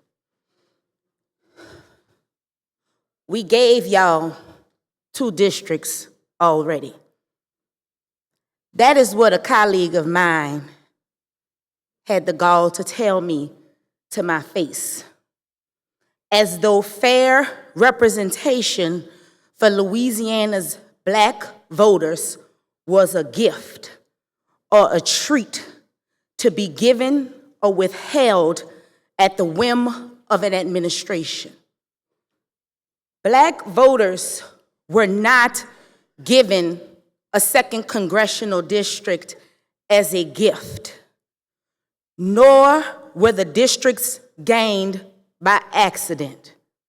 We fought for them in the rails of this legislature through the work of our advocates, through litigation, organization, and the civic participation of constituents who have shown up for years, despite the weather or despite the hour of day. This legislature should not casually ignore the request of the people of this state and reverse the hard-fought representation gains. The question before us today is, why are we going backwards? Pre-clearance by the DOJ expired in 2013. This is the first redistricting process since, and it started in 2021. We have been discussing, litigating, fighting over this map for 5 years. This process started in Salt Lake City, Utah, where I learned that congressional representation should represent the population of each respective state. Louisiana's population is 2/3 Black, which means we need 2 Black performing districts. Or if you want to look at it at another viewpoint, since registered Democrat voters and registered Republican voters are nearly equal, there should be 3 Democrat seats in Congress. We have done it before. We've had 2 black congressmen, Richmond and Fields, and another Democrat, Congressman Melanson. In 2021, Senate and House Governmental Affairs Committees hosted road shows across this state, starting in Monroe and working its way down south to Homer. Each stop, the request was to create 2 minority-majority districts. And this didn't come from just black voters. It was white Democrats, too, that understood how they benefited from having 2 minority seats in Congress. After months of road shows and hours of testimony in committee and on the floor, this body still passed a map with 1 minority-majority district. When then Governor John Bell Edwards vetoed that map, we had an override session. And when the veto was overturned, the roar out of this body was unconscionable.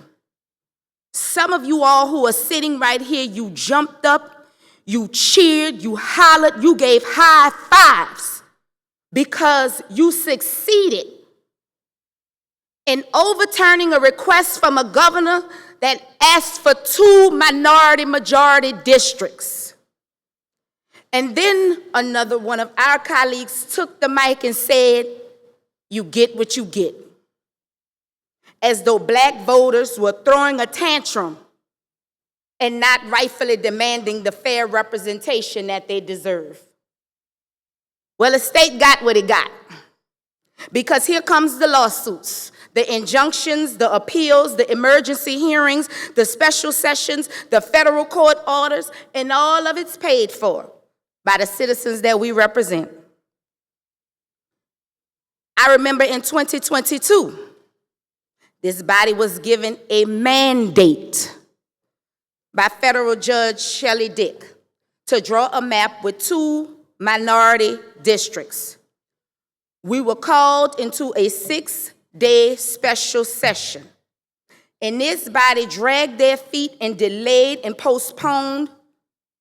Well, over 3 days, we only convened for a total of 3 hours and 59 minutes.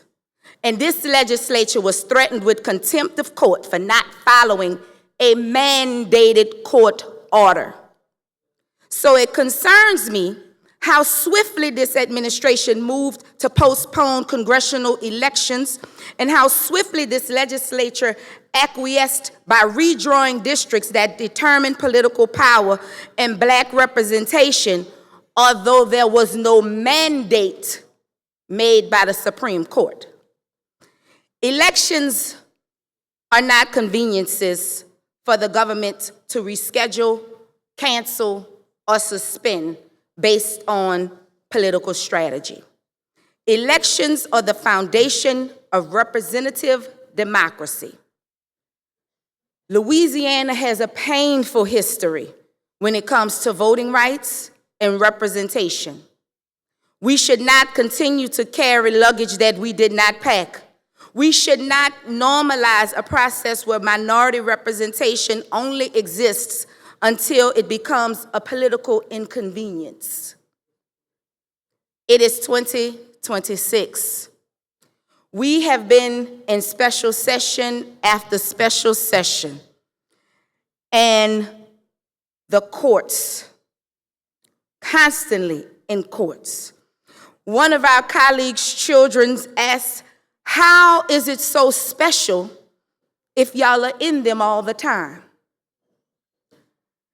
The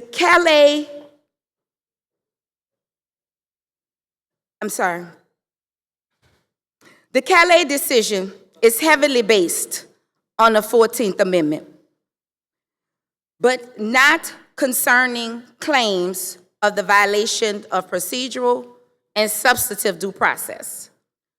Procedural due process claims arise when the process itself is fundamentally unfair, arbitrary, opaque, or deprives voters of meaningful participation and representation. We, the legislature, violated procedural due process because the process was rushed. We denied citizens affected by these changes meaningful participation before altering fundamental voting rights and representational interests. The right to vote and participate meaningfully in representative democracy is a fundamental constitutional interest repeatedly recognized by the United States Supreme Court. This legislature abandoned established procedures to secure a predetermined political outcome. These maps were designed behind closed doors because, Rep. Freeman, I was not spoken to. Without meaningful and intentional input on their lived experiences and how communities will benefit from having meaningful representation. From a procedural due process on the state level, the governor suspended a federal election under revised statute 18:401.1, which provides that under an emergency or common disaster, to minimize people's exposure to danger, a procedure for suspension or delay may be declared. However, revised statute 18:401.3 provides that under a gubernatorial declared emergency, the Senate and House Governmental Affairs Committees shall certify the emergency and vote on the emergency plan submitted by the Secretary of State. The same process this body followed during an actual emergency of COVID-19. However, that process was not followed this time. Substantive due process protects against government action that is arbitrary, irrational, conscious, shocking, or fundamentally unfair, even if procedural steps are technically followed. The intentional fragmenting of communities, splitting precincts, diluting minority voting strength, entrenching political power, something Senator Morris has said time and time again, that his intent was to draw 5 Republican districts, and if he could have drawn 6, he would have. That is irrational, arbitrary, conscious, shocking, and fundamentally unfair. The voters are deprived of meaningful electoral influence because the political choices made to protect Republican representations weaken Black and Democratic voting strength and protect partisan power. Even as the Supreme Court has shifted the rules, we know it is possible to pass fair maps that stay within the boundaries of the Constitution. Yet this body chooses to ram through maps which cause communities to lose meaningful representation and manipulate district boundaries to insulate officials from accountability. The procedures we followed during this process were irregular. They had discriminatory intent and will cause severe burdens on meaningful participation in the right to vote and the opportunity to elect meaningful and effective representation. For years, communities, candidates, advocacy organizations, and voters have relied on this state's recognition that 2 opportunity districts were appropriate and possible. Changing course now undermines confidence in us and in the redistricting process. Redistricting is not merely a political exercise. It is a mechanism through which citizens access representative democracy. When district lines are drawn through opaque, arbitrary, and discriminatory procedures, citizens are deprived not only of their fair representation, but of due process itself. Louisiana has already spent enormous amounts of time and taxpayers' resources litigating these issues. Why are we inviting more legal uncertainty by reducing minority voting opportunity and reducing political voices of hundreds of thousands of Louisianians. If the legislature acknowledged that Black voters deserve a meaningful opportunity to elect candidates of choice, why would we deliberately reduce that opportunity? Calais focused heavily on equal protections of the 14th Amendment. However, we forget about Section 2 of the 14th Amendment, the apportionment clause. It provides that representatives shall be apportioned among the several states according to their representative numbers, counting the whole numbers of persons in each state. Let's remember that the 13th Amendment declared that Black men were no longer 3/5 of a person, and the 19th Amendment gave women the right to vote.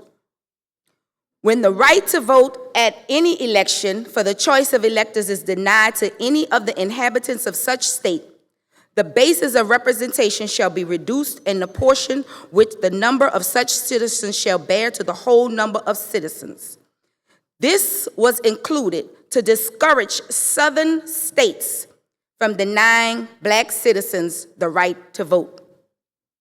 With the amount of incumbents who were not endorsed, they might have the appetite in these next few months to impose the penalty clause of Section 2, reducing the number of representation of that state in proportion of the number of whole Black males who were denied the right to vote for their choice of electors to representatives to Congress.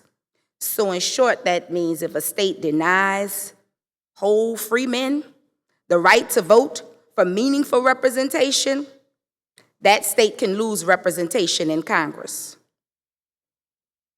Fair maps should expand participation and trust, not diminish it.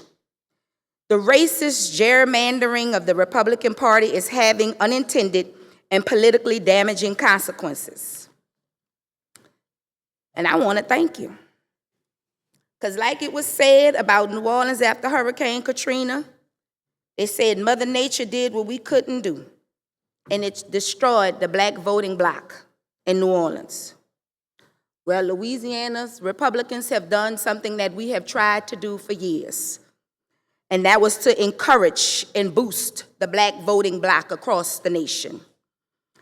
And we saw the results of that encouragement over this last election when those amendments failed a second time. Black voters are erasing the gains that the Republicans have gained since 2024. Rep. Newell, can you begin to wrap it up, please? Thank you. People are not happy with what we are doing in this state, especially Black people.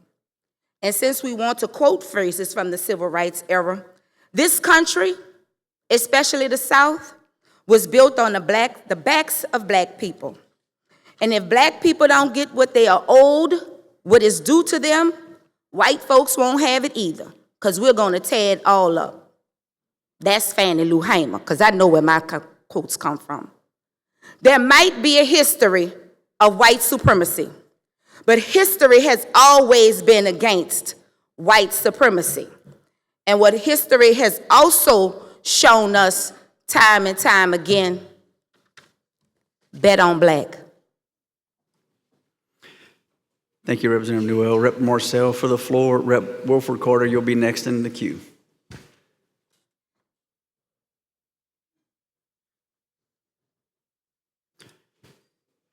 Representative Marcel. Thank you, Mr. Speaker and members. I rise in opposition of SB 121.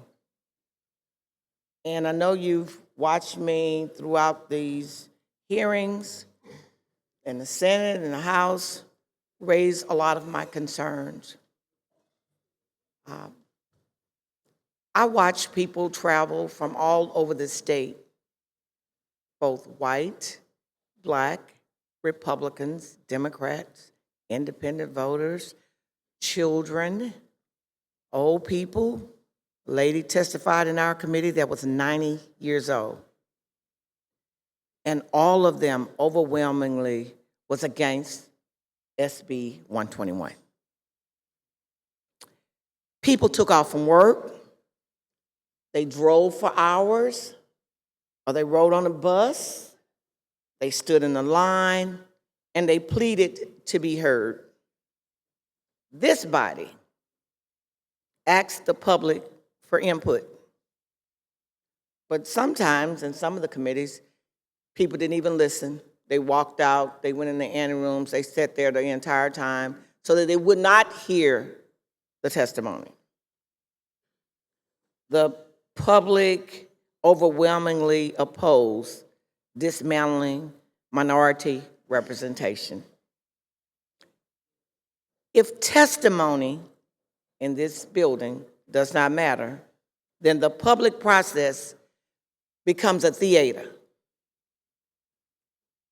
We cannot say we believe in democracy while ignoring the people most affected by the laws that we pass in this building. Congressional maps are never truly race neutral when race and voting patterns are deeply connected because of historic segregation and political polarization. I heard over and over and over again, the sound bites, that we did not use race anywhere to determine these districts. We never use race. But apparently, the people who continue to say that do not understand or do not want to acknowledge that white Republicans represent 94%, and Democrats, Black Democrats represent about 60% or a little over that. You cannot say that you're race neutral when you use in party, and the party is 97% white. When you draw the districts and you tell folk that the only reason that we're doing this is, number one, we can, and number two, because we want to give more power to Republicans. That was a straightforward question I asked. That was the answer that I got. And then I went on to say, why are we giving Republicans more power? They said for the betterment of Louisiana and for the betterment of the country. And then you have to ask yourself a question. Who's in charge right now? Supermajority in the House, supermajority in the Senate. We have a Republican governor. We have a Republican president. They're in control in Congress. But in Louisiana, I wanted to focus here. We're 48 in everything, or 46. We're at the bottom of everything. But we want the people who are already in control to continue the policies that have us in this failure that we're in. I call that insanity. Congressional maps are what they are. They're to be drawn by specific things that we try to protect the incumbents. But it appears that they only tried to protect the Republican incumbents, because the last time I checked, there was a Cleo Fields and a Troy Carter. None of the maps protected them, because currently they are members of Congress, bulletin, pretending that race does not matter, does not erase the real world effects of diluting Black voting strength. Courts and the Voting Rights Act recognize that ignoring race entirely can itself produce discriminatory outcomes. At the end of the day, what are the outcomes of this legislation? Communities are losing representation. And I've heard time and time again about the Calais decision. And we're doing this because Calais said that the map was gerrymandered and we couldn't use race. Calais never said that we could not have 2 minority seats. And perhaps you may want to go read the decision. It never, ever said that. In fact, we can draw 2 seats since we're doing it on party lines. We could do 2 Democrat seats and 4 Republican seats. But the people in charge have double and they want more. Let's let that sink in for a minute. You cannot claim to be blind to race while drawing lines that disproportionately silence Black voters. And I've been particularly disturbed because of Baton Rouge, the East Baton Rouge Parish. It is split. No one took into consideration when they was doing these new amendments my concern about East Baton Rouge Parish being split. But I heard my chairman say they had some problems with it, so they went back to the board. But those problems never included my voice. It never did. This SB 121, we've been in litigation for years in Louisiana because we just can't get it right. We won't do what's right. We won't do what's fair. This, in my mind, again, is insanity because we're going to invite litigation. We were trying to resolve it when the governor came up here and said, we're going to do what's right and we're going to stop this litigation. And we're going to draw the 2 majority-minority seats. But we're going back down the same aisle again. The problem with that is we're going to spend money on litigation when we're already in a deficit. We're already facing a deficit this year and next year. We don't know how long this is going to take, but it's going to be a fight. We don't have money for health care. We don't want to do studies on trauma on children in school. We don't want to do the things that's necessary for the state to pull them out of poverty, but we want to spend money on litigation. Somebody make that make sense. The numbers in this bill also don't match. The numbers that they are using in this SB 121 does not match with the Secretary of State. So who are we going to believe, them or the Secretary of State? Whichever one is wrong, we have a major problem. Either they're doing this bill based upon false data that they made up, or the Secretary of State that we elected has the wrong data for our state. Either way, they don't match.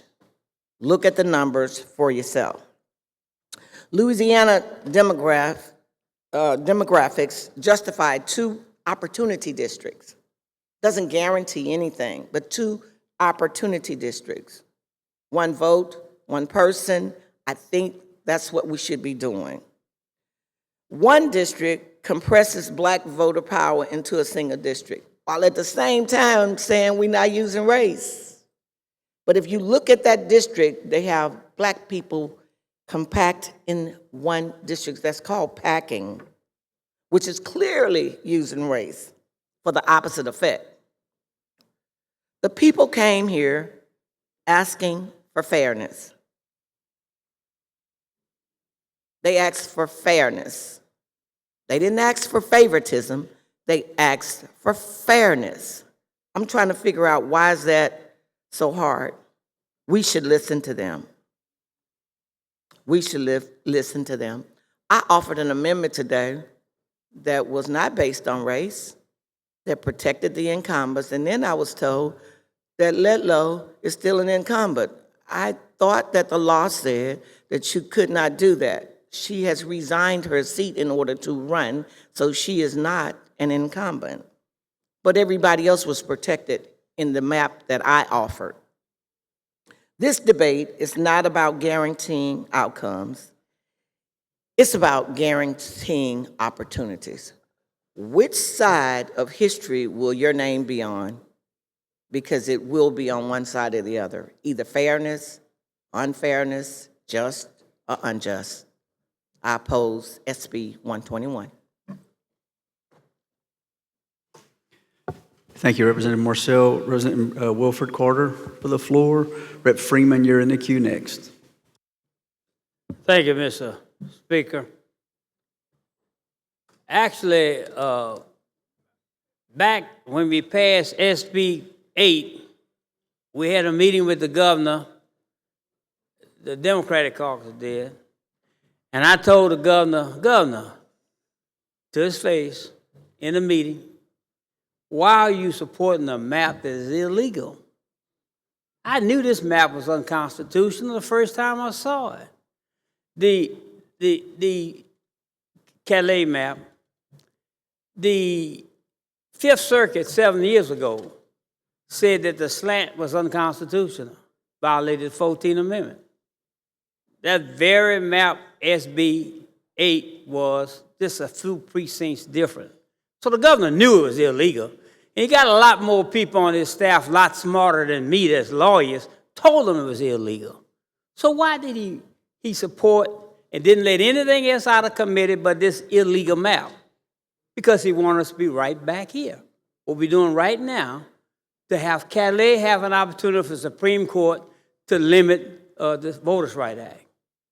So Section 2 does not guarantee black folks get a black elective. It allows people of same interest with a sufficient number in size to form a district in order to elect a candidate of their choice. Okay, that's what it does. Nothing in Calais changed that. Calais said, as we all knew before we passed the map, that the map we passed, SB 8, was unconstitutional. It mixed up communities of interest. It has no regard for natural boundaries. It violated almost every rule of writing district as you can violate, okay? Calais did not say you cannot have 2 black districts. We had a lot of maps that were compact, would have created another black district. So we just playing games here. We came back here for this reason. Now, I'm not surprised. I've been blessed to be in public life for over 50 years. I think Representative Thompson and I found him here in '84. I got elected to my 5th term the last time, and I'm sure he got by this 8th or 9th, 10th term. But I found him here. He got here in '78, I believe. So he and I have been together for a while. And we were at one time were both Democrats, but he's always been the same guy he is today, okay? And we always loved and respected him. And so we haven't changed. We are trying to do things from the past. Our problem in this state, as in most of the stuff, we're trying to relitigate the Civil War. The Civil War is over with. You lost the Civil War, okay? So we need to put that behind us. We can attempt to relitigate it. We are a young country, 250 years old in July 4th.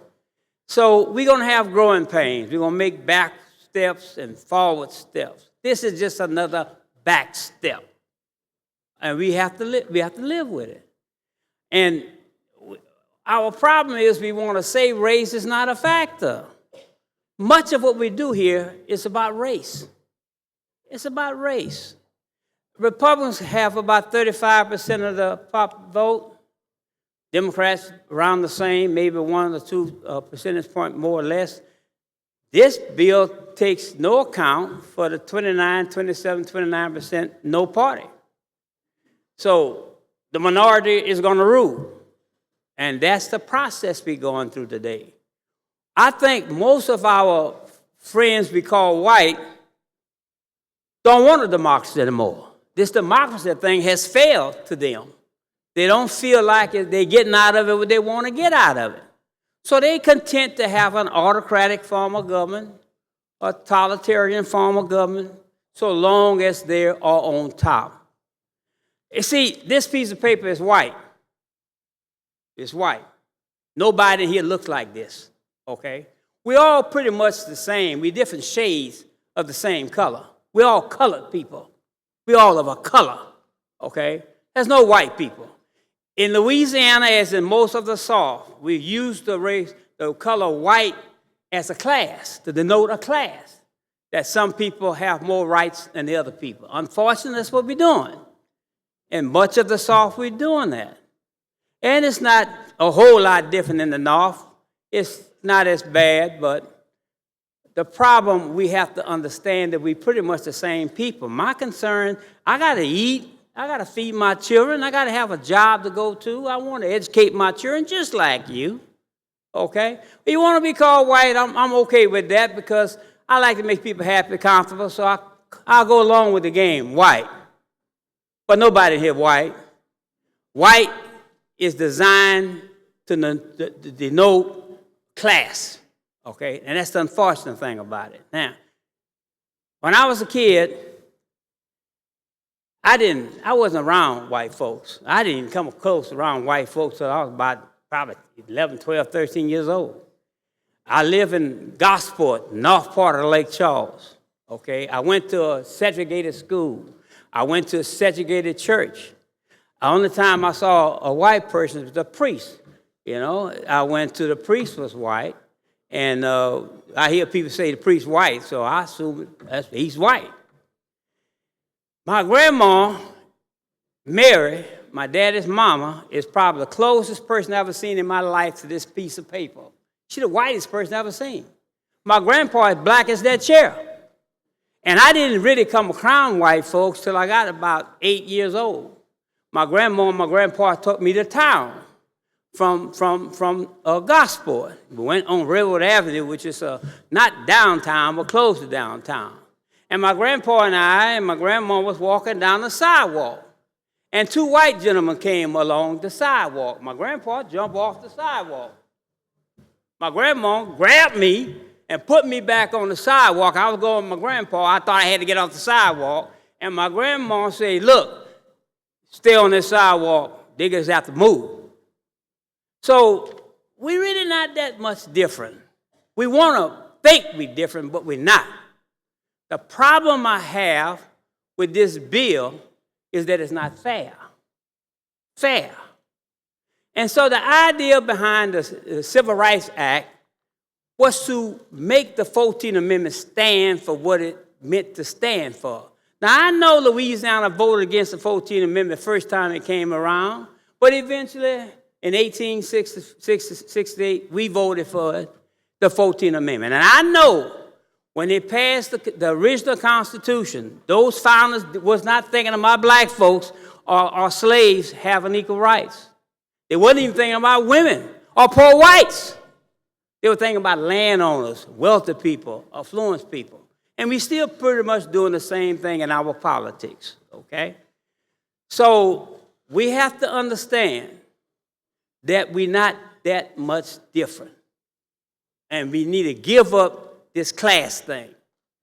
Everybody should be equal in America. America didn't become great. You say, make America great again. America wasn't great when they had slaves.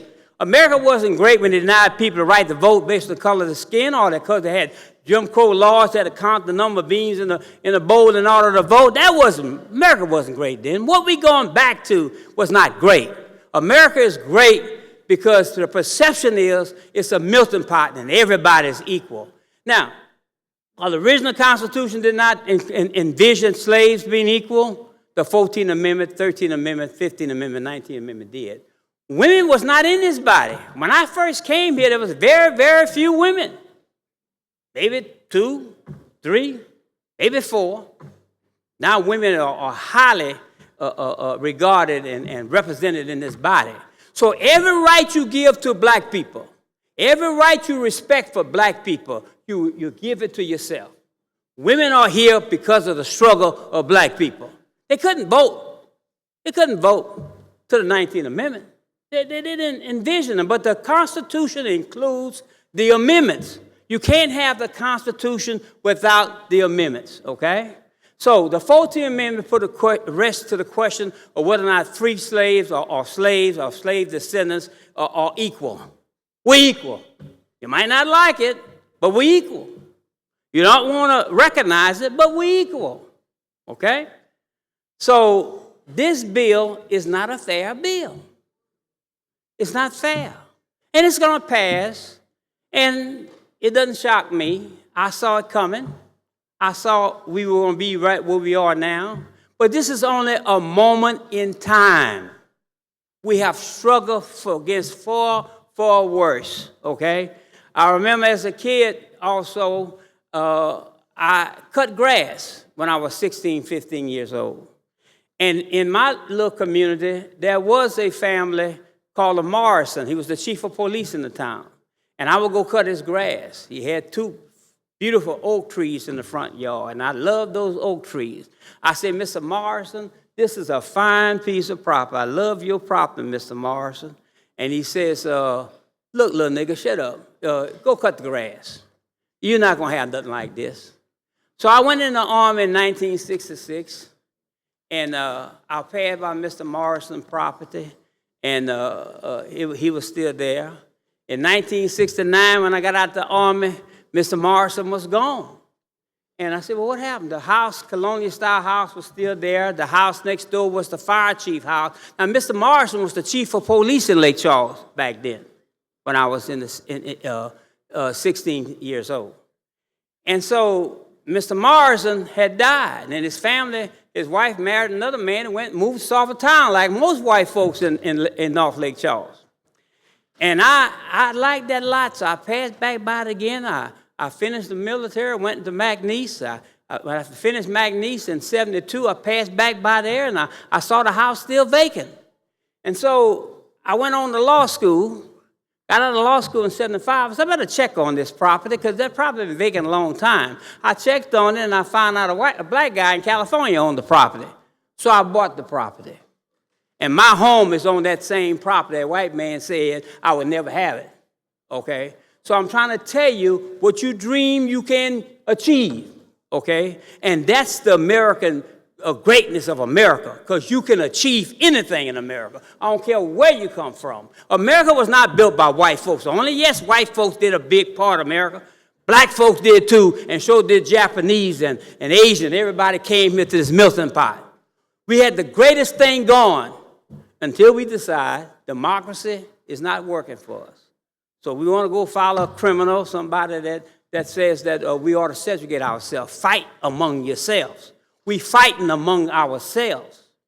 One people of the same interest fighting among themselves. The blacks against the whites against the blacks, the Japanese, the Mexicans. We don't realize.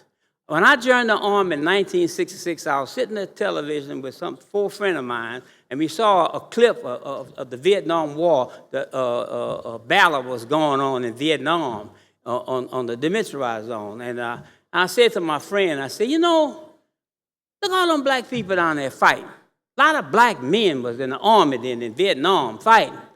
And I felt like, hey, I'm going to join the Army. Can you go fight for your country? I asked my fellow friend. And they said, 4 of us said yes.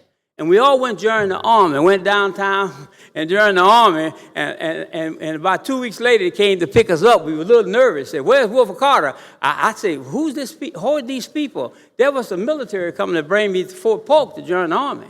So I joined the Army during Vietnam, and that's one of the greatest things that ever happened to me. I joined it because I felt like I want to give my life if I had to for my country. I was fortunate. Because of my grades, I was able to get in the Army Security Agency. I served in the Army Security Agency, breaking codes. And as a young man, I wanted to know where white folks come from. Where they come from? No, most people that I knew came from Africa or India or Asia. White folks come from Europe for the most part. They come from Europe, but that's the only race of people that don't identify where they come from. You're European Americans for the most part, okay? And if you want to be called whites or European American, I'm good with that. That makes you feel better. But the fact of the matter is, when I went in the Army, I was willing to die for this country. And today I'm still willing to die for it. Notwithstanding the racism, notwithstanding the difference we have, I'm still willing to die for this country, okay? So I'm going to tell you, we are as much of this country as you are. We deserve the benefits of this country as much as anybody else, okay? And so does the Japanese, and so does the Indian American, okay? So we're not making ourselves great again. America is less great than it's ever been because we're dividing and fighting among ourselves. So this is not a fair bill. It's not going to be fair. It's going to pass. We're going to litigate it. We're going to probably come back at some point in the future and we're going to straighten this out. It's going to take a little time, but we've been through worse. Judge Carter, can you begin to wrap it up, please? I just want to say, in summary, America is still worth dying for. America still has a chance to do the right thing. At some point, America will do the right thing. We're going to get back to make this country what we all hope it to be. It's not this, but it's going to get better. It's been worse. It's going to get better. I ask you to consider your vote and that this bill is not a fair bill. It's not a fair map. It disregards at least a third of the population of this state. Thank you. Thank you, Judge Carter. Rep. Freeman for the floor. Rep. Terry Landry, you're next in the queue. Rep. Jackson, I know you had a question for him, but he used all of his time. Rep. Freeman for the floor. Rep. Terry Landry, you're next in the queue.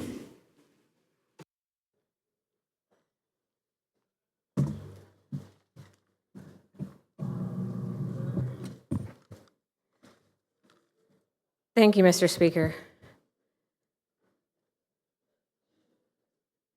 Members, I know everyone's tired, and I know everyone knows exactly whether they're pressing red or green. But Judge Carter just reminded me that we are all Americans, which I knew. I woke up this morning knowing that. This is the People's House. The U.S. Congress is also the People's House. So I have three main categories I want to share with you from my remarks of what I've been thinking about today and as I've been listening to other members and questions. And first, I'm going to talk about incumbency, and then I'm going to talk about financial impacts. And last but not least, I'm going to discuss transparency. This may not be the popular thing to say to anybody on this floor, but I think protecting incumbents is wrong.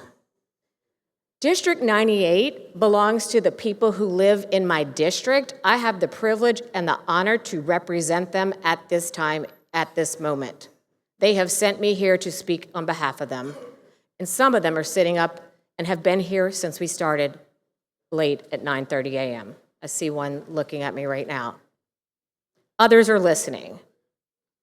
But when we sit here on the microphone and discuss how we are protecting incumbents, I find that disingenuous and un-American. I majored in American Studies at University of Virginia. I don't think that's what the Founding Fathers meant when they were trying to send us representation from across the states in the original Congress. And I'm not going to sit here and quote the Federalist Papers or any of the other documents that I read when I was in undergraduate. But you all know what I'm talking about.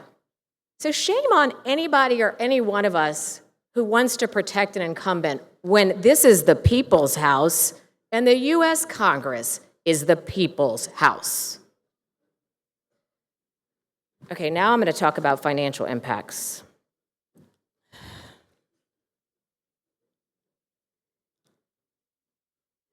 Other members of my caucus have come up here and mentioned our reliance on federal funds. Our state budget is about $49 billion, and 46.5% of it comes from federal funds. When we are ping-ponging back and forth and spending our time and our effort on other things, we still are dependent on federal funds. And all of those who've sat on appropriations at some point or now sit on it know what I'm talking about. We hear about this from every single agency that comes before us. A few years ago, there was an infrastructure bill in Congress when President Biden was still the President of the United States. On the House side, one member voted for those funds. That one member is Congressman Troy Carter. That's the one member who voted to bring money back here from the House side. The one member on the Senate side who voted for that, Senator Bill Cassidy. So that in itself shows me there can be people on other sides of the parties to represent our state in the best manner possible. But if you're an incumbent and you come home and try to take credit for somebody else voting to bring money back here, that is wrong. When I talk about financial impacts, I think about what I hear when we sit in those budgeting hearings. It's embarrassing to me that we are spending so much time redistricting on behalf of something that didn't say you have to do this in this time period. We're not spending time on actually figuring out where to pay our teachers. Not a raise, a stipend that they deserve and they earned, and we've been trying to give them for years. I will say the Democratic caucus has been fighting for that since 2023, and every year we're told, oh, you get a stipend for your teachers. Everybody should be embarrassed by that we haven't actually figured out a way to pay the teachers, because that's a financial responsibility of us, because we represent the people. We have healthcare crises. I hear about them in the rural areas specifically. Doctors in my district that I represent call me and tell me about the emergencies that they have to take care of at the hospitals in New Orleans because there's not the specialist or the people to take care of those people in the rural areas. I don't see us focusing on that. We're spending hours on something else. And with education being such a high priority, if we're really representing the people of this state, the financial impacts we should be thinking about is every child having that access to early childhood education. We are leaving kids behind, and we know the statistics. It's very clear. If you invest on them in the early stages of their lives, they're going to have success in the future grades. But if they come to kindergarten unprepared, they're already behind. And we don't give all the money we should for the financial for that. The last thing I'd like to talk about is transparency. I was watching some of the tapes last night and this morning from these hearings. So many people came and testified against these maps. And I thank them. I'm very grateful for every single person who came here, sat here, filled out a red card, and even if they filled out a green card, I'm glad they showed up. But overwhelmingly, people showed up to say why they didn't support these maps.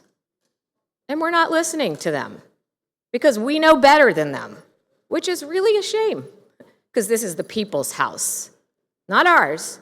It belongs to the people of the state of Louisiana. And when I was looking at one of the videos, and I'm going to quote the author of this bill, Jay Morris, he said, and this came off of his testimony in House and Governmental, it's a democratic process, and I think it's a fair process. I think the ultimate map is fair, even if you don't get to elect the person you want. A lot of times the person I want to be elected does not win. That doesn't mean it's not fair to me. I kind of agree with him that sometimes things aren't fair. But this map, not fair. You heard me ask Chairman Bouye, and I've got the stats pulled up from his amendment that's now the bill. No one came to talk to the Orleans House members. And I found out from Candace's remark, from Rep. Newell's remarks, that she didn't even have this information.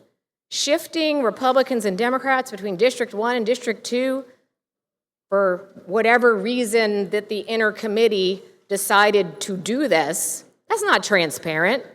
That's inside closed doors, and that's not representing the people. That's representing inside track. I honestly believe that every person should have the opportunity to run for office. whether we're an incumbent or somebody wants to challenge us. That's the American way. That's the democratic process. That's why I ran for office, to represent, not to sit here and make decisions on my own or based on my party status. And as you all know, I represent a majority white Democratic district. But I have a large number of no party and a small number of Republicans, and I work with all of them. And they know that about me. They call me, we have discussions. To me, that's transparency. But this is just inside backroom politics, and it's sad for me to have to stand up here and say, I'm embarrassed that we're not representing the people of the state of Louisiana, leaving them behind. It really upsets me. Thank you, Mr. Speaker. Thank you. Next is Representative Terry Landry. Representative Travis Johnson is on the queue.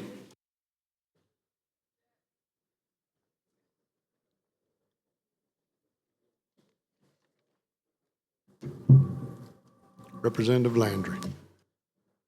Thank you, Mr. Acting Speaker. Members, I really contemplated long and hard of what I was going to say today. And it was a conversation with my wife that got me to thinking. You know, she tells me that this legislature, this process, is like a jealous mistress, and that I've been gone and I come home exhausted. And even when I'm at home, I'm not present. And this is kind of all we talk about, is this process and what's happening here today. And I thought about the sacrifices that we all make to be here, the sacrifices that our families make. And then I thought about my children. I thought about what I want them to inherit, not just from me, but from this chamber, from this state. And then I sat and started to think about the members who served previously, who sat in these very seats.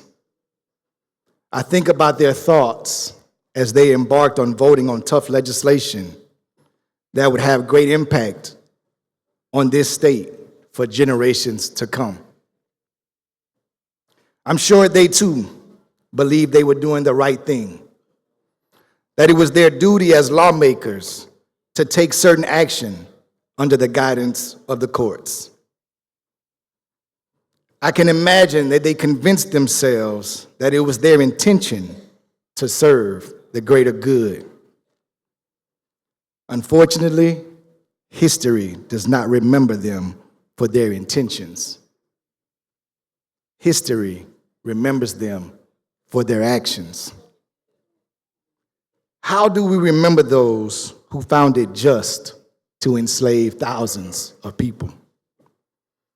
How do we remember those who justified the torture and murder of a 13-year-old boy, all because he allegedly whistled at a woman of fairer complexion?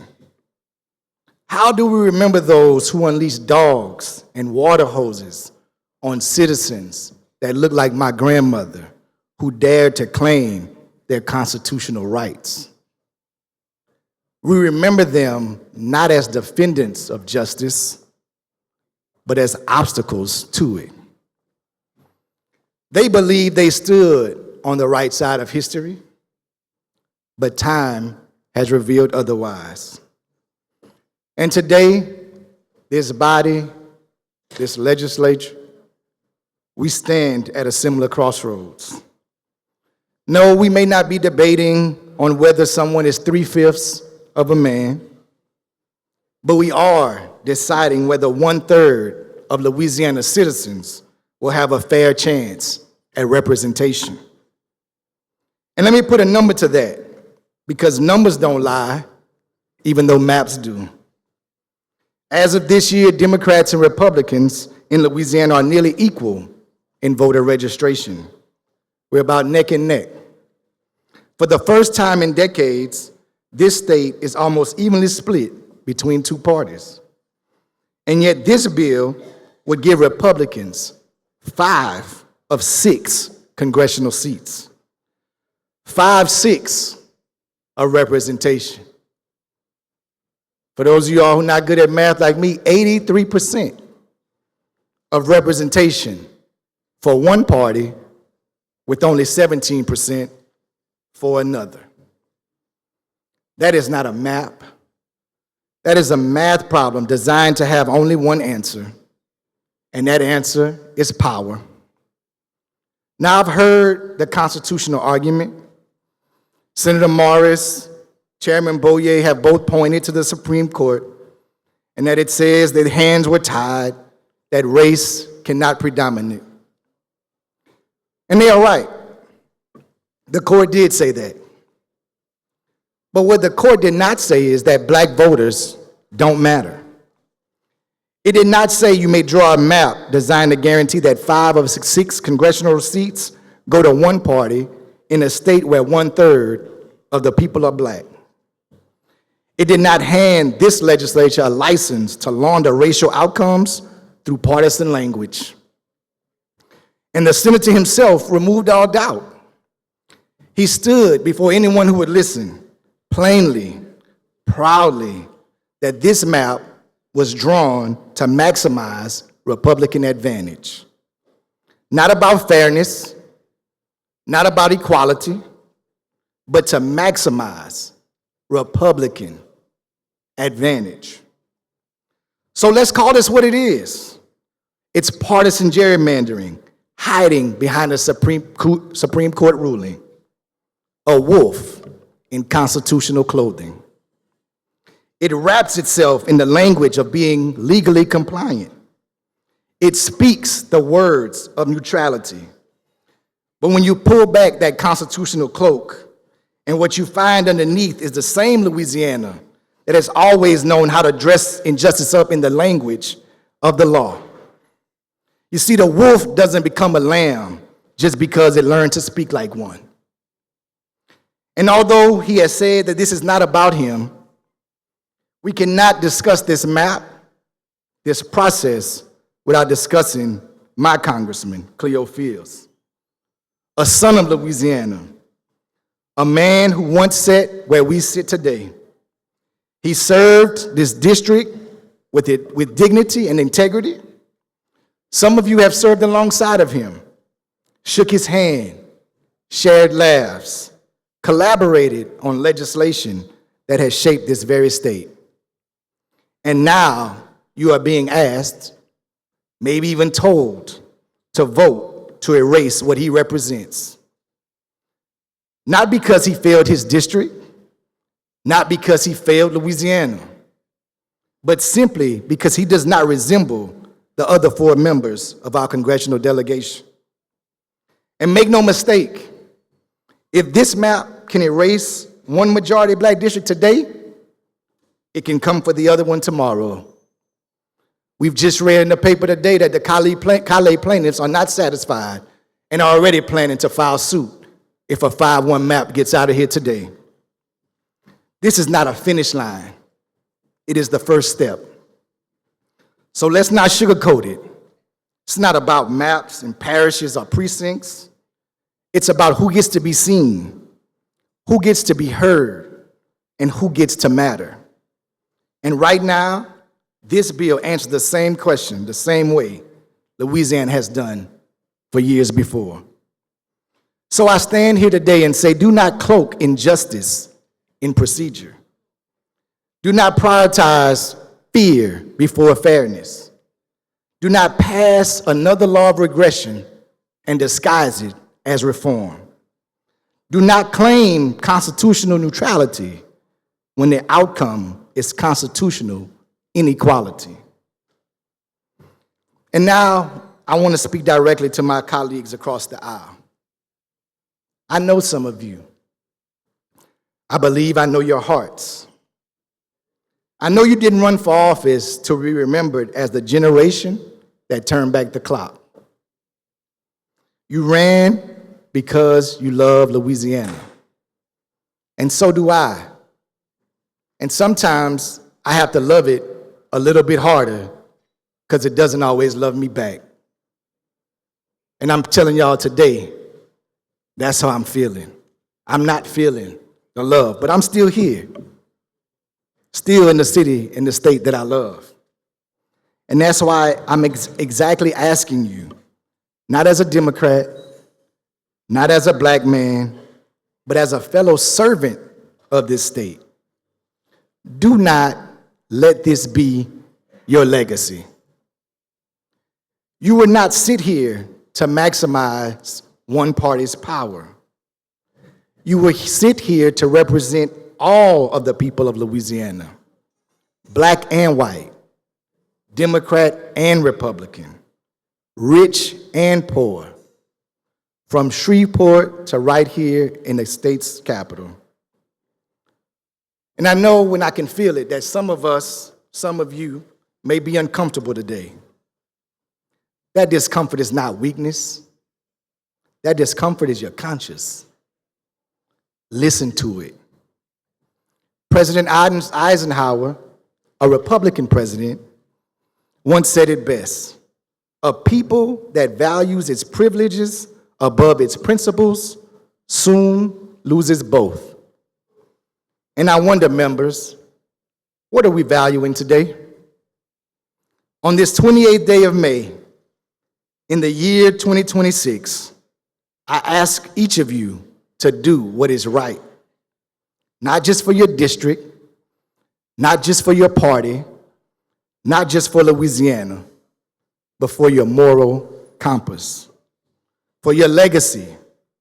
Because one day, when the pages of history are written, you will not be judged for the title before your name, but for the courage behind it. You can choose to be a champion for all of God's children, created in His image, deserving of dignity, representation, and equality. Or you can choose the side of the wolf, the side that hides behind constitutions while it devours the rights of the very people these constitutions were meant to protect. Choose wisely.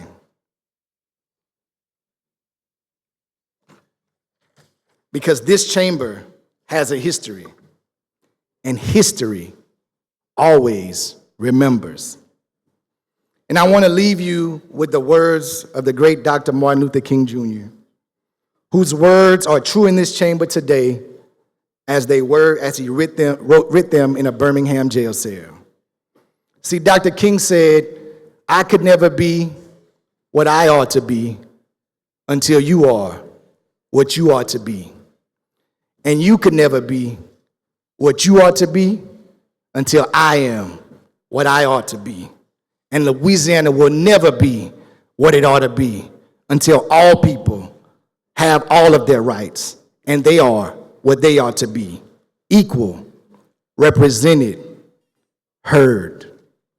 Please vote no on SB 121. Thank you, Mr. Speaker and members. Thank you, Representative Terry Landry. C. Travis Johnson for the floor. Rep. Bryant, you'll be next in the queue.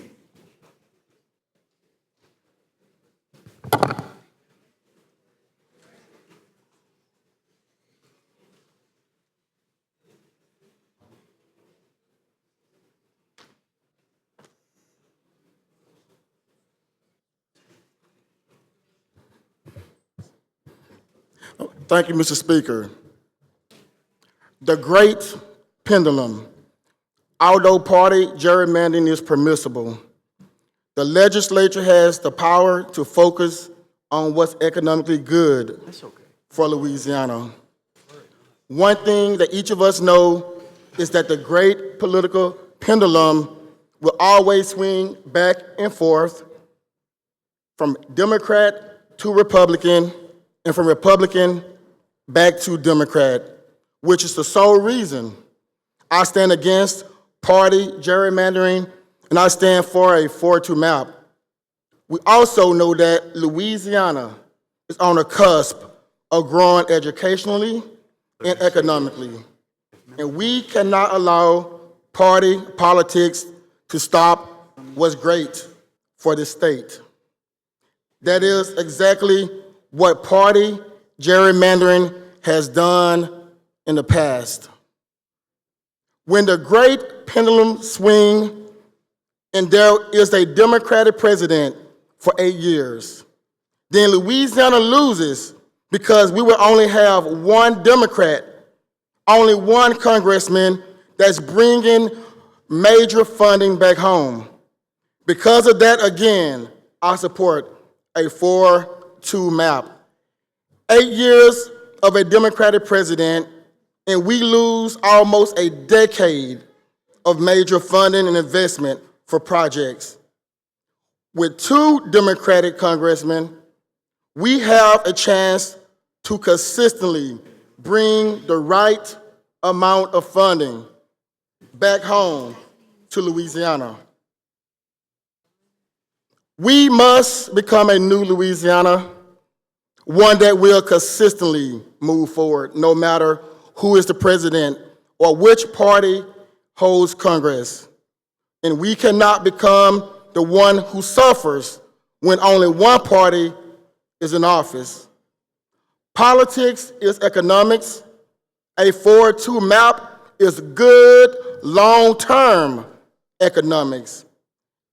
And these legislators standing with me all believe in economics for our district, for our people, and for Louisiana. So again, I ask that we support a 4-2 map and that we stand against SB 121. Thank you, Mr. Speaker. Thank you, Representative Travis Johnson. Rep. Lyons for the floor. Rep. LaFleur, you're next in the queue.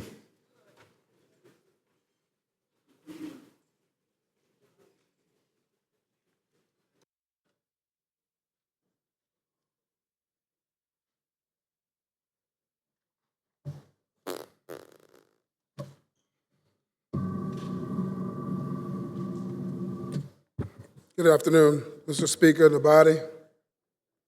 I stand in opposition to SB 121. I'm not going to try to repeat some of the things that have been said. Thank you in the balcony for staying with us this long. Thank you to the people that's sitting on the phone, on the TVs watching and trying to make a change here in Louisiana. I want to start with a dear friend of mine, Timmy Chasson, always talking about this event with his kids at home. And them asking him why would his friends and why would the people he served with do this or take this kind of action against him. And he says that because they can. So I asked myself, if I was in the same position, if I was in a plurality, and would I do this to my colleagues? Would I do this? Would I take a seat? Would I not want to draw a map that was equal and fair? So I looked at myself and I answered the question, and I said, well, what did you do when we first did the census? And it first came out, and it was Democrat for a governor, and it was Democrats that could block a supermajority, and you felt like you could have some say in the House that you served in.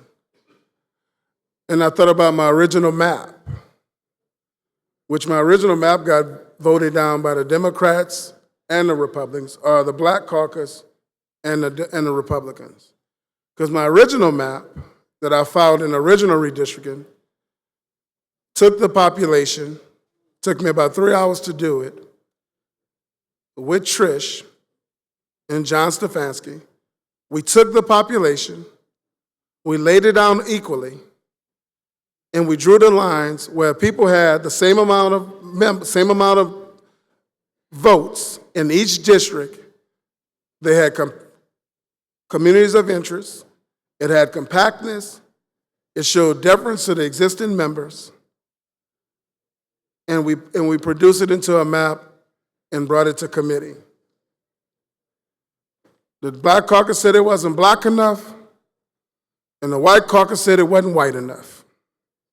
And in that moment in time, I knew it was the right map for Louisiana, because it would bring people to Congress that would have to have a conversation, no matter what district they were in, with the other side. So then I had to ask myself, you were friends with the chair of House and Governmental. He was from your caucus. You had helped elect the speaker. Would you have some impact in drawing your own map for your own district? And if you could draw your own map for your own district and have some say in your own map, your own House district, what would you do? You heard about the 80-20 maps, black to white, white to black. So I walk in and I say, I want a map that makes me listen to all people. And it landed me with the only map in this House that's about 60-40. It wasn't about me getting reelected. It was about me having to be in this building and having to listen to all people and take all people's consideration, all people's views into consideration when I voted my machine or brought bills to this House. Right? So would you be sad knowing that your colleagues have the power to hurt you or help you, and they have decided to hurt you? So I'm hurt. Actually, I'm just truly embarrassed. I'm embarrassed to speak to my friends. I'm embarrassed to speak to my families that live in other northern states. That's the God honest truth. Because in Louisiana, the people do not come first. Poor people and middle class do not have a chance in this state. Educators do not have a chance of having a good quality of life, a nice home, a nice vehicle, a place to raise their kids in this state. I'm with Judge Carter. If we keep going the direction we're going, this state is definitely going to be about the haves and the have-nots. And everybody in the middle is going to suffer. Housing is ridiculous. Jobs, ridiculous. Our education system is pitiful. 3 years ago, we got to 35. Everything we did here has whole progression in education, quality of life, mental health. All we did for the last 3 years is how we could hurt the minorities and the poor people. How we could force policies and procedures on them that didn't even get a hearing under John Bell. And by the way, it was a Republican House and a Republican Senate under John Bell. And they got shit flying through here that wouldn't even get a hearing in our first term. So the Bible teaches you this: all people are one human race, created of the same image, and that is of God. It condemns racism. It condemns prejudice. It condemns favoritism. That's the Bible says that. My Bible. But here in Louisiana, we wanted to still be okay. We wanted to still be fine and dandy, assigning different values to different races and ethnicities and genders. We don't care who we beat up in this house. You ain't got a chance in this house if you ain't rich and you ain't white. And that's the God honest truth. Everybody else fall in line or get punished. Period. You could beat up on me, but I'll laugh at you because I'll watch you get whooped. Because you ain't rich and you ain't white. You pick. And as long as we continue to operate like that in this house, it's going to continue to rise and fall in every category that matter when it comes to government and the purpose of government. And that is education, that is health outcomes, that is crime, and that is insurance. If we act violent in here, and we continue to act inconsiderate in here, how do we expect the residents and the children of this state that come here and visit and watch us from the wall, how do we expect them to act if we the wildest cowboys in the state?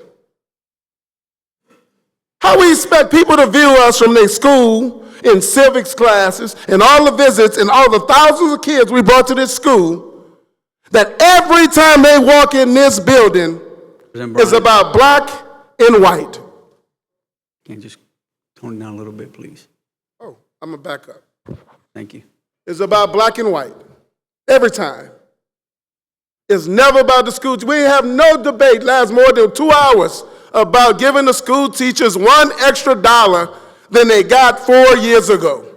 And we still calling it a raise, when it's the same amount of money they made 4 years ago. When is that a raise? No debate. Zero debate in a state that does not pay attention to mental health, and we want to know why people are acting the way they act and doing the things they want to do and not caring about the consequences, as if that is normal thinking that does not need any kind of mental health treatment or any kind of care or any kind of love, when everything we do in here is divisive and unloving. That's the truth. We ain't had no debate more than an hour or 30 minutes about nothing about education, nothing about mental health. Zero, as if that's not the purpose of government. We can't ask the world and the state and the kids and the people that we're raising to act neighborly and kind when we don't act it in this house, and we're the example that they're supposed to be following. Live your creed.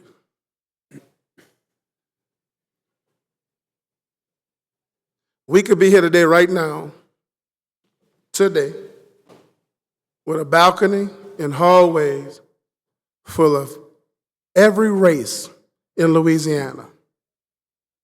From the people at the little grocery store around the corner, from the people at the restaurants that we all go to when we get back home, to the people that we work with that sit next to us in our desks. We could be here bragging about this team.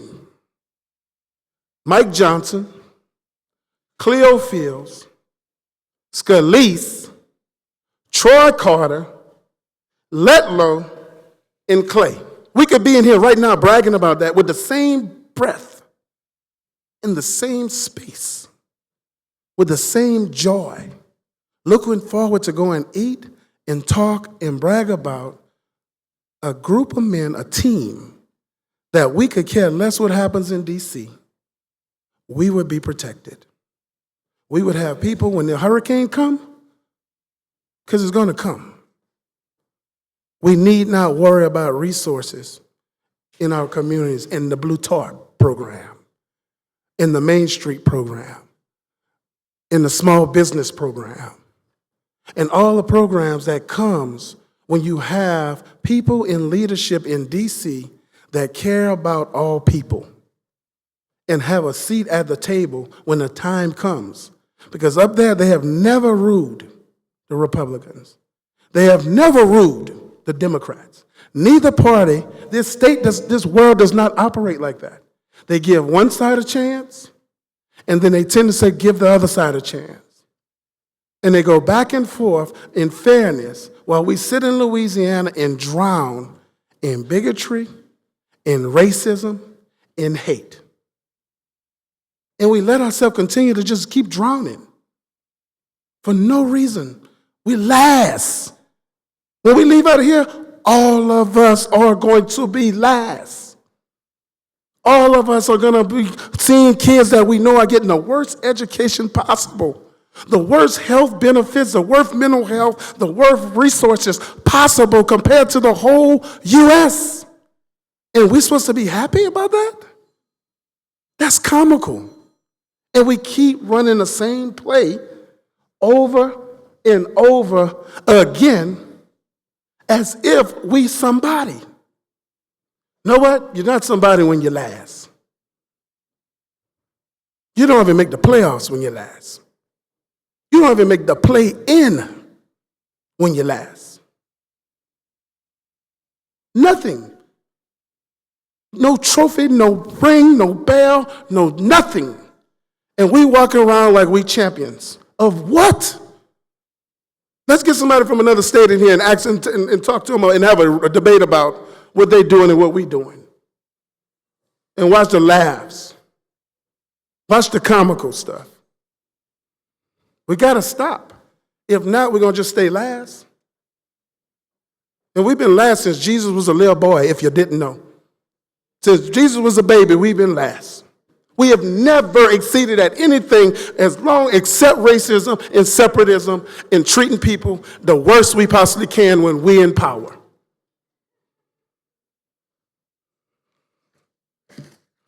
Who clips, scratches Cleo Fields from their team? The man been serving since he was 17 years old. He has every living president, some dead, every political advisor, every rep, every Congress in his cell phone of every party. He gives access, he has the most access in D.C. than any other rep up there because he's bipartisan. And it doesn't matter who's in a room with. He's the same person all the time. Representative Bryant, I need you to wrap it up, please. But that was it. Thank you. Thank you, Mr. Speaker. Representative Lyons, you're for the floor. Rep. LaFleur, you're next. And I just want to let you know, Rep. Young, you'll be after Rep. LaFleur. So Representative Lyons, to the floor.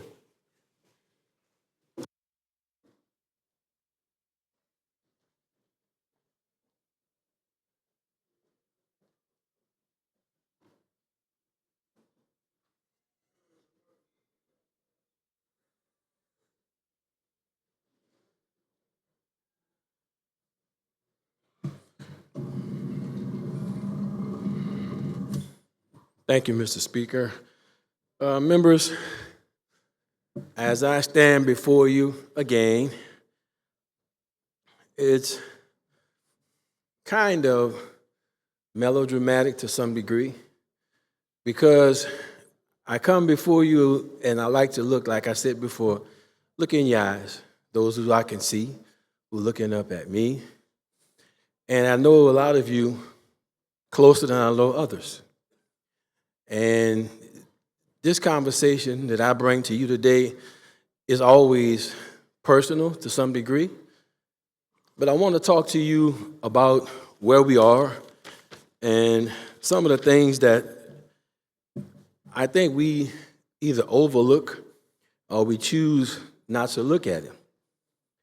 I mentioned to you earlier that when we do redistricting, we go out throughout the state and we let the community tell us what they like, what their preferences are, and how it happens. And we come back as a body and we debate, we offer suggestions that we get from our communities, and we come up with something that either we all can agree on or we don't agree on. But this situation here, we rush to this spot. We get here because of the fact that something else is moving us to be here now. Now, under the Purcell ruling, as it goes in situations like this, states are compelled to operate during the election process as if nothing happened, especially when a process is started, until the courts can come in and make a ruling or do whatever they do. We ended an election process that already started because there's a movement to hurry up and do something. it may or may not be in the best interest of Louisiana to have done that. But we're doing it, and we're here. As the process of this going on, I see that some of you are not completely happy with the map as it is. It splits some of your communities that some of you not happy with. I heard one representative talk about some precincts in certain areas in my parish that have been moved. Those people aren't happy about that. And I'm glad he spoke on that. But there's other parts of the map that I've seen in some of your communities that some of you aren't happy about. But I don't hear you come into this podium speaking about it. I don't see some of the things happen. When the map first came over here from the Senate side and was found out that an amendment was put on over here, Senator Klein-Peter said, we're not happy about that. I don't like that. Why did they do that? So it lets you know that some things that happen. So we have an amendment that was brought by the chairman today. That amendment takes care of some of the issues for some of the members who came before him. But that's not how the redistricting process works. It's not how it works. So when you look at that map, now that it's been amended, and you look at the principles of redistricting and how it applies, the deviation is way, way off. The precincts, the districts as they stand right now are 40 to 50, either minus or plus out of deviation. So when you go before a court and you want to argue that your map is fair and it's not intentionally drawn one way or another, I don't know how you explain those deviations. So the principles don't matter anymore now. It just matters what we can put together right quick and throw in so we can have a map, so we can have an election, so we can do what is prescribed for us that we need to have done to satisfy somebody else. But we're not satisfying Louisiana. We're not doing what's right for the people who sent us here to do that. Regardless of whether we disagree or not, there's a process that's in place. We can't keep changing the rules. We can't keep changing the game to make something else work. And something else that I want to say while I'm here, during the election process all over the country, everybody looked at Louisiana. We became what they call ground zero for change, ground zero for this situation. Some of you don't. Some of you do listen and watch the news and see what's going on. It's important sometimes for you to realize what people think about your state, think about what you do as a legislative body. Now, I was standing in line to vote, and this little 18-year-old kid comes up behind me, recognized me, and said, "Mom, you know who that is?" She said, "No, I don't know who he is. I'm new to the community." She said, "That's Representative Lyons. I saw him at my school. And this is my first time voting." And I congratulated the kid. Wonderful, nice, everything. She said, "I'm glad I could vote because I don't want to go back to segregation again." I'm like, "Well, why would you say that?" Because everything that's going on. I read and I study history very well. And I know about civil rights. I know about all those things that happen. And this is just a prerequisite to that. And it's just a heavy word, prerequisite. Yeah, it's a prerequisite. So if young people can understand, and when you see the noise outside, and you see the people that came to this chamber here, and last week before last, they come here to give their insights and the disapproval about what was going on, that's a small snapshot into the country. We just one of a few states that this is happening. We cannot be numb to that. We cannot be immune to that. We cannot become one political society that figures out if it works for me, it's good, I'm not worried about the rest. We can't become that. Can't become that. Like I said to you all before, you all shop at a Walmart, a store, you go to church, different places. Go sit next to somebody who you might consider down because they're not white or black, either Democrat or Republican. Explain to them what's going on in Louisiana. Why are we doing like other people are doing? When I traveled the country during redistricting, I went to all kinds of communities. Now, I can tell you one, Greensboro. That's a real cool town. I like that place. I stopped there to get gas. I didn't travel I-10, I-20, I-49, I-12. I went through the back roads because I wanted to see what people saw. That meant something to me to do that. This is a privilege to have this job, to do that. So what I see is a Louisiana that's happy, that's proud of who it is, and how we all work together. We should get along together. We should live inspired together to grow. Yes, we are at the bottom of a lot of things, but this is not how we get up. We can't play countrywide or nation politics in a state that has so much to give, yet has so much that it needs. We can't do that. That's not why we were sent here. It's like somebody else writing a playbook for us to play, and we just pawns on a board. And I don't understand it, but I do accept it. So I commend all of my colleagues for coming here and speaking. And I commend them for the courage to say what they have to say, because at home, people I represent, both Democrat and Republican, expect me to say something because I do what's fair. And as I was sitting there before my turn came up, I'm looking at what I want to say. And we have an old saying that what's been understood don't need to be repeated. So a lot about what I want to say has already been said. But look at this building. This is the north. We're on the eastern end of this building. And those of you who know me, that's the way I travel. I travel east. I stand before you right plumb right now. That's my obligation. And that's what it is. It makes me do what I do, not just for me, but for everybody in here. I'm angry about a lot.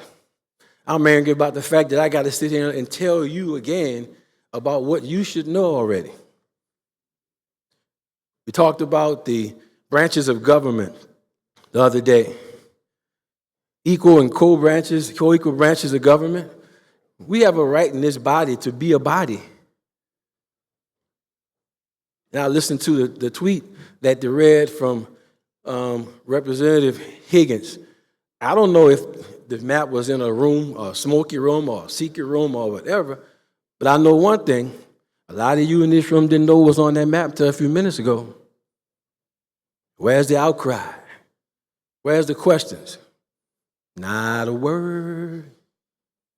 So I'm just telling you, at some point in time, history does repeat itself. I don't want that. I don't want this to be, as that young kid told me, a prerequisite to something else. I remember as a boy listening and watching the things that happened around this country because people could not be heard.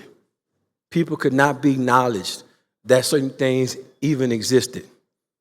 And things actually were a beginning or caused by something. You know, we always talk about Martin Luther King and his speech. You know, we always remember, I have a dream. I have a dream. But there's parts of that speech nobody talk about. Nobody wanted to hear about. And one of it is the phrase, basically, when we talked about the people around the country, what was going on. He said, the riot has become a language of an unheard people. So look at the rights, civil rights, voting rights. Excuse me, how did they come about? Because this country was in an uproar and uprising based upon how things were going. People were being unheard, unfairly treated.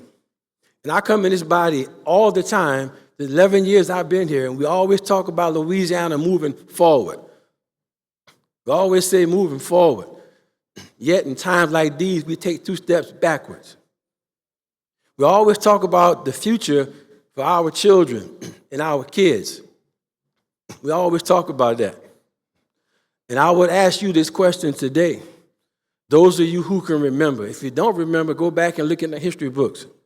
How many of you have prepared your kids, your grandkids for 1963, 1964, and 1965, when this country was in an uproar, civilly? Because at that time, people were fighting. People bled and died for those rights. That's why we coming up here talking to you now. We can't go back. What we building for our children, our grandkids. If you haven't, go home and have that conversation with them today. That if I don't do something better or something right to make sure Louisiana does not go back, I need to prepare you for what was back then. I need to prepare you for the opportunity when people couldn't do things together because it was, at that time, it was racially. Now it's politically together. I need to prepare you for that.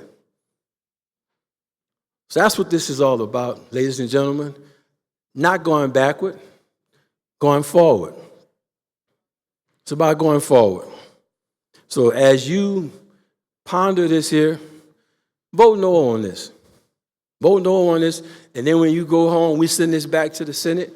You can tell your constituents I voted no because it wasn't right for this community, which y'all sent me there for. It'll probably go to conference, and somebody else gonna make a decision for you. But for every decision that you have to make, you've done the right thing. Not what's prescribed for you, not what's suggested or told for you, but what you know to be right. Talked about obedience, that goes with courage. So as I move from here, understand that. I've shed light, I brought light. It's up to you to shine underneath it. Thank you, Mr. Speaker. Thank you, Representative Lyons. Representative LaFleur for the floor. Representative Young, you'll be next in the queue.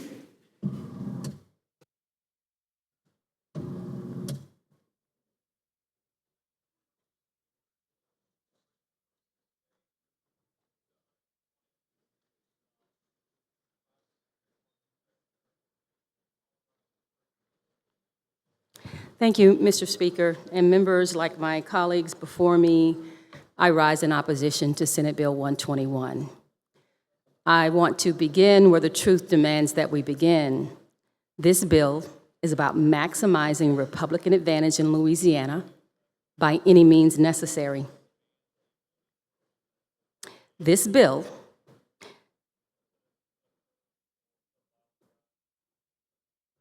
lets us know that where instances where race and party are so closely aligned in this state, where you can't distinguish between the two, the Republican advantage that is being created by SB 121 means that we're minimizing the political power of anyone in the state that is not a Republican.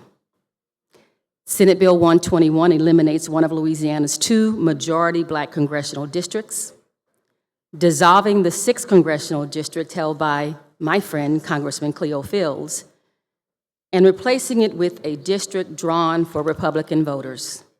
In one stroke, this body proposes to move Louisiana from 4-2 to 5-1. I represent constituents who live, work, and vote in communities that this map deliberately fractures. East Baton Rouge Parish is being split under Senate Bill 121, not because it represents a better fit for our community, not because it reflects the natural ties that bind our neighborhoods together, but because splitting Baton Rouge serves the partisan goals of packing Black voters into one district while leaving the rest of the parish in Republican-safe territory. Let us be precise about what this new District 2 actually is. It stretches from New Orleans to a narrow sliver of Baton Rouge, a district whose population is anchored overwhelmingly in Orleans and Jefferson parishes. Baton Rouge voters represent less than 14% of that district now. We are not being included in District 2. Leaving that, no mistake to that. We are being appended to District 2. Our voice in that arrangement will be subordinate, not equal. The impact on voters in this new District 2 cannot be overstated. The author has confirmed that the design packs Democratic and Black voters into one single district so that Republicans can dominate the other 5. That is not representation. That is containment.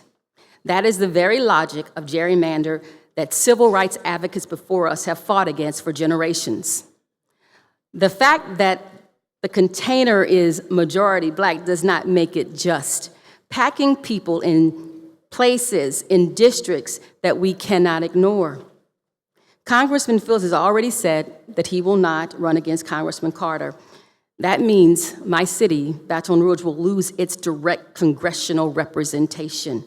The capital city of this state will lose its voice in Washington. I've heard it argued that the Supreme Court left us no choice. But the court in Calais did not order a 5-1 map. The court did not tell us to suspend elections or to rush through redistricting. Court did not say those things. Those were choices made by the majority, and those choices will have consequences that will be felt by Louisianians for decades. Faith does indeed compel me to speak plainly. There is no righteous path in this map. We cannot dress up voter dilution in constitutional language and call it justice. We cannot draw lines around black communities to isolate and diminish them and call it compliance. The people of my district and the people of every district in this state deserve better from this body. We cannot ignore the magnitude of racial polarization in this state. If you lack wisdom and you lack courage to do what is right in this very historical moment, do as we prayed earlier today. And what did we say we would do? We said that we would ask God. So I invite you each to ask God, not your leaders, not your president, about how you should treat the citizens of this great state. One thing I know for sure, integrity is expensive for a reason. Thank you, Mr. Speaker.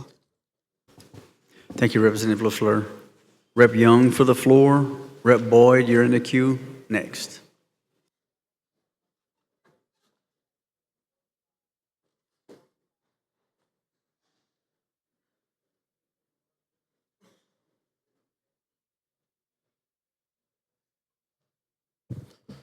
Mr. Speaker and members, I rise in opposition to this bill. And I want to address directly the argument we continue hearing in this chamber that the recent Supreme Court decisions somehow justify what is being done here today. We are told that this map is permissible because it is about partisan advantage. We are told the Supreme Court, through Rucho v. Common Cause, has effectively blessed this conduct. But that is not what the court said. The court did not say partisan gerrymandering is good for democracy. It did not say it strengthens representative government. It did not say it is fair. The court said federal courts may not be the institution that resolves this problem. While I fundamentally disagree with that, the court did say that the federal courts may not be the institution that resolves this problem. That is a very different thing.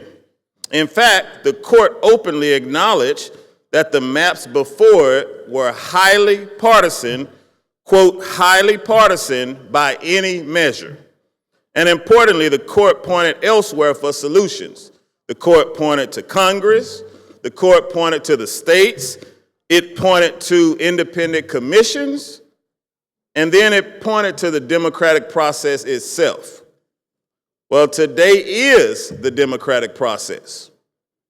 Today, this legislature is being tested.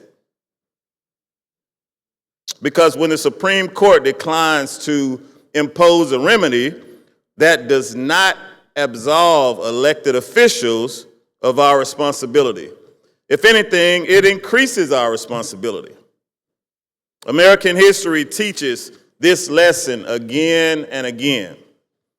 For decades before Baker v. Carr, the courts refused to intervene in grossly unequal legislative maps.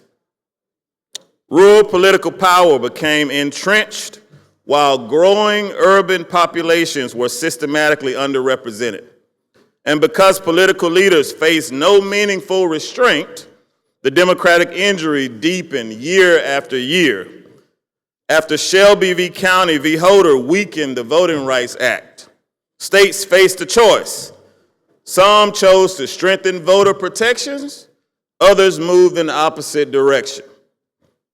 And perhaps the clearest warning comes from Plessy v. Ferguson. In Plessy, the Supreme Court said states could maintain a, quote, separate but equal system. The court created constitutional space for states to act, but states did not use that discretion responsibly. They used it to construct the machinery of Jim Crow. Segregated schools, segregated transportation, unequal public services, and the systematic suppression of black political power for generations. The lesson is not that every issue in American history is identical. The lesson is that when courts step back, legislatures face a moral test. And history remembers what states chose to do with the power they are given. A court declining to stop abuse is not the same thing as a legislature being justified in committing it. Let me say that again. Because a court declines to stop abuse, it is not the same thing as a legislature being justified in committing it. Members, this bill dismantles the district not because the community disappeared, not because representation improved, not because voters demanded it, but because the voters in that district produce outcomes the majority party doesn't like.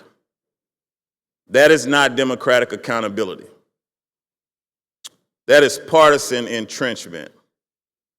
In a democracy, voters are supposed to choose their representatives. Representatives are not supposed to choose their voters. But partisan gerrymandering flips that principle upside down. It allows politicians to carve apart communities, sort citizens by voting behavior, and predetermine outcomes before ballots are ever cast. And when that happens, elections stop being true contests of persuasion. They become exercises in map making.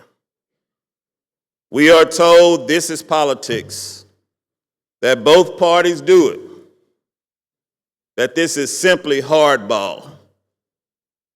But there's a difference between winning elections and engineering durable power that is insulated from accountability. Democracy requires uncertainty. It requires competition. It requires responsiveness. It requires elected officials to persuade the public again and again. Safe districts create safe politicians. And safe politicians stop listening to the people. That is one reason that public trust in government has eroded so deeply across this country. People increasingly believe the system is rigged, and when legislatures openly manipulate district lines to preserve power, we confirm their worst suspicions. And let us not pretend communities do not understand what is happening here. When a majority-minority district is dismantled under the language of partisanship, people do not experience that as an abstract legal theory. They experience it as the weakening of their collective political voice. Members, the easiest thing in politics is to use power when you have it. The hardest thing is restraint. The hardest thing is recognizing that legality alone is not the measure of legitimacy. Because history will not ask this legislature, technically, if we possess the authority to pass this map, history will ask whether we exercise that authority honorably. The Supreme Court stepped away from this fight in federal court. That means the responsibility now rests here with us. And we must decide whether Louisiana will use that responsibility to strengthen democratic representation or weaken it for political gain. I urge this body to reject this bill. Thank you, Representative Young. Rep. Boyd for the floor. Rep. Phelps, you'll be next in the queue. Speaker Pro Tem.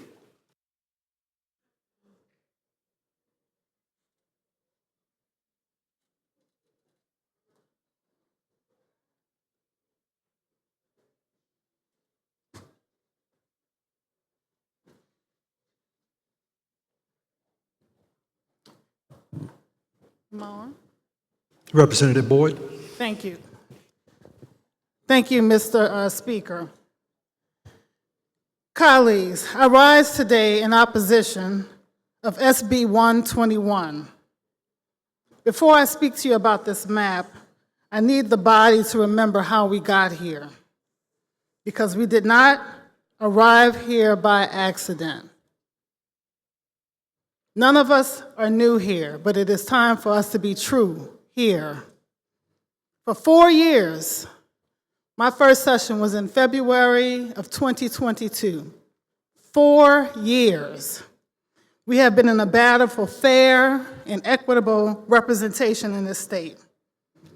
In 2022 redistricting session, Black Louisianians made up roughly 33% of the population of this state. The math is not complicated. The law was not ambiguous. That share of the population entitled our communities to have 6 new House seats, 3 new Senate seats, 1 new Supreme Court, 1 additional Bessie, and 1 additional congressional seat. And what did we do here while we were here? What did Black Louisianians get? Nothing. Not one map that came out of this building that February gave Blacks an additional seat in any of those houses. Every map violated, at the time, Section 2 of the Voting Rights Act. The Voting Rights Act, especially Section 2, was not supposed to be a suggestion. It was then a law.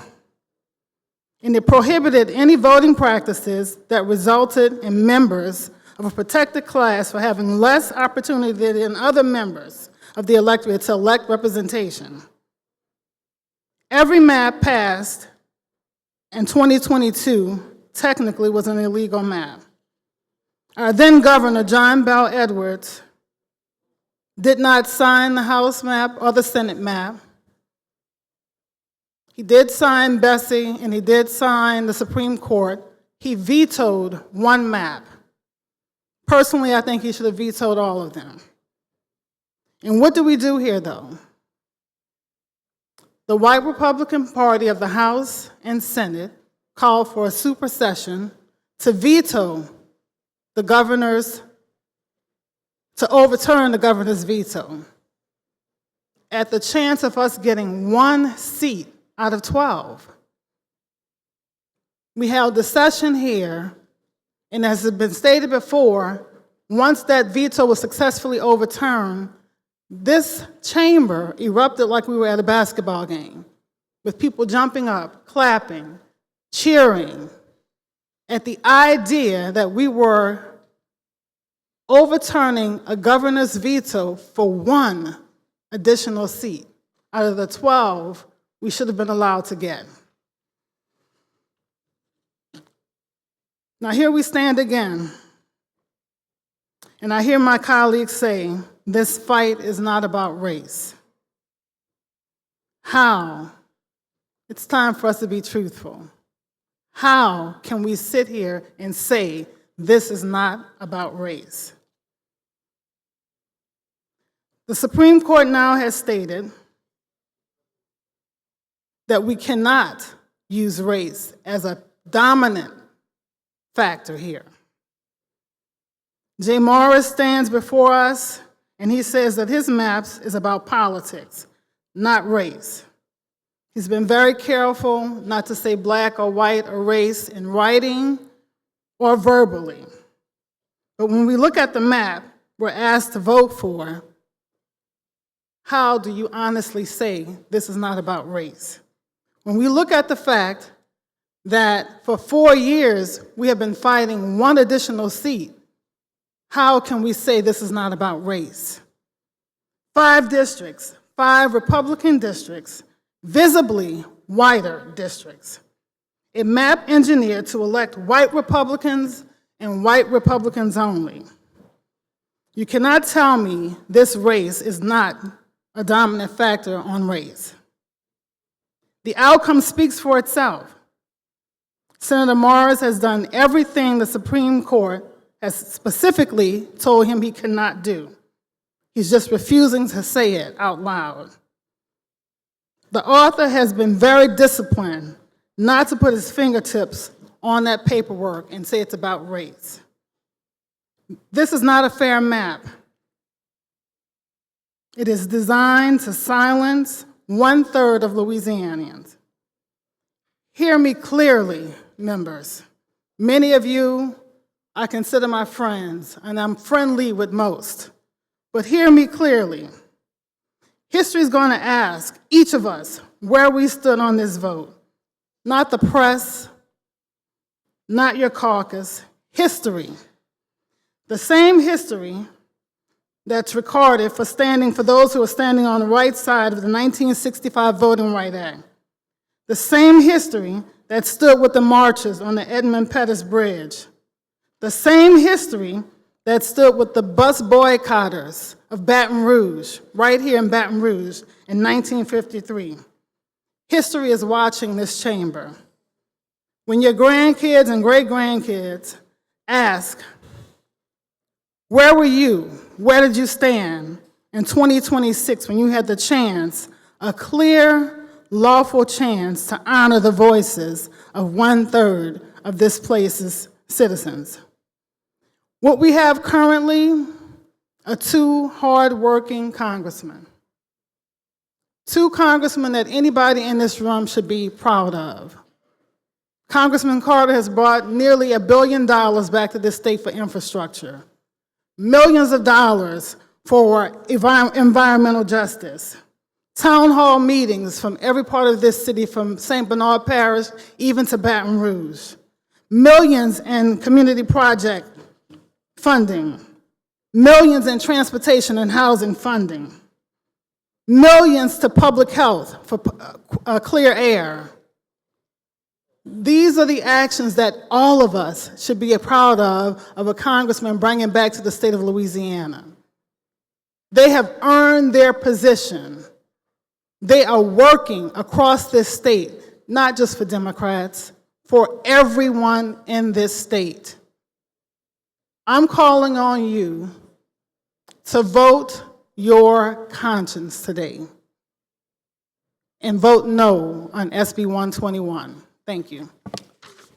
Thank you, Representative Boyd. Representative Phelps to the floor, and Representative Mandy Landry, you're up after Representative Phelps.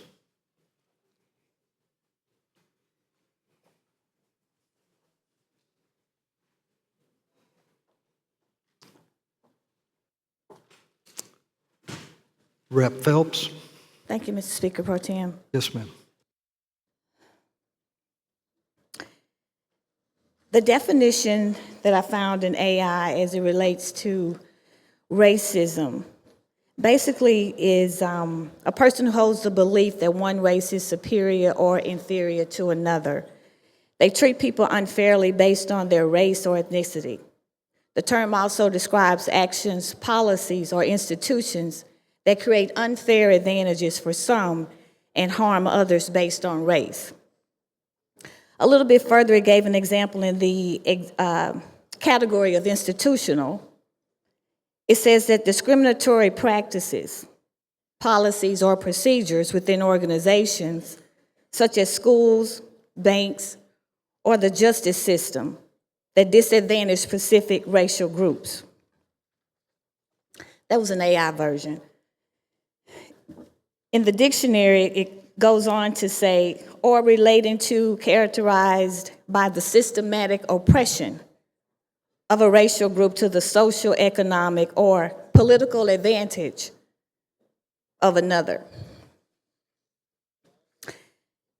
Since I've been here, I've been puzzled, and I've heard some of my colleagues mention prayer and the praying that we do. In 7 years, I don't know if I've mentioned this or not, but it's disturbed me since I've been here. How do we pray and do the actions right after that? I recall a few weeks ago when there was a Cedar Grove incident in my community, 8 children were killed, and we stood right here and we all prayed for those families. The next day, it was a Baton Rouge shooting in the mall. We all stood here and we prayed for those victims as well. And I believe that same day or the next day was the bill that had to do with eliminating the clerk in New Orleans, the clerk of courts bill. And we went on just like it was nothing after 2 days of prayer across the state of Louisiana. I started to reflect on Matthew 25 and 40. It says, and this is the New International Version, the king will reply, truly, I tell you, whatever you did for one of the least of them, these brothers and sisters of mine, you did for me.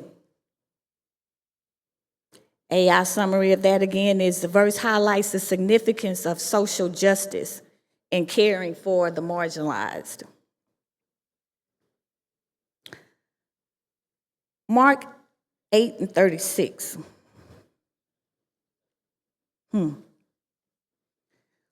What good is it for someone to gain the whole world, yet forfeit your soul?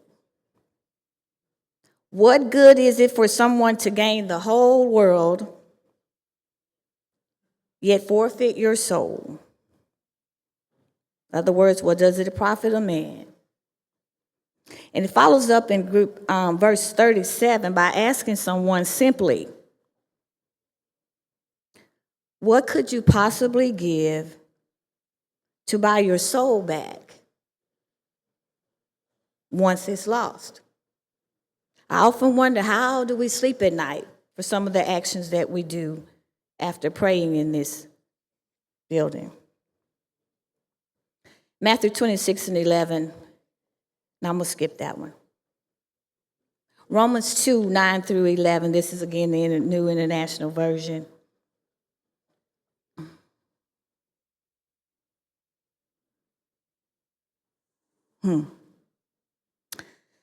There will be trouble and distress for every human being who does evil, first for the Jew, then for the Gentile. But glory, honor, and peace for everyone who does good, for the Jew, then for the Gentile.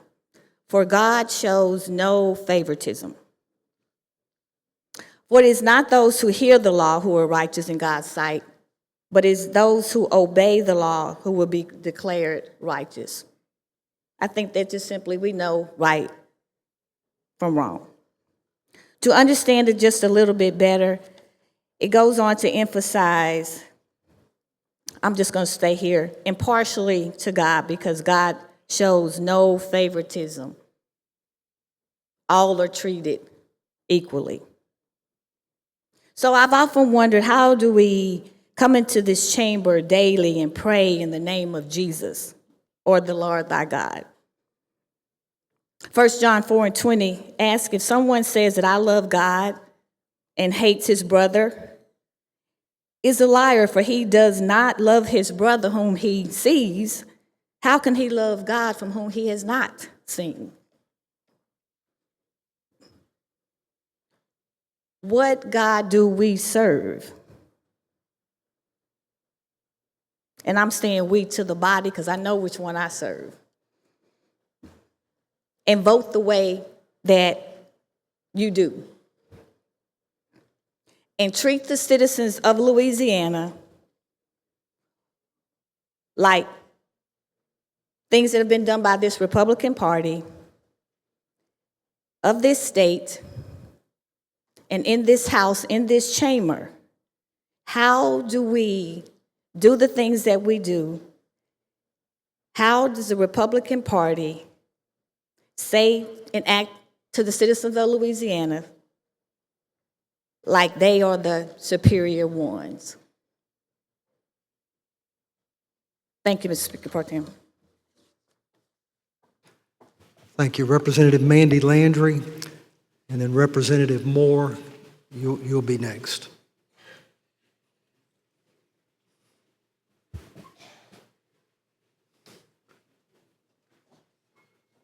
Representative Landry. Thank you. My comments are a little more on the process than the substance, as my Black Caucus colleagues have gone into. There are questions about the numbers here, and I just wanted to give that to y'all again. Rep. Beaulieu said that they used active voters versus all registered voters, and that's a little strange because the census doesn't ask about politics, and also why wouldn't you include all voters? Inactive voters can vote. They just need to show, I think, another form of identification, that sort of thing. It's also questionable because Black voters and Democratic voters are, I guess I should say, inactive at a higher rate.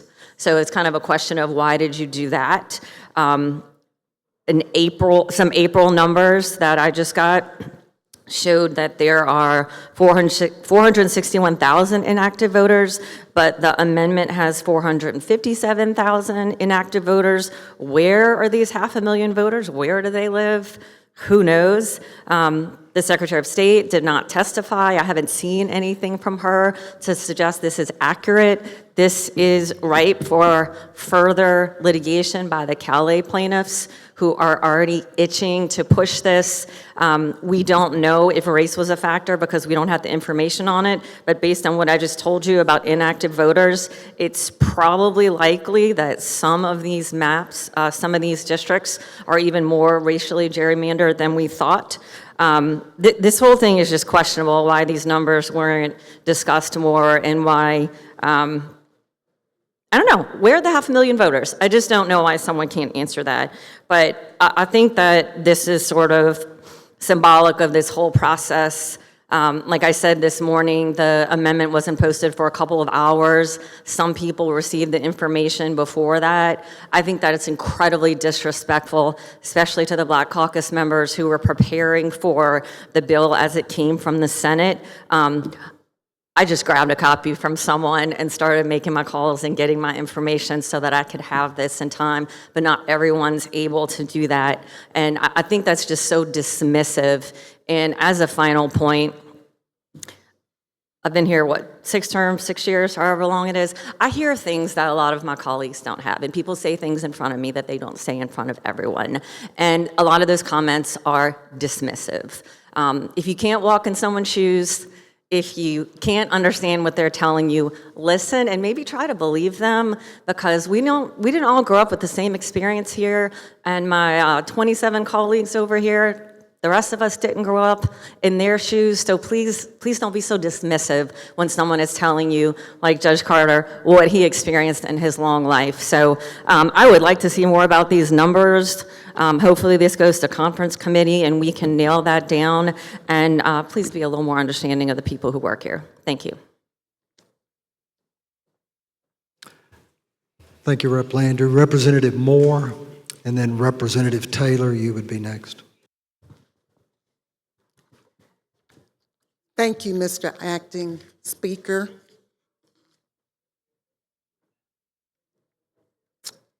It wasn't long ago that I stood at this well expressing my fear.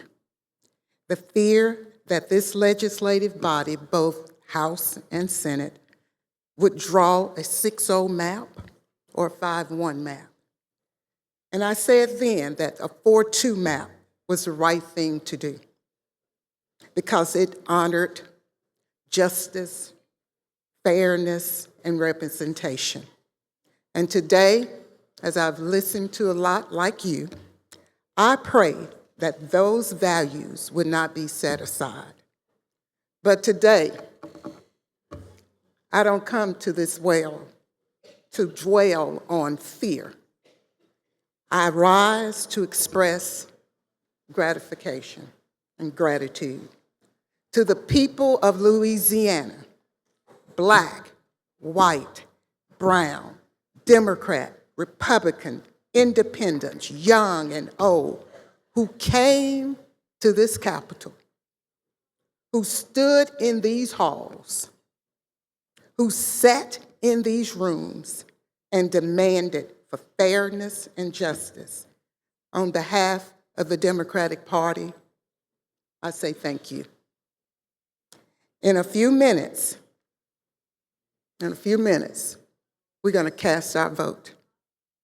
While the outcome might not be what we expect, it might fall short of fair, just, and righteousness. I say to you, for those who are watching, those who are listening, do not lose hope. Pray, wait, trust God, and keep hope alive.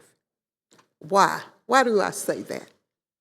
Because I am reminded of a story. It's a true story.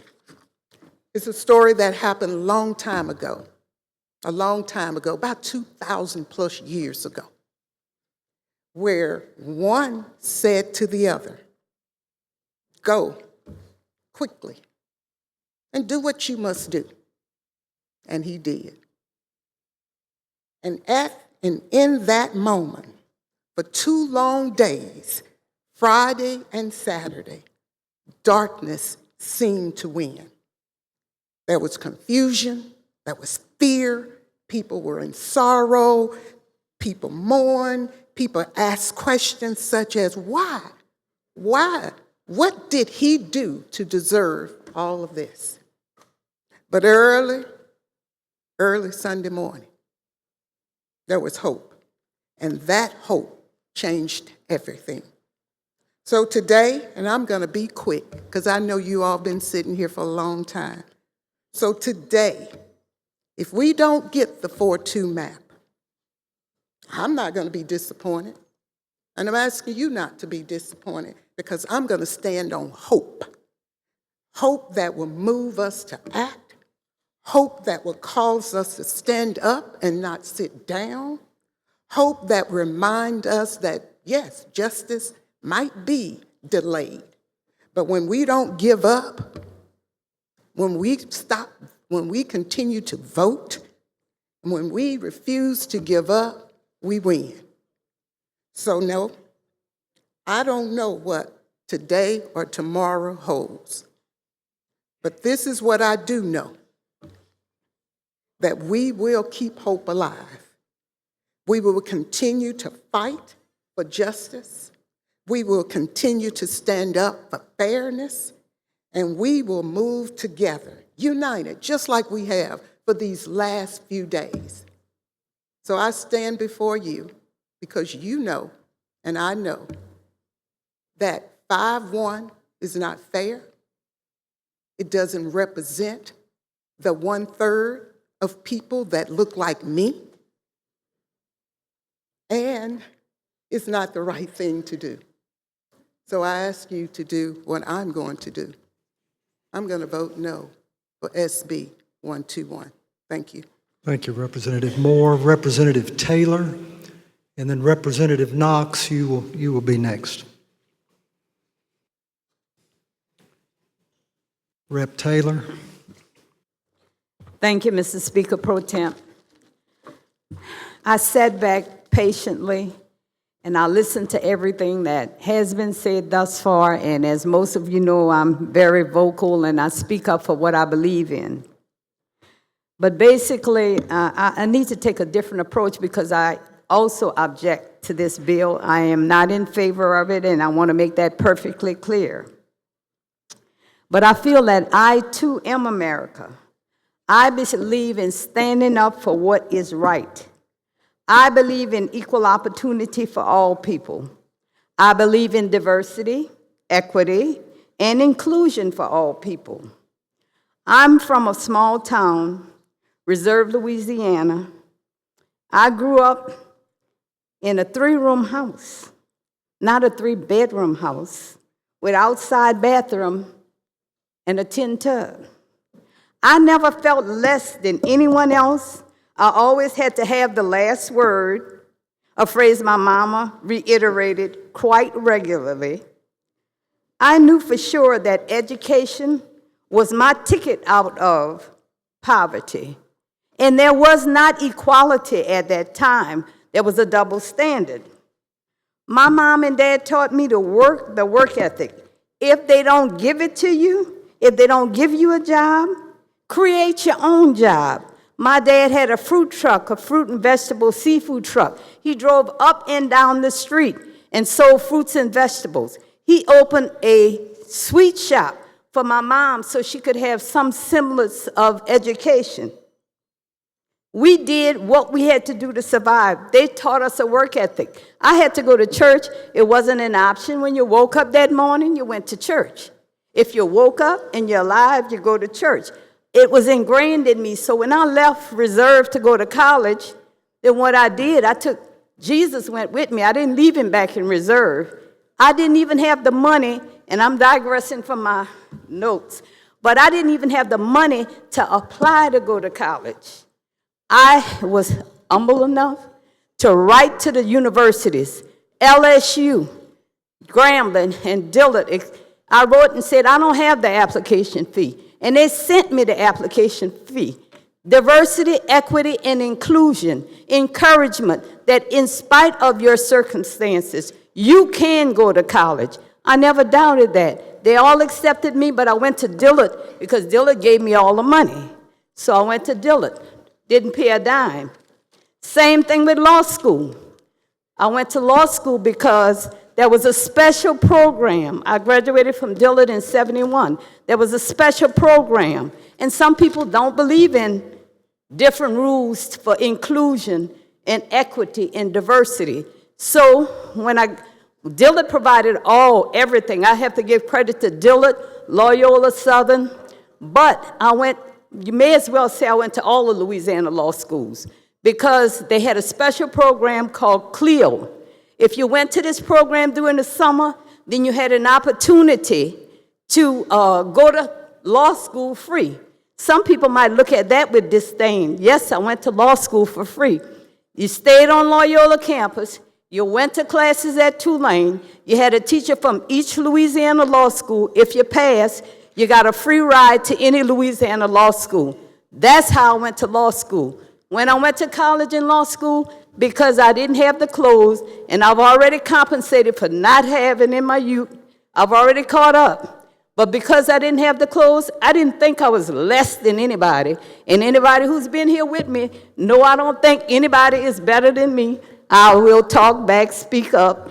I just don't believe in taking a back seat. So therefore, I went to law school with no money. Some people frown on scholarships and helping people who don't have the same thing. But what I didn't have was low self-esteem. And that's why sometimes I might be a little rough around the edges. I'm not digitally savvy like you youngsters. I appreciate the young people here. I appreciate your mind. I made a lot of friends here. It doesn't matter that we don't vote alike all the time. I'll tell you off, just like I'll tell Miss Pat off. Doesn't matter to me. I try to be respectful, but if you rub me the wrong way, you're going to get it come out. You get it come out.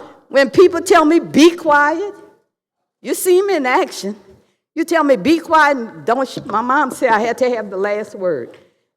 So if I did it, then I respect my parents because they didn't have the education, but they helped me to get here. What I'm telling you is don't be a puppet on the string for anybody. Stand up for your beliefs. But people sent all of us here to represent them, not to represent your special interests, not to let somebody in Washington, D.C. tell you how to vote. If you adamantly believe on an issue, then vote on that issue. But don't let anybody else tell you how to vote. Now, I'm not naive. You can't get anything accomplished here if you don't cooperate, because they'll blackball you and you'll never get anything done for your constituents. But if you firmly believe in something, then you need to stand up for right. Now, women, I do not know how you can vote against diversity, equity, and inclusion. We couldn't vote. I was out marching, picketing, walking on Canal Street when I was a little girl. My mom went down, we caught the Hotard bus to go to New Orleans to get our little Easter clothes or whatever clothes we had to get. They were picketing. I'm a little girl. I told my mom, we're not crossing this picket line. I told that to my mom. She was easygoing. So she said, well, the bus doesn't go back till 1 o'clock. So what we're going to do is we have to eat at separate lunch counters. Cross had 2 lunch counters, one for us and one for the other ethnic group. So we waited. When I got home that evening, they said, how do you get to be on TV, on the news?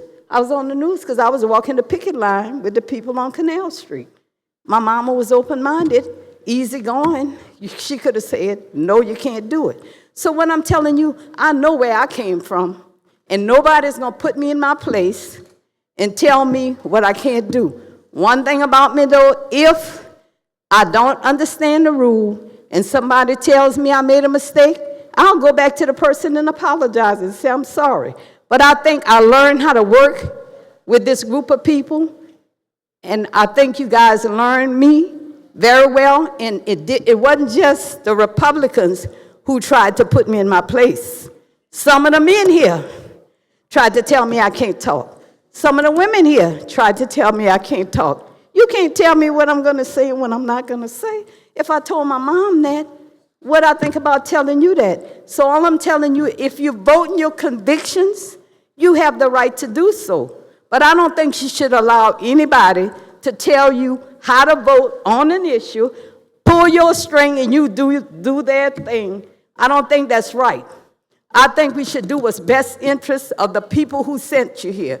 Whoever your constituents are in your district should get a report card on whether or not you are complying or you are serving their best interest. That's what I think we ought to do. We ought to send a report card home to everybody and say, are you representing the people who sent you here? I'm sure I didn't say anything on this list. I'm almost finished. Let's see.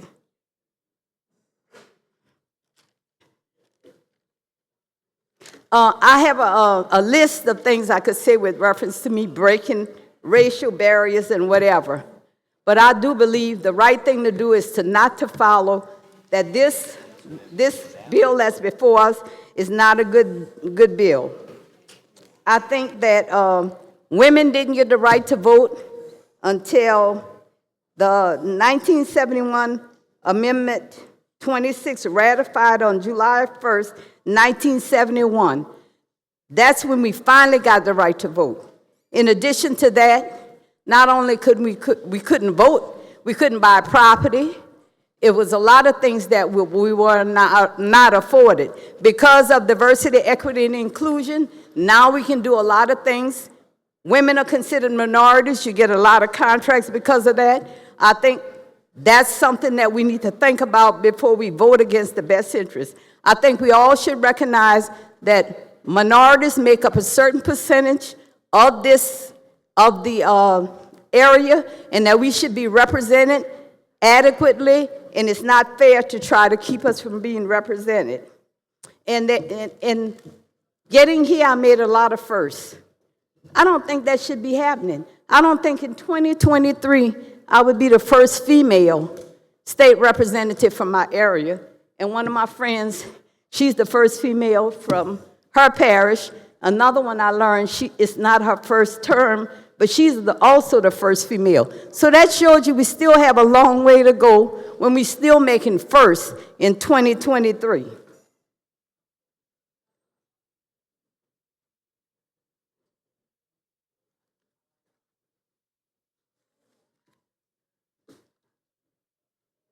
I learned a lot since I've been here. I learned that even though I like to have the last word, that I also know I have to follow the decorum. I've had my mic cut off a lot of times, and I kept talking. I had some of my friends gave me a certificate for always saying certain things. They gave me a little bobblehead today too, because I use the same terminology. I appreciate it though, because I call them my friends.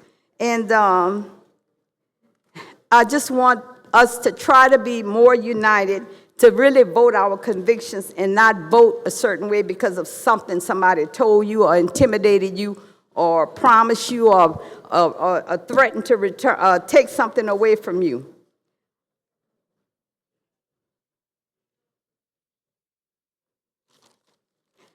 I'd like to say that in closing, I'd like to say that most people, everybody here, immigrated from somewhere else and came to America. We came for the freedoms that America offered.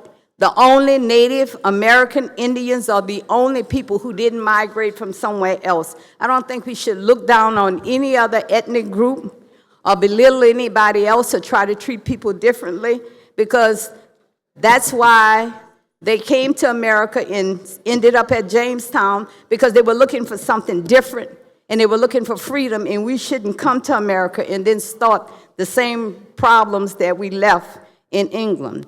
I said that in my speech. I'll let you know that I asked for a hand up, not a handout. I asked for a new, FDR had the New Deal. I asked for the real deal. I asked for us to come together as people and try to work together to make it better for all of the residents of Louisiana.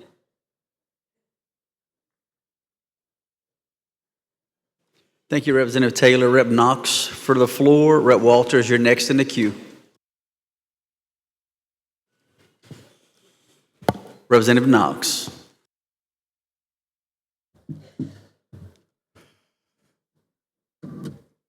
Thank you, Mr. Speaker. Thank you, members. Let me start off first by informing you that I'm suffering with a migraine, and that has triggered my vertigo. And Miss Polly's husband potion isn't working as quickly as it normally does. So I ask your indulgence. I want to say that I am so proud to be a Louisianian. I love this state with everything in me. And I truly, truly believe everyone in this building does as well. We got a lot of problems. We have a lot of issues. And you've heard them all. We're not where we should be in terms of ranking and status. But together, over the last 3 years, I believe we've made small steps in that regard. Are we anywhere near where we should be? No, we're not.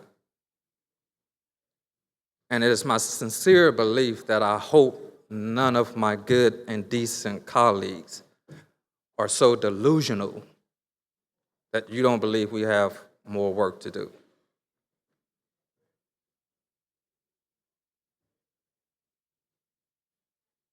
Today, I'm a little disappointed. In fact, I'm a lot disappointed. And I'm somewhat embarrassed, not for me, but for you, my white Republican colleagues.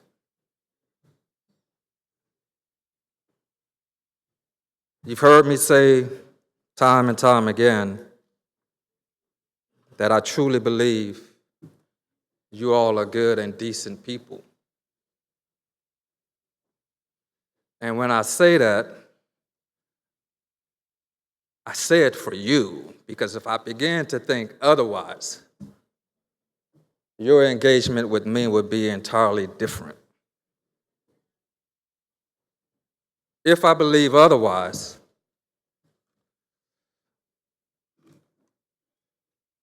that side of Alonzo that is dark and scary won't go very well here. Let me talk to you, because we're family. It's what our speaker has said time and time again. We spend 2 to 3 months with each other more than we do with our family. We're family. Let me help you understand this negative perception of some of you. Some of you meaning my white Republican colleagues, my good and decent friends. This perception that some of you all may be racist, and I don't use that term lightly. I hate when it's used loosely. I hate when it's applied to good and decent people that I know are good and decent people. But let me help you understand why. That may be a prevailing term from some of my constituents, and why nationally you may hear that applied to some of you. Some of you will acknowledge that about 120 so years ago, your grandfather, great-grandfather, when they denied 2 black men to be seated in Congress, some of you will acknowledge that was racist. I've not heard any one of you acknowledge the fact that just a few weeks ago, in my district, you all denied another black man from being seated as clerk of court in my city. For some, that's racism. But you all won't let that touch you. You will acknowledge that it's your grandfather and your great-grandfather, but you won't let it touch you, my good and decent colleague. You all will acknowledge that at a time when it was illegal for my ancestors to learn to read, you will acknowledge that's racism. And your forefathers and mothers were racist. But that's not you. That's in the past. Let's not live in the past.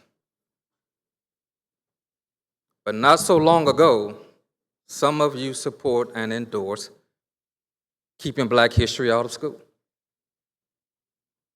Some of you support and vote to get rid of diversity, equity, and inclusion. But you won't let that touch you as racism. And you can't bring yourself to understand,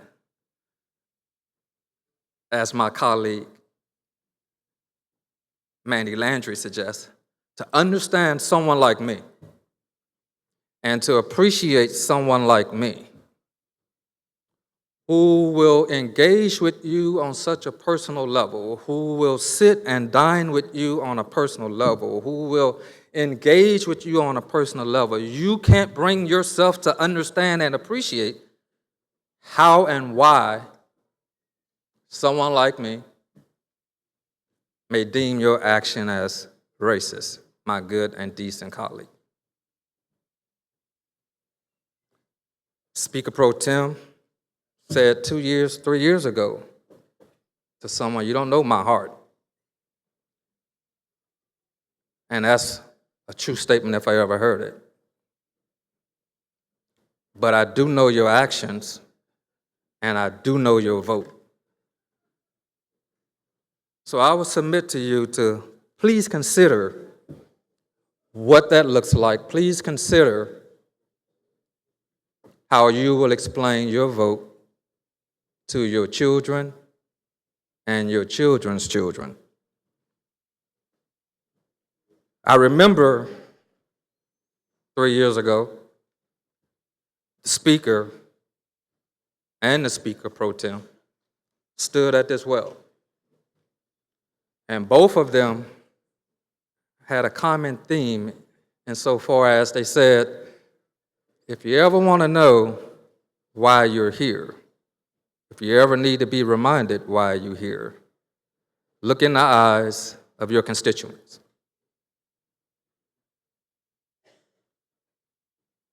When the both of them said that, it triggered me. It resonated and it triggered me. Why? Because eyes haunt me. The eyes of dead Iraqi soldiers hunt me. The eyes of Iraqi soldiers surrendering under my machine gun, they hunt me.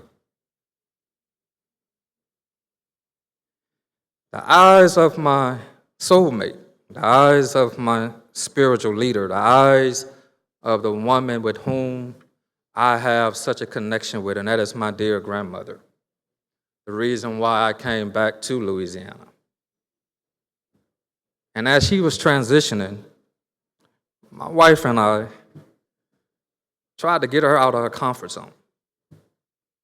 Like my wife, my grandmother loves antiques, everything old. So my wife and I decided to take my grandmother on a road trip antiquing. Unbeknownst to her, we went to Denham Springs. It's a well-known antique mall in Denham Springs. Everything was going well, okay. But because we're so spiritually connected, because we're so connected by the universe, even now that she's transitioned, her presence is still with me. At this antique mall in Denham Springs, while we're walking around, we decide to take a break. We go into this little cafe, and in this cafe, in this mall, there was no one there. So my wife and I and my grandmother, we walk into the cafe. Her eyes are wide. Her movement is slow. What's wrong? This is 2005. My grandmother, whom I have this soulful connection with, was so afraid to go into this cafe, and I couldn't understand why. But for some reason, she was triggered. I don't know what educational level my grandmother had. To this day, I still don't know, but she's the wisest person I know. But on that day, she was triggered because the young white lady who worked in the cafe offered us a table to sit to the front. My grandmother, who had never gone to too many places, remembered as a child that you didn't do that and you did not do that in Denham Springs. She remembered the history of what took place in Denham Springs. She remembered that being a place that the KKK was rampant. She remembered that it was there was voter suppression. She remembered. Did not connect with me at the time, but as we took our seat, that's when she began to share that history with me. That's when her eyes began to well. So for some of you, this is just a vote. For some of us, this is our life. For some of us, this is our ancestors' wildest dream. You can listen to a man who's occupying the White House, who has made calls all across the southern region to say, do this. A man who has done nothing but divided this nation, hasn't done anything to unite us. A man that some of you would not allow your child to be with. The votes that you would take today are votes you don't have to take.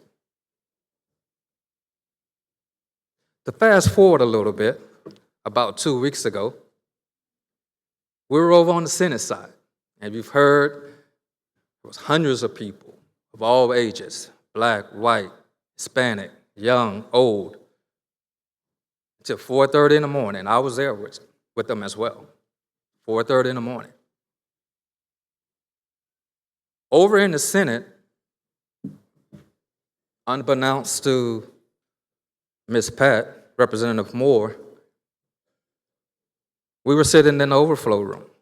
Rep. Moore, Rep. Newell, Rep. Boyd, Chairman Miller. And there was a lot of chanting going on in the hall. Rep. Moore came to me in a panic. She had been triggered, unlike I've ever seen her, over a few days.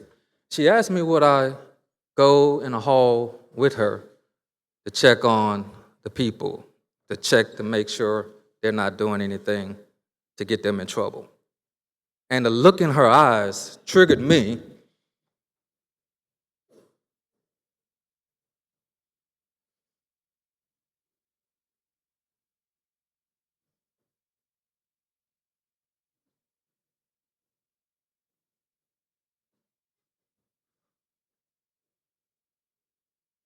I had seen that look before.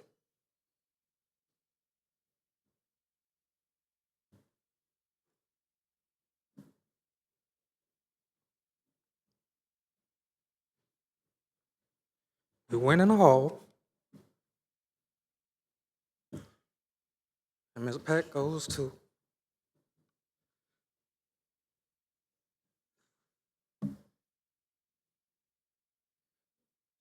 the Sergeant of Arms.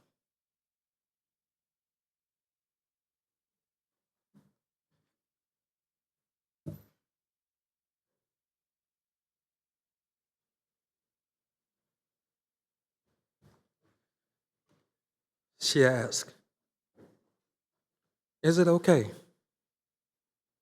Is it okay for them to do this? Will they get in any trouble? Will they get in any trouble for their First Amendment right? Will they get in any trouble?" She asked this white Sergeant of Arms that. He told her, "Of course not. They're not doing anything wrong. They're exercising their right. I have no problem with that." Miss Pat turns to me. She says, "Oh, thank God. Thank God they won't get in any trouble." And the crowd started chanting, "Shut it down. Shut it down. Jim Crow. Shut it down. Confederacy. Shut it down. Silencing us. Shut it down. Shut it down." And when she turned to me and I saw her eyes, she started getting in the energy. "Shut it down, shut it down, shut it down. We ain't going back." I started chanting, "Shut it down, Jim Crow. Shut it down, racism. Shut it down, segregation. Shut it down. Taking our votes away. Shut it down. Disrespecting our ancestors. Shut it down. Shut it down."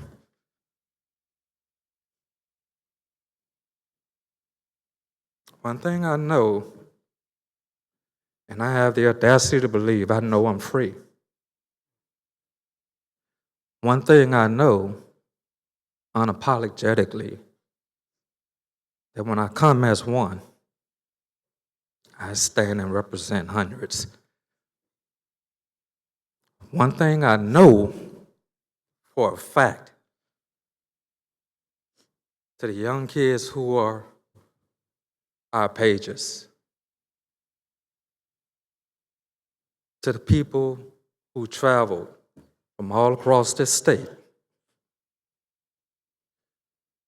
to my colleagues who have been in the struggle,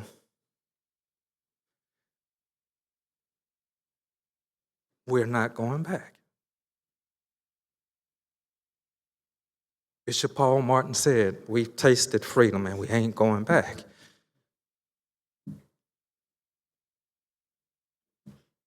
those of us who served in the military.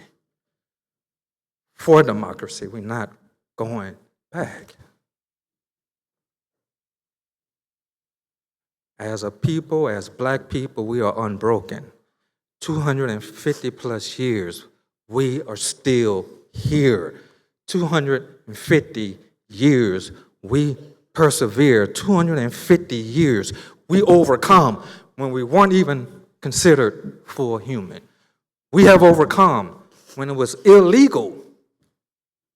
Teach us to read. Imagine that.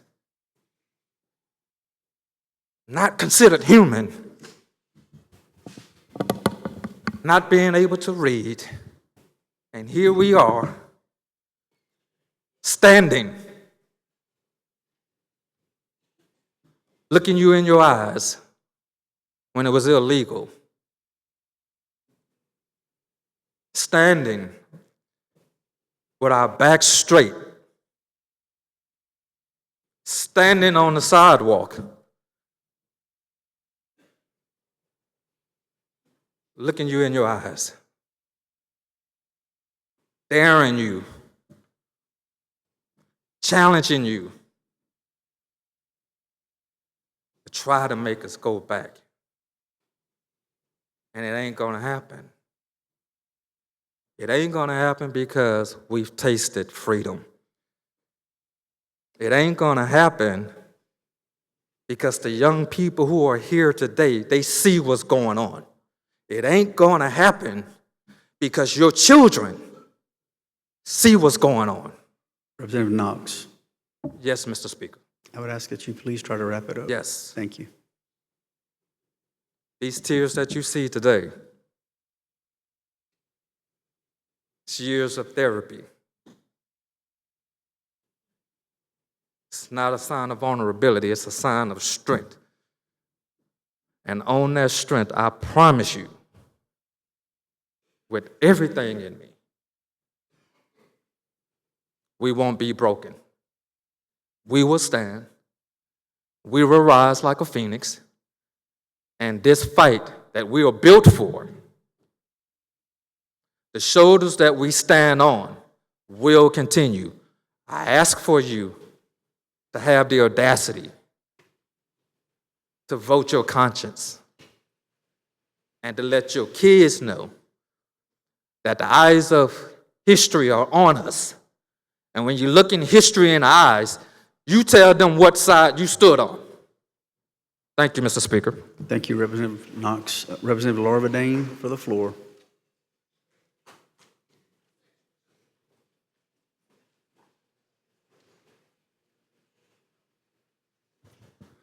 Thank you, Mr. Speaker. I want to thank my colleague, Rep. Knox, a great veteran, a great hero. You saw the passion, you saw the love. He cares about this country, but the direction we're going scares a lot of us. I rise in opposition of SB 121. Members, this is wrong. We can do better. We had the road show a few years ago. The people in every area wanted fair maps. We're not doing that. If we're going to represent the people of this great state, we have to do what's right. My colleague talked about, Rep. Newell said something about a colleague. You get what you get. That was disturbing because the person that said that was the gentleman that represents the other part of Alexandria. That was embarrassing. We're better than that. We're telling young people that you can go to school and be successful, but we don't want you involved in the process. If we're going to grow this state and make the impact, everybody has to be at the table. We can't select this person over that person. We talk about the word integrity, voter integrity, but it's really a system to separate and to encourage folks and to block their way. It's really voter suppression. You know what really struggled with me a few days ago? Senator Jay Morris spoke about we need more Republicans in Congress. and it scared the hell out of me. Gas is $4 a gallon. Diesel is $5 a gallon. We have a record number of foreclosures in this state. We have a record number of bankruptcies. We have farmers who are struggling because they don't have folks to help pick up crops. We're spending $1 billion a day on war, and we can't afford health care. That's a problem. You talk about leadership. You talk about the Speaker, Mike Johnson. You talk about Steve Scalise. But we're still at the bottom. A great rapper said, we started from the bottom. The great Drake said it, we're still at the damn bottom. We talk about what we want to do, but when it's time to do, we run, we hide. We're at the bottom of health care, wages, poverty, schools. If we don't include everybody, we're going to stay at the bottom. When we talk about that Calais case, Justice Alito wrote a very disturbing opinion in the Calais case. His opinion pretty much gutted the Section 2 of the Voters' Rights Act. It was just heard by media that Justice Alito has a son who works for the Department of Treasury. Do you think he wrote that opinion based on keeping his son a job? I think so. When you look at the current makeup of our congressmen, we have 4 Republicans, we have 2 Democrats. 2 great men, Troy Carter, I served with, he was in the Senate, I was in the House. Congressman Cleo Fields, who's my congressman in Alexandria. These 2 men have been representing all of their constituents. The last 2 years, you cannot buy a Republican to have a public meeting. After they voted for that big ugly bill, they went into hiding. You can't see them, you can't find them. The only 2 people that were having meetings and being engaged was the 2 people you're trying to pit against each other. If we want to move this state, we all have to come to the table. We can't go back to Bloody Sunday. We can't go back to white only. We can't go back to Jim Crow. We don't want that life. Our kids deserve better. If we're going to move this state together, we all have to come together. As I close, I know that this bill is going to pass because I know you're getting pressure from the governor. But when you look back at history, what did you do? Did you cow down? Did you get scared? Did you get nervous? Understand, members, those that vote for this bill, you're going to have to go back and tell your family and some of your colleagues why I voted this way. Well, I voted this way because the governor wanted me to do it. But it's not the right thing to do. Be fair to everybody. Look at morals and values. If we want a good government, we all have to participate in it.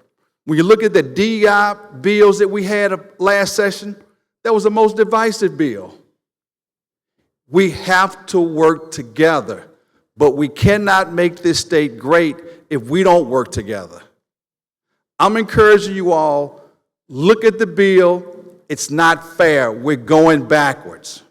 If we want young folks to stay here and be progressive, they're going to leave. Why? Because there's no opportunity, no future. I'm encouraging you all, don't be on the wrong side of history. History can't be changed. Thank you, Mr. Speaker. Thank you, Representative Laura Vadane. Rep. Chasson for the floor.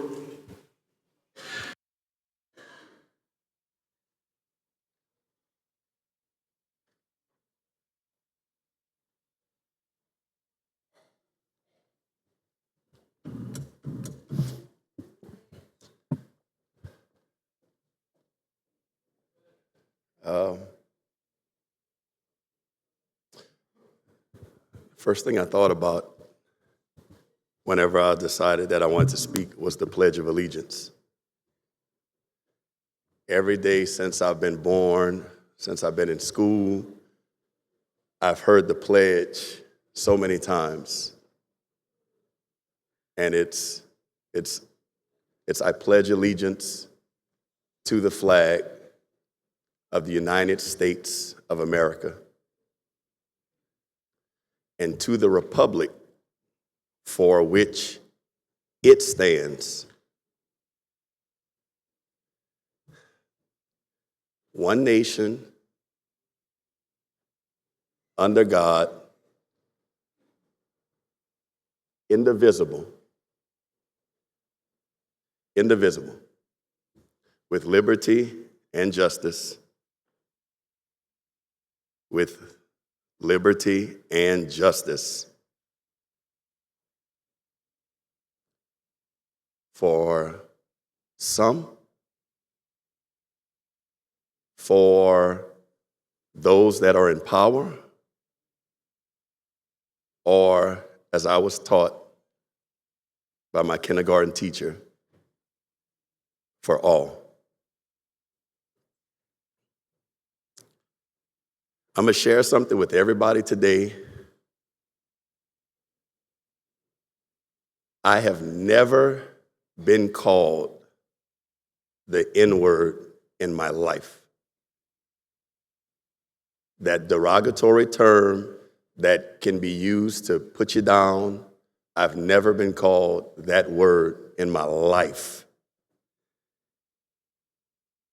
My great-grandmother was, my great-grandfather, my grandmother, my grandfather, my mom, and my dad were.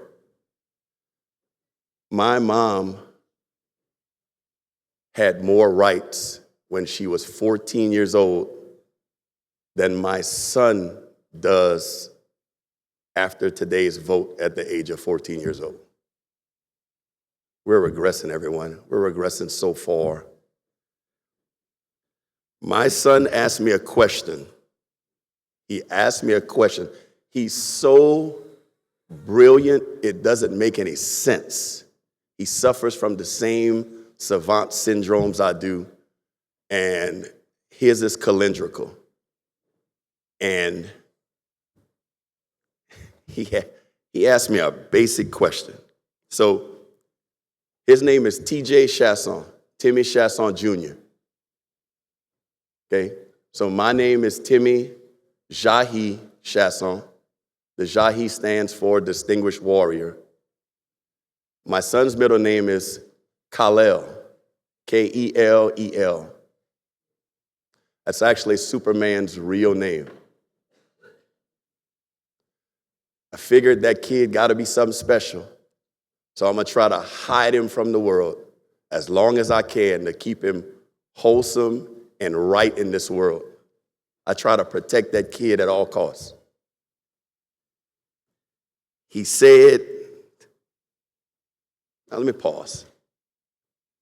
If you're unsure of this, I'm going to tell everybody a secret. Your daddy is the only man in the world that wants you to be better than him. I don't want anybody to look better than me. I don't want any man in here to hit a baseball further than me, field better than me, dunk a basketball better than me, play basketball better than me. I don't want you to present your bill better than me. But I want my son to be 10 times the man that I hope I am. And that kid asked me, hey man, let me ask you a question, Dad. I said, what's up, buddy? He said, Dad, he said, I've been watching, so he's aware, because social media is so ever present in these kids' lives that he knows what's going on. That kid told me about my Donald Trump vote bridge mistake before I'd even made it home. That's how powerful social media is. And that kid said, so Dad, we're like, what's going on? I said, well, I tried my best to explain it to him, y'all. And he asked me a basic question. He said, Dad, if you had the power, what would you do? And I paused, and I promise you I paused, because I wanted to see if that kid with them few freckles and them few little strands of red hair had enough faith in me to know his daddy by now. And as I waited, he said, well, Dad, I know what you would do, but like, I just want to hear it. And I said, buddy, listen to your daddy closely. If I were in the majority and had the power to, I promise every single Republican in this room, I promise you, I swear to God, that I would fight for you to have not even equal, equitable. I promise you, you could count on me to fight. If you've kind of gotten to know me by now, I promise you that I would fight for you to have equal and equitable representation. I promise you. My kid says, and here's where it kicks in, well, Dad, what you expect the vote to be? The vote was like 86 to 17 to 2. I say, what you doing looking at them votes, man?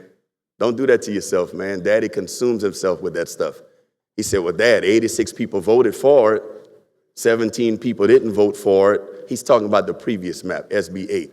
2 people were absent, Dad. I said, I know, bud.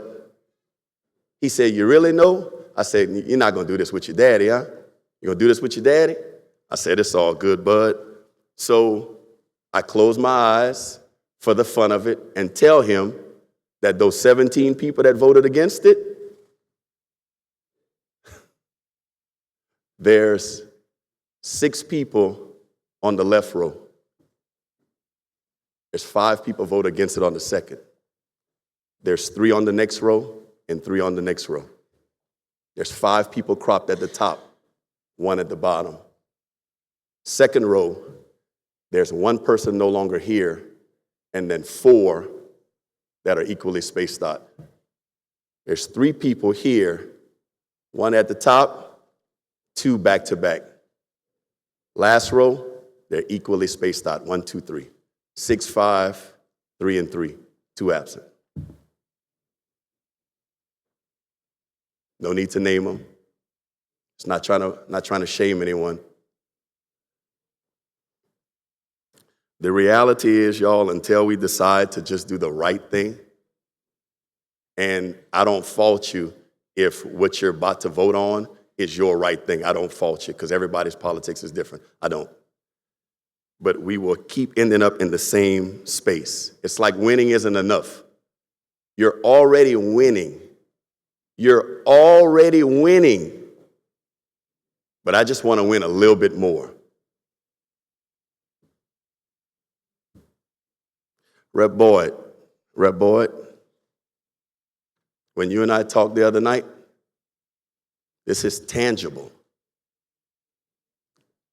This will, and please take this with the utmost respect coming out of my mouth, this will backfire. It will. When you've got 36.3% of the turnout, and there's still 700,000 registered voters that didn't vote, what you're doing is you're poking a bear. You're throwing rocks in a cave. You're not letting a sleeping dog lie. So what's going to happen, because that's the way statistics is, when p-values are less than 0.05% and that null hypothesis is true, what's going to occur is it will galvanize voters to the tune of a major election being lost that would have normally been won were it not for the throwing rocks into the cave. It will occur. And listen, see me a year from now, and when you say, man, I can't believe you said that, how you know?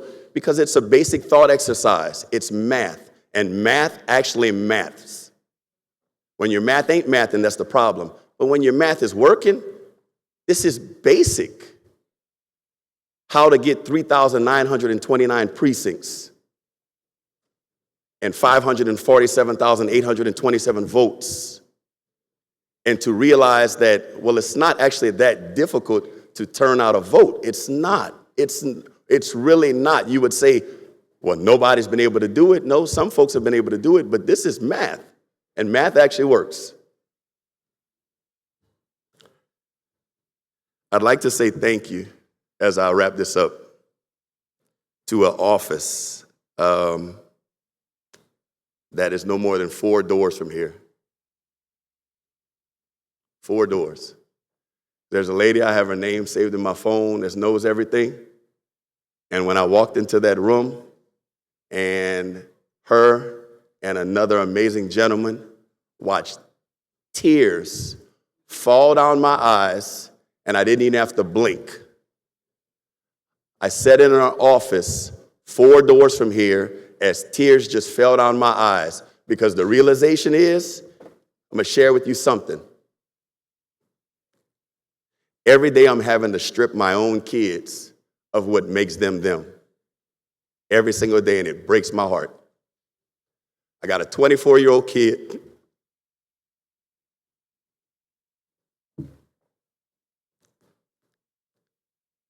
My daughter wants to help the world.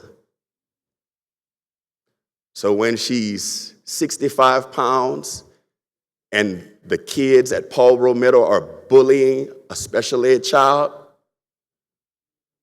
you get a phone call from the principal that says, hey, so listen, she's not in trouble, but you gotta tell her that she can't go around telling those kids she's gonna slap the S out of them because they're picking on that kid. And then the next day you get a phone call that says, hey, listen, so we need you to talk to her. She's not in trouble, but she's now standing there waiting to see if they pick on her. I said, ma'am, that's the way I raised her.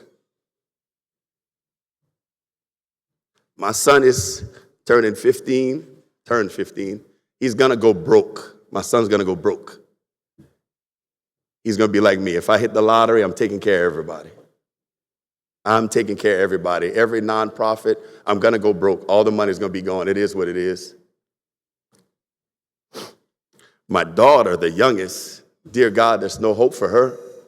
My daughter, if she has $2, she's telling me that, Dad, that little girl right there don't have no money, so I'm gonna give her one of my dollars. Baby, you don't even know who the hell that child is.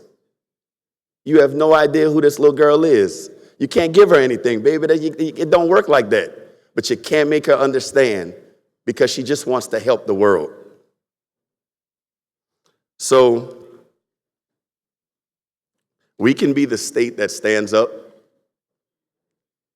and truly mean it when we say with liberty and justice for all. And even though I expect the outcome to be the outcome, I'm not gonna lose faith in the process, because what had me in tears is that I'm losing faith in the process. I have too much faith in the process. I'm losing faith in the process. The faith that my mom has Sunday at church, where I'm gonna be late and I can't figure out for the life of me why. No matter what time I leave the house, I'm still gonna be 2 to 3 minutes late, but she's still gonna be 12 rows up to the left, and she's gonna scoot over one seat because she has faith that I'm gonna make it there, and I'm gonna just slide right in, right on the side of her for that seat that she has saved for me every single time. The ushers laugh. Gerald Boudreaux laughs. He laughs. Hey, boy, your mama waiting on you. Yes, sir. I'm not going to lose faith. I'm going to save a seat. Because if I lose faith, then I'm just going to resign from being here. I'm not going to lose faith. I'm going to save a seat for every single person who still votes yes. I'm not going to call you a bad person. I'm just going to have faith that one day you'll be able to see that the right thing to do, in my opinion, and it's just my opinion, is to just do the right thing at all times. I love each and every one of you. I appreciate y'all. And Mr. Speaker, thank you for the time. Thank you, Representative Chasson. Representative Joy Walters. Representative Walters. She waves. That's right, okay. Representative Jordan for the floor.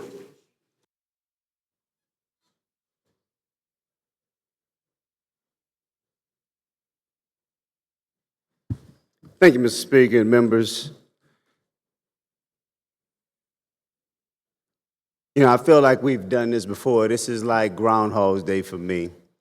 I'm looking around, I'm looking for Ted James right now, because we had these type of debates in the past, and right after George Floyd, we had all this unity in this building. I remember, and I think I've said this before, Representative Bacala came in and we talked, and everybody came to the well, and you can find that picture, I'm sure, somewhere on the internet, and you can hear about it and see it.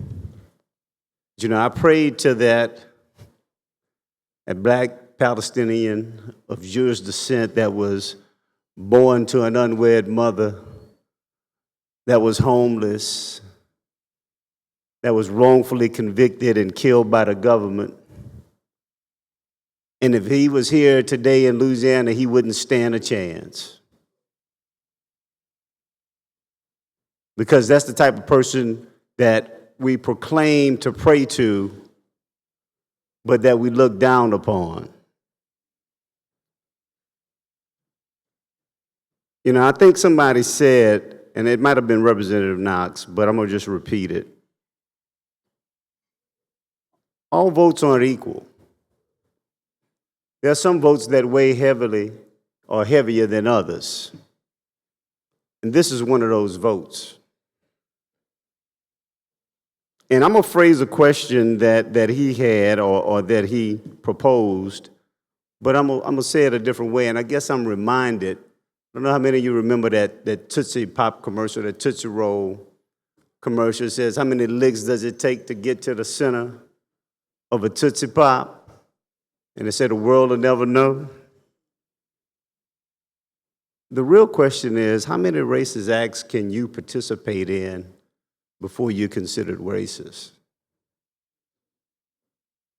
And I don't want to call you racist because I don't want to get into somebody's fragility. I don't want them to feel some kind of way. So I'm not going to say that.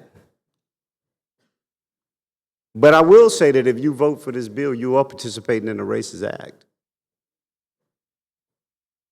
And that's clear.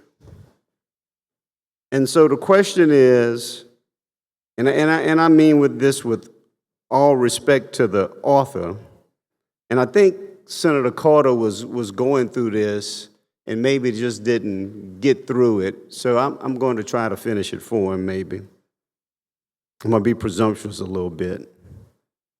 But when you go and you file a bill to do away with a duly elected criminal clerk of court, when you file a bill to do away with Orleans Parish judges, when you file a bill to do away with some Fourth Circuit judges, and now you come in with SB 121, I'm not going to sit there and say that you're racist, but you certainly participate in some racist acts. The real question somebody mentioned to me, and I'm going to go back to the reason why I started off with Representative Bacala and our gathering with George Floyd. We started talking about Black Lives Matter. And I think some of us maybe at that time felt like Black lives didn't matter. But I had a friend of mine really pointed out something real astutely to me just a few weeks ago. He said, Black lives have always mattered. The question is, how do they matter? If you're talking about equality, maybe not so much, but if you're talking about in service to others, maybe a little bit more. So let's think about why some had to go through the Middle Passage. That was for the purpose of slavery. That was to make white people in America money. Our Black lives did matter a little bit. We were considered property, but they mattered a little bit. Then we went to sharecropping. Then we went to convict leasing. And now it's football and basketball and entertainment. Those are the things that matter. You know, I've been somewhat, I think, compared to other sessions, I've probably been a little bit quieter this session, and few people have recognized and noticed it. It's not necessarily because of disappointment. It's not necessarily because of frustration. It really is me being introspective and figuring out what's really going on, because I don't like to be taken advantage of. I don't like to feel like somebody's trying to pimp me. And some of that is what I somewhat feel like. Because I look at the other states and I see what's going on in Tennessee and South Carolina and some of these other places. And it's easy for me to say that those members of the legislature, that they are racist. Question is, why am I dancing around it with us? The truth is because we all know each other. We all have a relationship.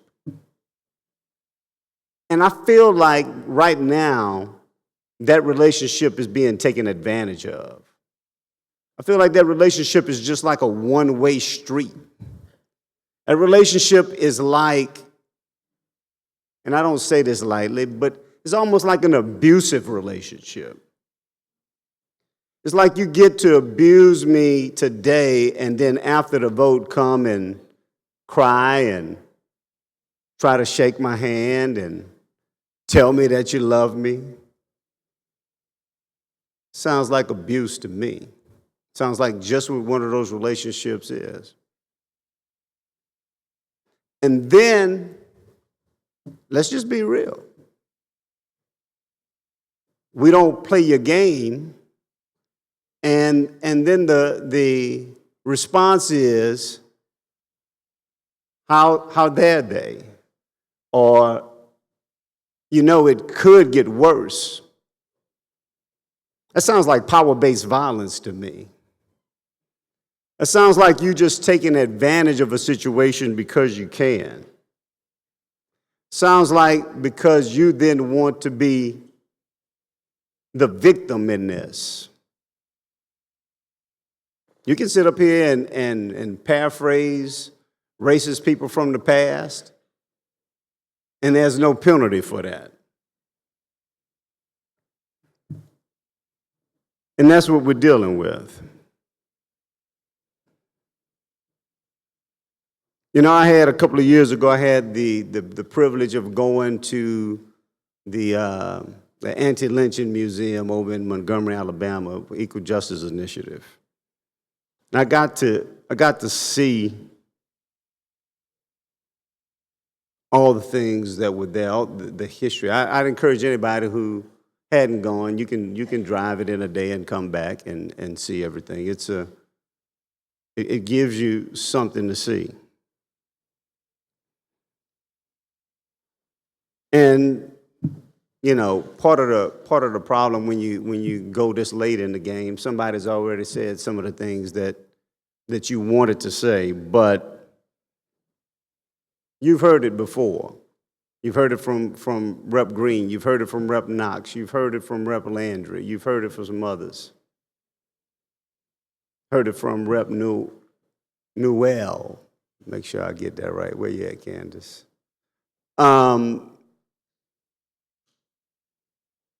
This wasn't given to us. This wasn't given us at all. This was blood, sweat, tears, and death. And I know young people don't want to hear that somebody died for your right to vote. But y'all ain't young. You should understand exactly the magnitude of what's going on here. You know, it reminds me of the biblical story of the widow that puts money in to the collection.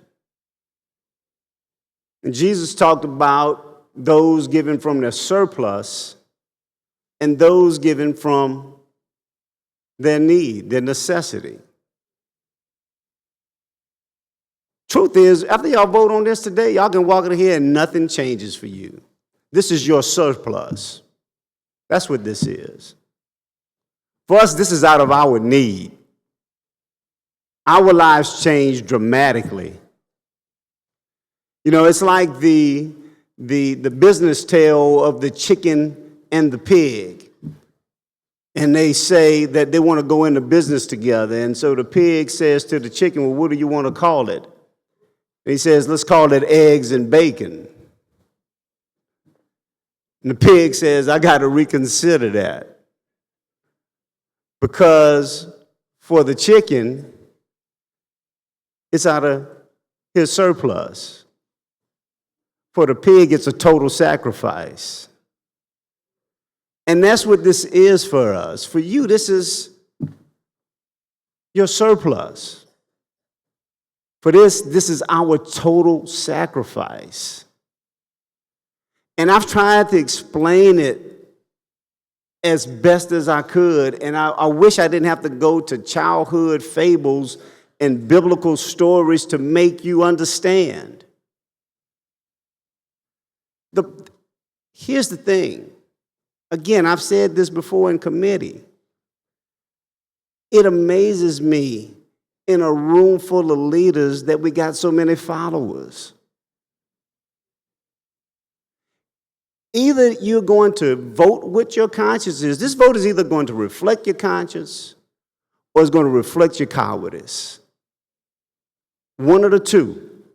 There's no way around it. Either you're voting your will, and if that's your will, then fine, we disagree fundamentally. But if you're telling me that's not what you believe, and you came here to be a coward, you need to leave. You no longer need to be here, because I don't believe that the people who elected you to come here asked you to be a coward. I know the people who elected me didn't do it. I know they wanted me to tell you just what I'm telling you right now.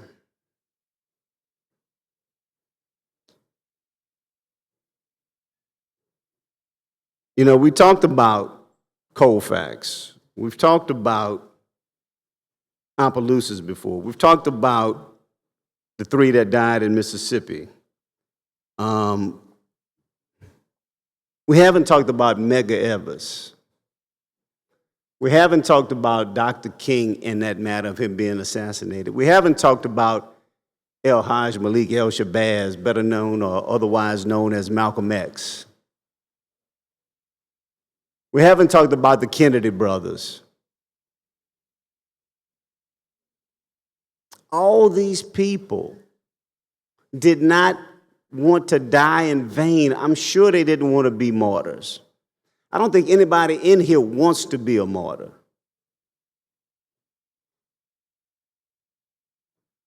But we all have principles that we're standing up for. We all have things that we're believing in.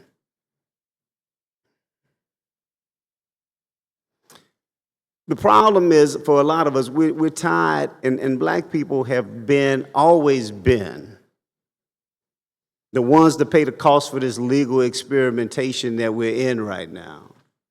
This legal laboratory. We're the ones that always have to pay the price, and people, we've said it before, it's exhausting and we're tired of it. And so I don't know exactly what else we need to do. But what I will say is this. I am so proud of the way that the caucus has conducted itself. The Democratic caucus, the Black caucus. Because I can tell you, I think every one of us have come up here respectful. And it's hard to be respectful when you're facing a blatant sign of disrespect. But that's what's been asked of us, and that's what we've done. In fact, that's what we've always done. We've never really resorted to political violence. The political violence and the terrorism and everything that's happened has really been as a result of us trying to get equal rights and an access to vote. I mean, that's what Jim Crow was all about. That's what the lynching was all about, when people were trying to register people to vote, when people were just trying to get equality. That's when the political violence occurred. And I know Rep. Bayham had a bill the other day. Y'all could even vote for January 6 terrorists. Representative Jordan, I would ask that you please start wrapping it up. Thank you. Thank you, sir. You know, I'll just say these three things before I go.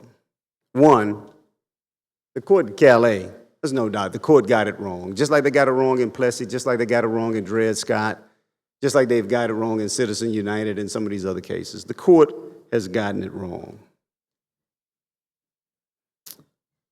Other thing I'll tell you is when we were talking about a press conference not long ago, a few months ago, I talked about the Trump two-step.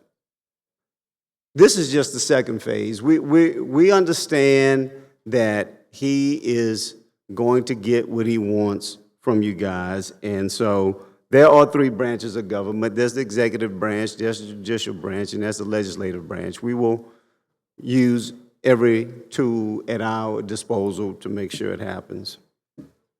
But I will say this in closing. This building, as fair as we want to say that it is, this is a building actually that honors racism. Because I was telling you about EJI, and when I went there, and they got a Hall of Shame there. One of the people in the Hall of Shame is Alan Ellender. Alan Ellender said granting civil rights would lead to violence, destruction, looting, and bloodshed. He also said that blacks could not govern themselves, even though we were the first in the 1800s, and right now I had to go there for a second. We were the first to have integrated public schools and say that we could not have discrimination in public accommodations. So we certainly were capable of that. But we've got a building, a room named for him within this very building, where when we get outside of this building, he is in a hall of shame. Representative Jordan. Mr. Speaker? Yes, sir. I'll leave with this. Please, history is watching, the world is watching, and they're not going to be naming any rooms in this building after you unless maybe your name is Francis Thompson. So do the right thing. Thank you, Representative Jordan. Representative Boyer, you have a right to close on the bill.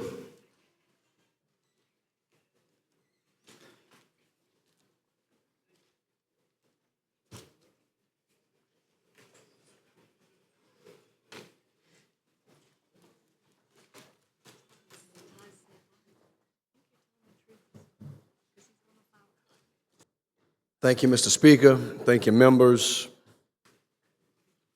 I want to echo Representative Jordan's comments at the end on the appreciation for everyone's debate here today and the manner in which everyone carried themselves.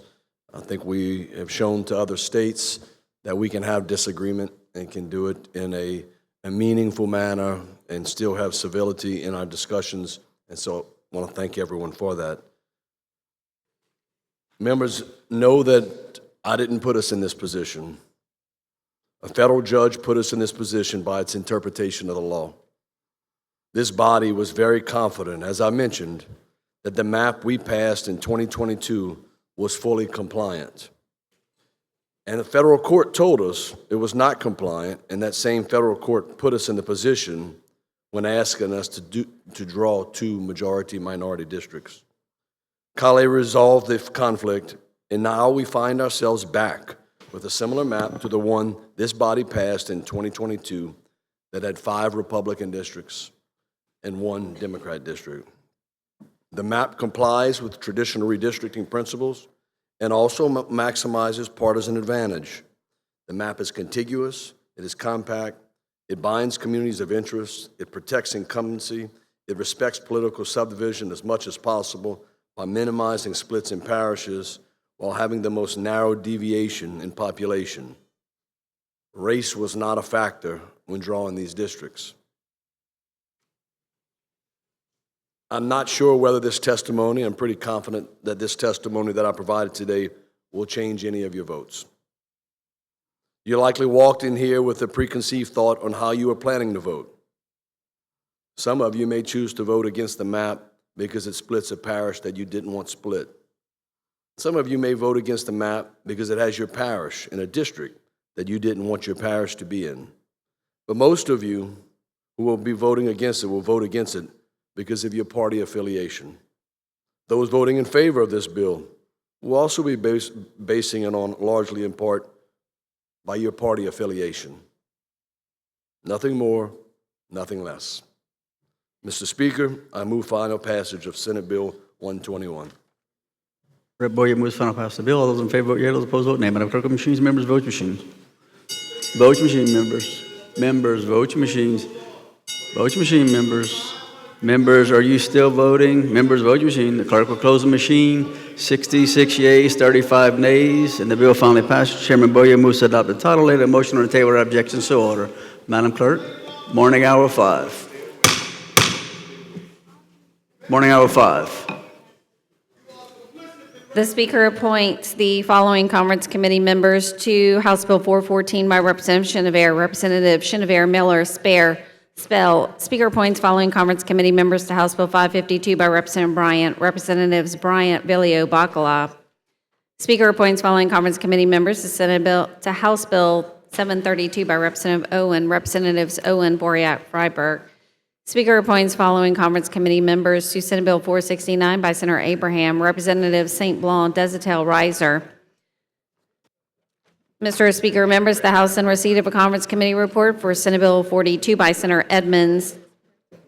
That bill prohibits using artificial intelligence to create child sexual abuse materials, and that conference committee report will lie over. House in receipt of a conference committee report for Senate Bill 300 by Senator Mizell. Senate Bill 300 by Senator Mizell provides relative to Louisiana Procurement Code definitions, requirements of information technology contract. Madam Clerk. Provides relative to technology contractual review procedures, applicability, negotiation, award contracts. That conference committee report will lie over. The House in receipt of a conference committee report for Senate Bill 449 by Senator Duplessis. That bill provides relative to procurement of materials and goods. That conference committee report will lie over. House in receipt of a conference committee report for Senate Bill 274 by Senator Edmonds. That bill provides relative to environmental quality, data records, hazard detection, lead hazard detection. That conference committee report will lie over. House in receipt of a conference committee report for Senate Bill 382 by Senator Seaball. That bill provides relative to Workers' Compensation Advisory Council membership of the council. That conference committee report will lie over. The House in receipt of messages from the Senate. The Senate has passed 3 House concurrence resolutions without amendments. 15 House bills return without amendments. The Senate has passed 14 House bills return with amendments. Respectfully submitted, Yolanda Dixon, Secretary of the Senate. The Senate has passed an additional 8 House bills return with amendments. Respectfully submitted, Yolanda Dixon, Secretary of the Senate. Other messages from the Senate. The Senate has adopted and asked your concurrence in SCRs 86, 87. Respectfully submitted, Yolanda Dixon, Secretary of the Senate. SCR 86 by Senator Lambert to commend, congratulate French Settlement High School girls basketball team on winning the Division III non-select state championship. That resolution lies over. SCR 87 by Senator Lambert to express sincere, heartfelt condolences to the legislature upon the passing of Walter Italian, Mr. Jambalaya.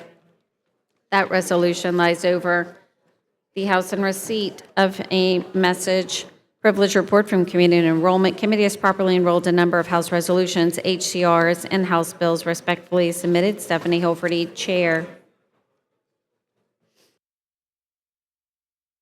Mr. Speaker, Representative Miller gives notice to call House Resolution 74 on Friday, May 29th. Without objection. Members, before you start moving around tomorrow, I just want to let you know we're going to get started at 9 o'clock. We have around 20 Senate bills that we really need to take up before 6 o'clock tomorrow, before it requires a 2/3 vote. If you have any bills on concurrence, it's extremely important that you get your conferences ready and get prepared to pass your bill. Morning hour 6. Introduction of resolutions. A House resolution by Representative Bacala provides relative to urging requesting Department of Health to include certain additional items, information, and monthly Medicaid forecast report. That resolution becomes H.R. 368. House resolution by Representative Firment to memorialize Congress take action necessary to pass legislation allowing taxpayers to use tax advantage catastrophe savings accounts. Resolution becomes H.R. 369. House resolution by Representative Murray to authorize direct the auditor to study the impact of the City of New Orleans has on the state fisc. Resolution becomes H.R. 370. House resolution by Representative Spell to commemorate the commencement of American Revolution and recognize Americans' founding documents. Resolution becomes H.R. 371. House resolution by Representative Walters provide for a subcommittee of the House Committee on Housing and Urban Affairs to study ways to accommodate Louisiana voters with disabilities becomes H.R. 372. House resolution by Representative Walters to express condolences to the House of Representatives upon the death of Marlon Sanders Sr. becomes H.R. 373. House resolution by Representative Firment to urge and request Department of Wildlife Fisheries to study cooperative agreements relative to withdrawal of surface water becomes H.R. 374. House resolution by Representative Walters to express condolences to the House upon the death of Reverend Otwin Richardson becomes H.R. 375. House resolution by Representative Domingue to express condolences of the House of Representatives upon the death of Charles Joseph Christ becomes H.R. 376. House resolution by Representative Phelps to commend the Department of Education 2026 Elementary Student of the Year, Sunil Thorat, becomes H.R. 377. House resolution by Representative Phelps to commend Louisiana Department of Education Middle School Student of the Year, Kaija Marianne Christine Stewart, becomes H.R. 378. House resolution by Representative Phelps to commend Louisiana Department of Education 2026 High School Student of the Year, Melissa Ann Lee, becomes H.R. 379. House resolution by Representative Amy Freeman to create the real-time fence line air monitoring alert system task force becomes H.R. 380. House resolution by Representative Jackson to express condolences to the House of Representatives upon the death of Julie Boston Lester, commemorate her life and legacy becomes H.R. 381. House resolution by Representative Larvadane to commend Pastor Joshua Joy Dara Sr. on the occasion and celebration of his 30th anniversary as pastor of Zion Hill Church. That resolution becomes H.R. 382.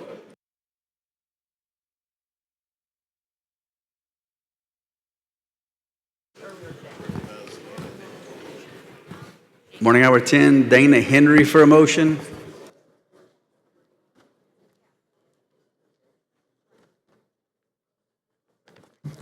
Thank you, Mr. Speaker. Members, I move that the Committee on House Governmental Affairs be discharged from further consideration of House Resolution 307, and that the House Resolution 307 be referred to the floor.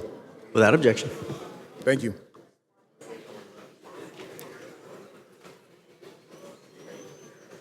Rep. Wiley.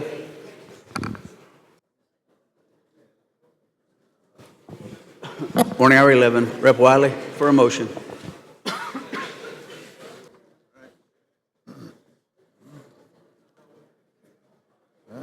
Rep. Wiley. Thank you, Mr. Speaker. Mr. Speaker, on behalf of Senator Ed Price and Senate Concurrent Resolution number 64, I request that this be discharged from House and Governmental Affairs, and I ask for a third reading. Without objection.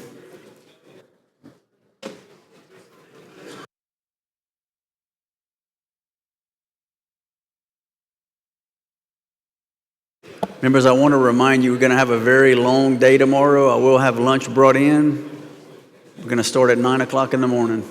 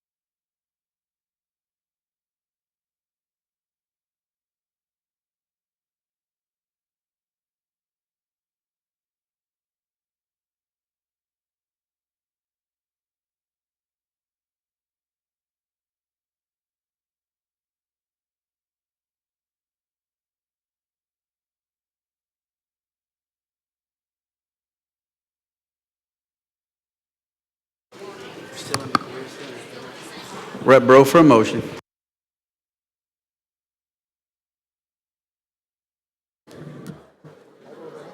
Speaker. Thank you, Speaker. I'd like to discharge SCR 55 from judiciary to the floor.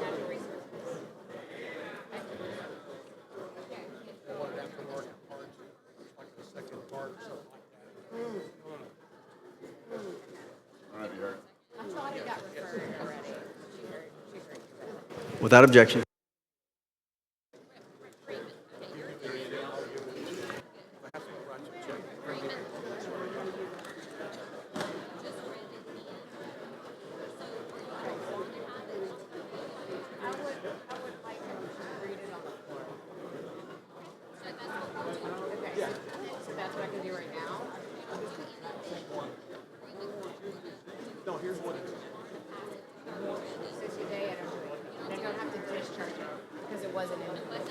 Okay, all right, I'm gonna tell Brett.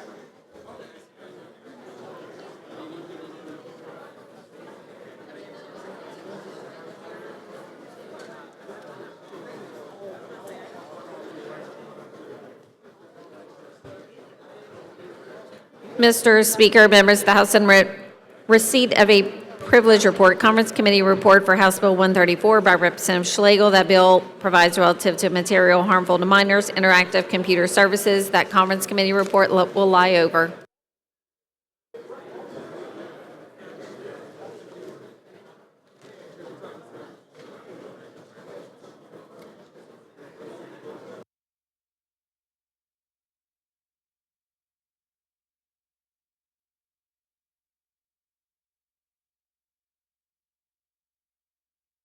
Representative Owen for a motion.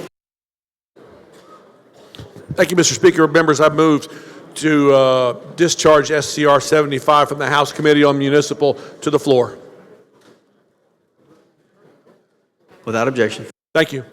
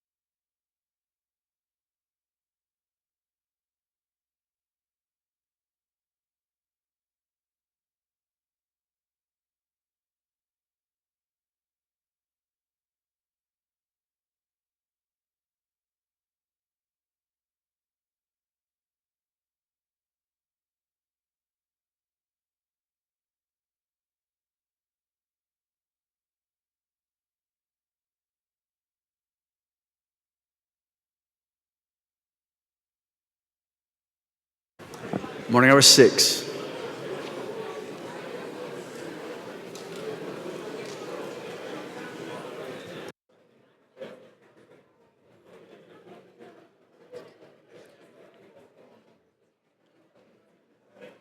Introduction resolutions, House Resolution by Representative Jordan to create a task force on fire chief operations, to examine the position of fire chief in the fire police civil service, and that resolution becomes HR 383 and lies over.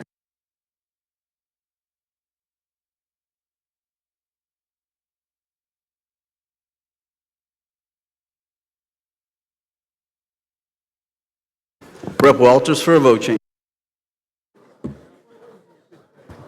Hello, members. I request the House consent to change my vote on SB 121 from absent to no. Without objection.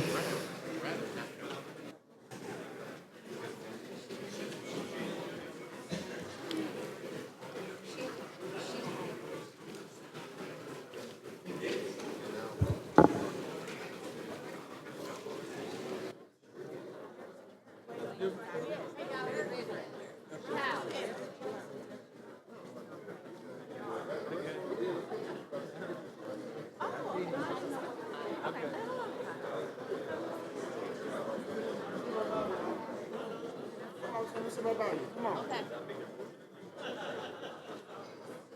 I'm about to roll for 10 of y'all. As soon as it's over with, I'm hitting that ground for 10.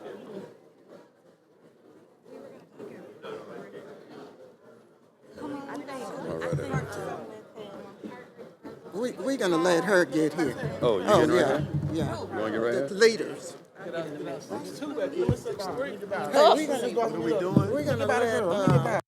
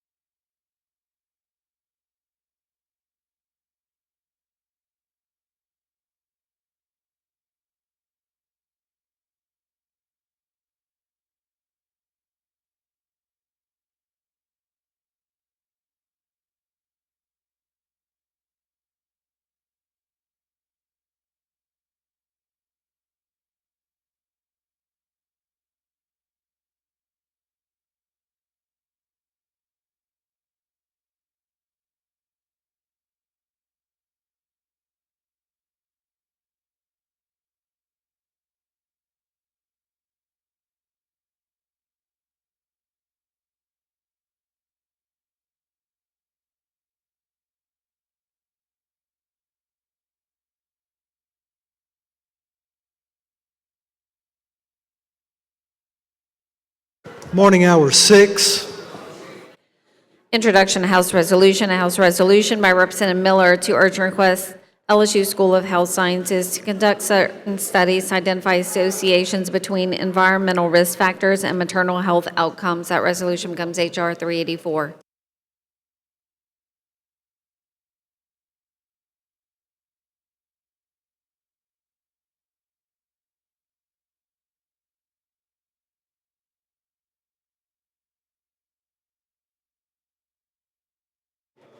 Introduction of House Resolution by Representative LaFleur to express condolences to the House of Representatives upon the death of Dr. Irma Wadi Hines. That resolution becomes H.R. 385, lies over.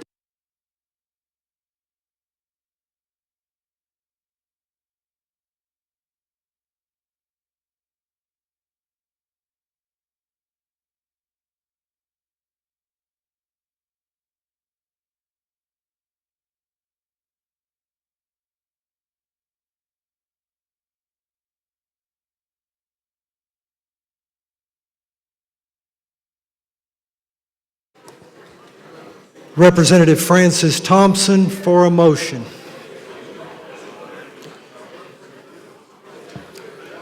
Representative Thompson. Mr. Speaker, members, I move we adjourn till tomorrow morning at 9 o'clock.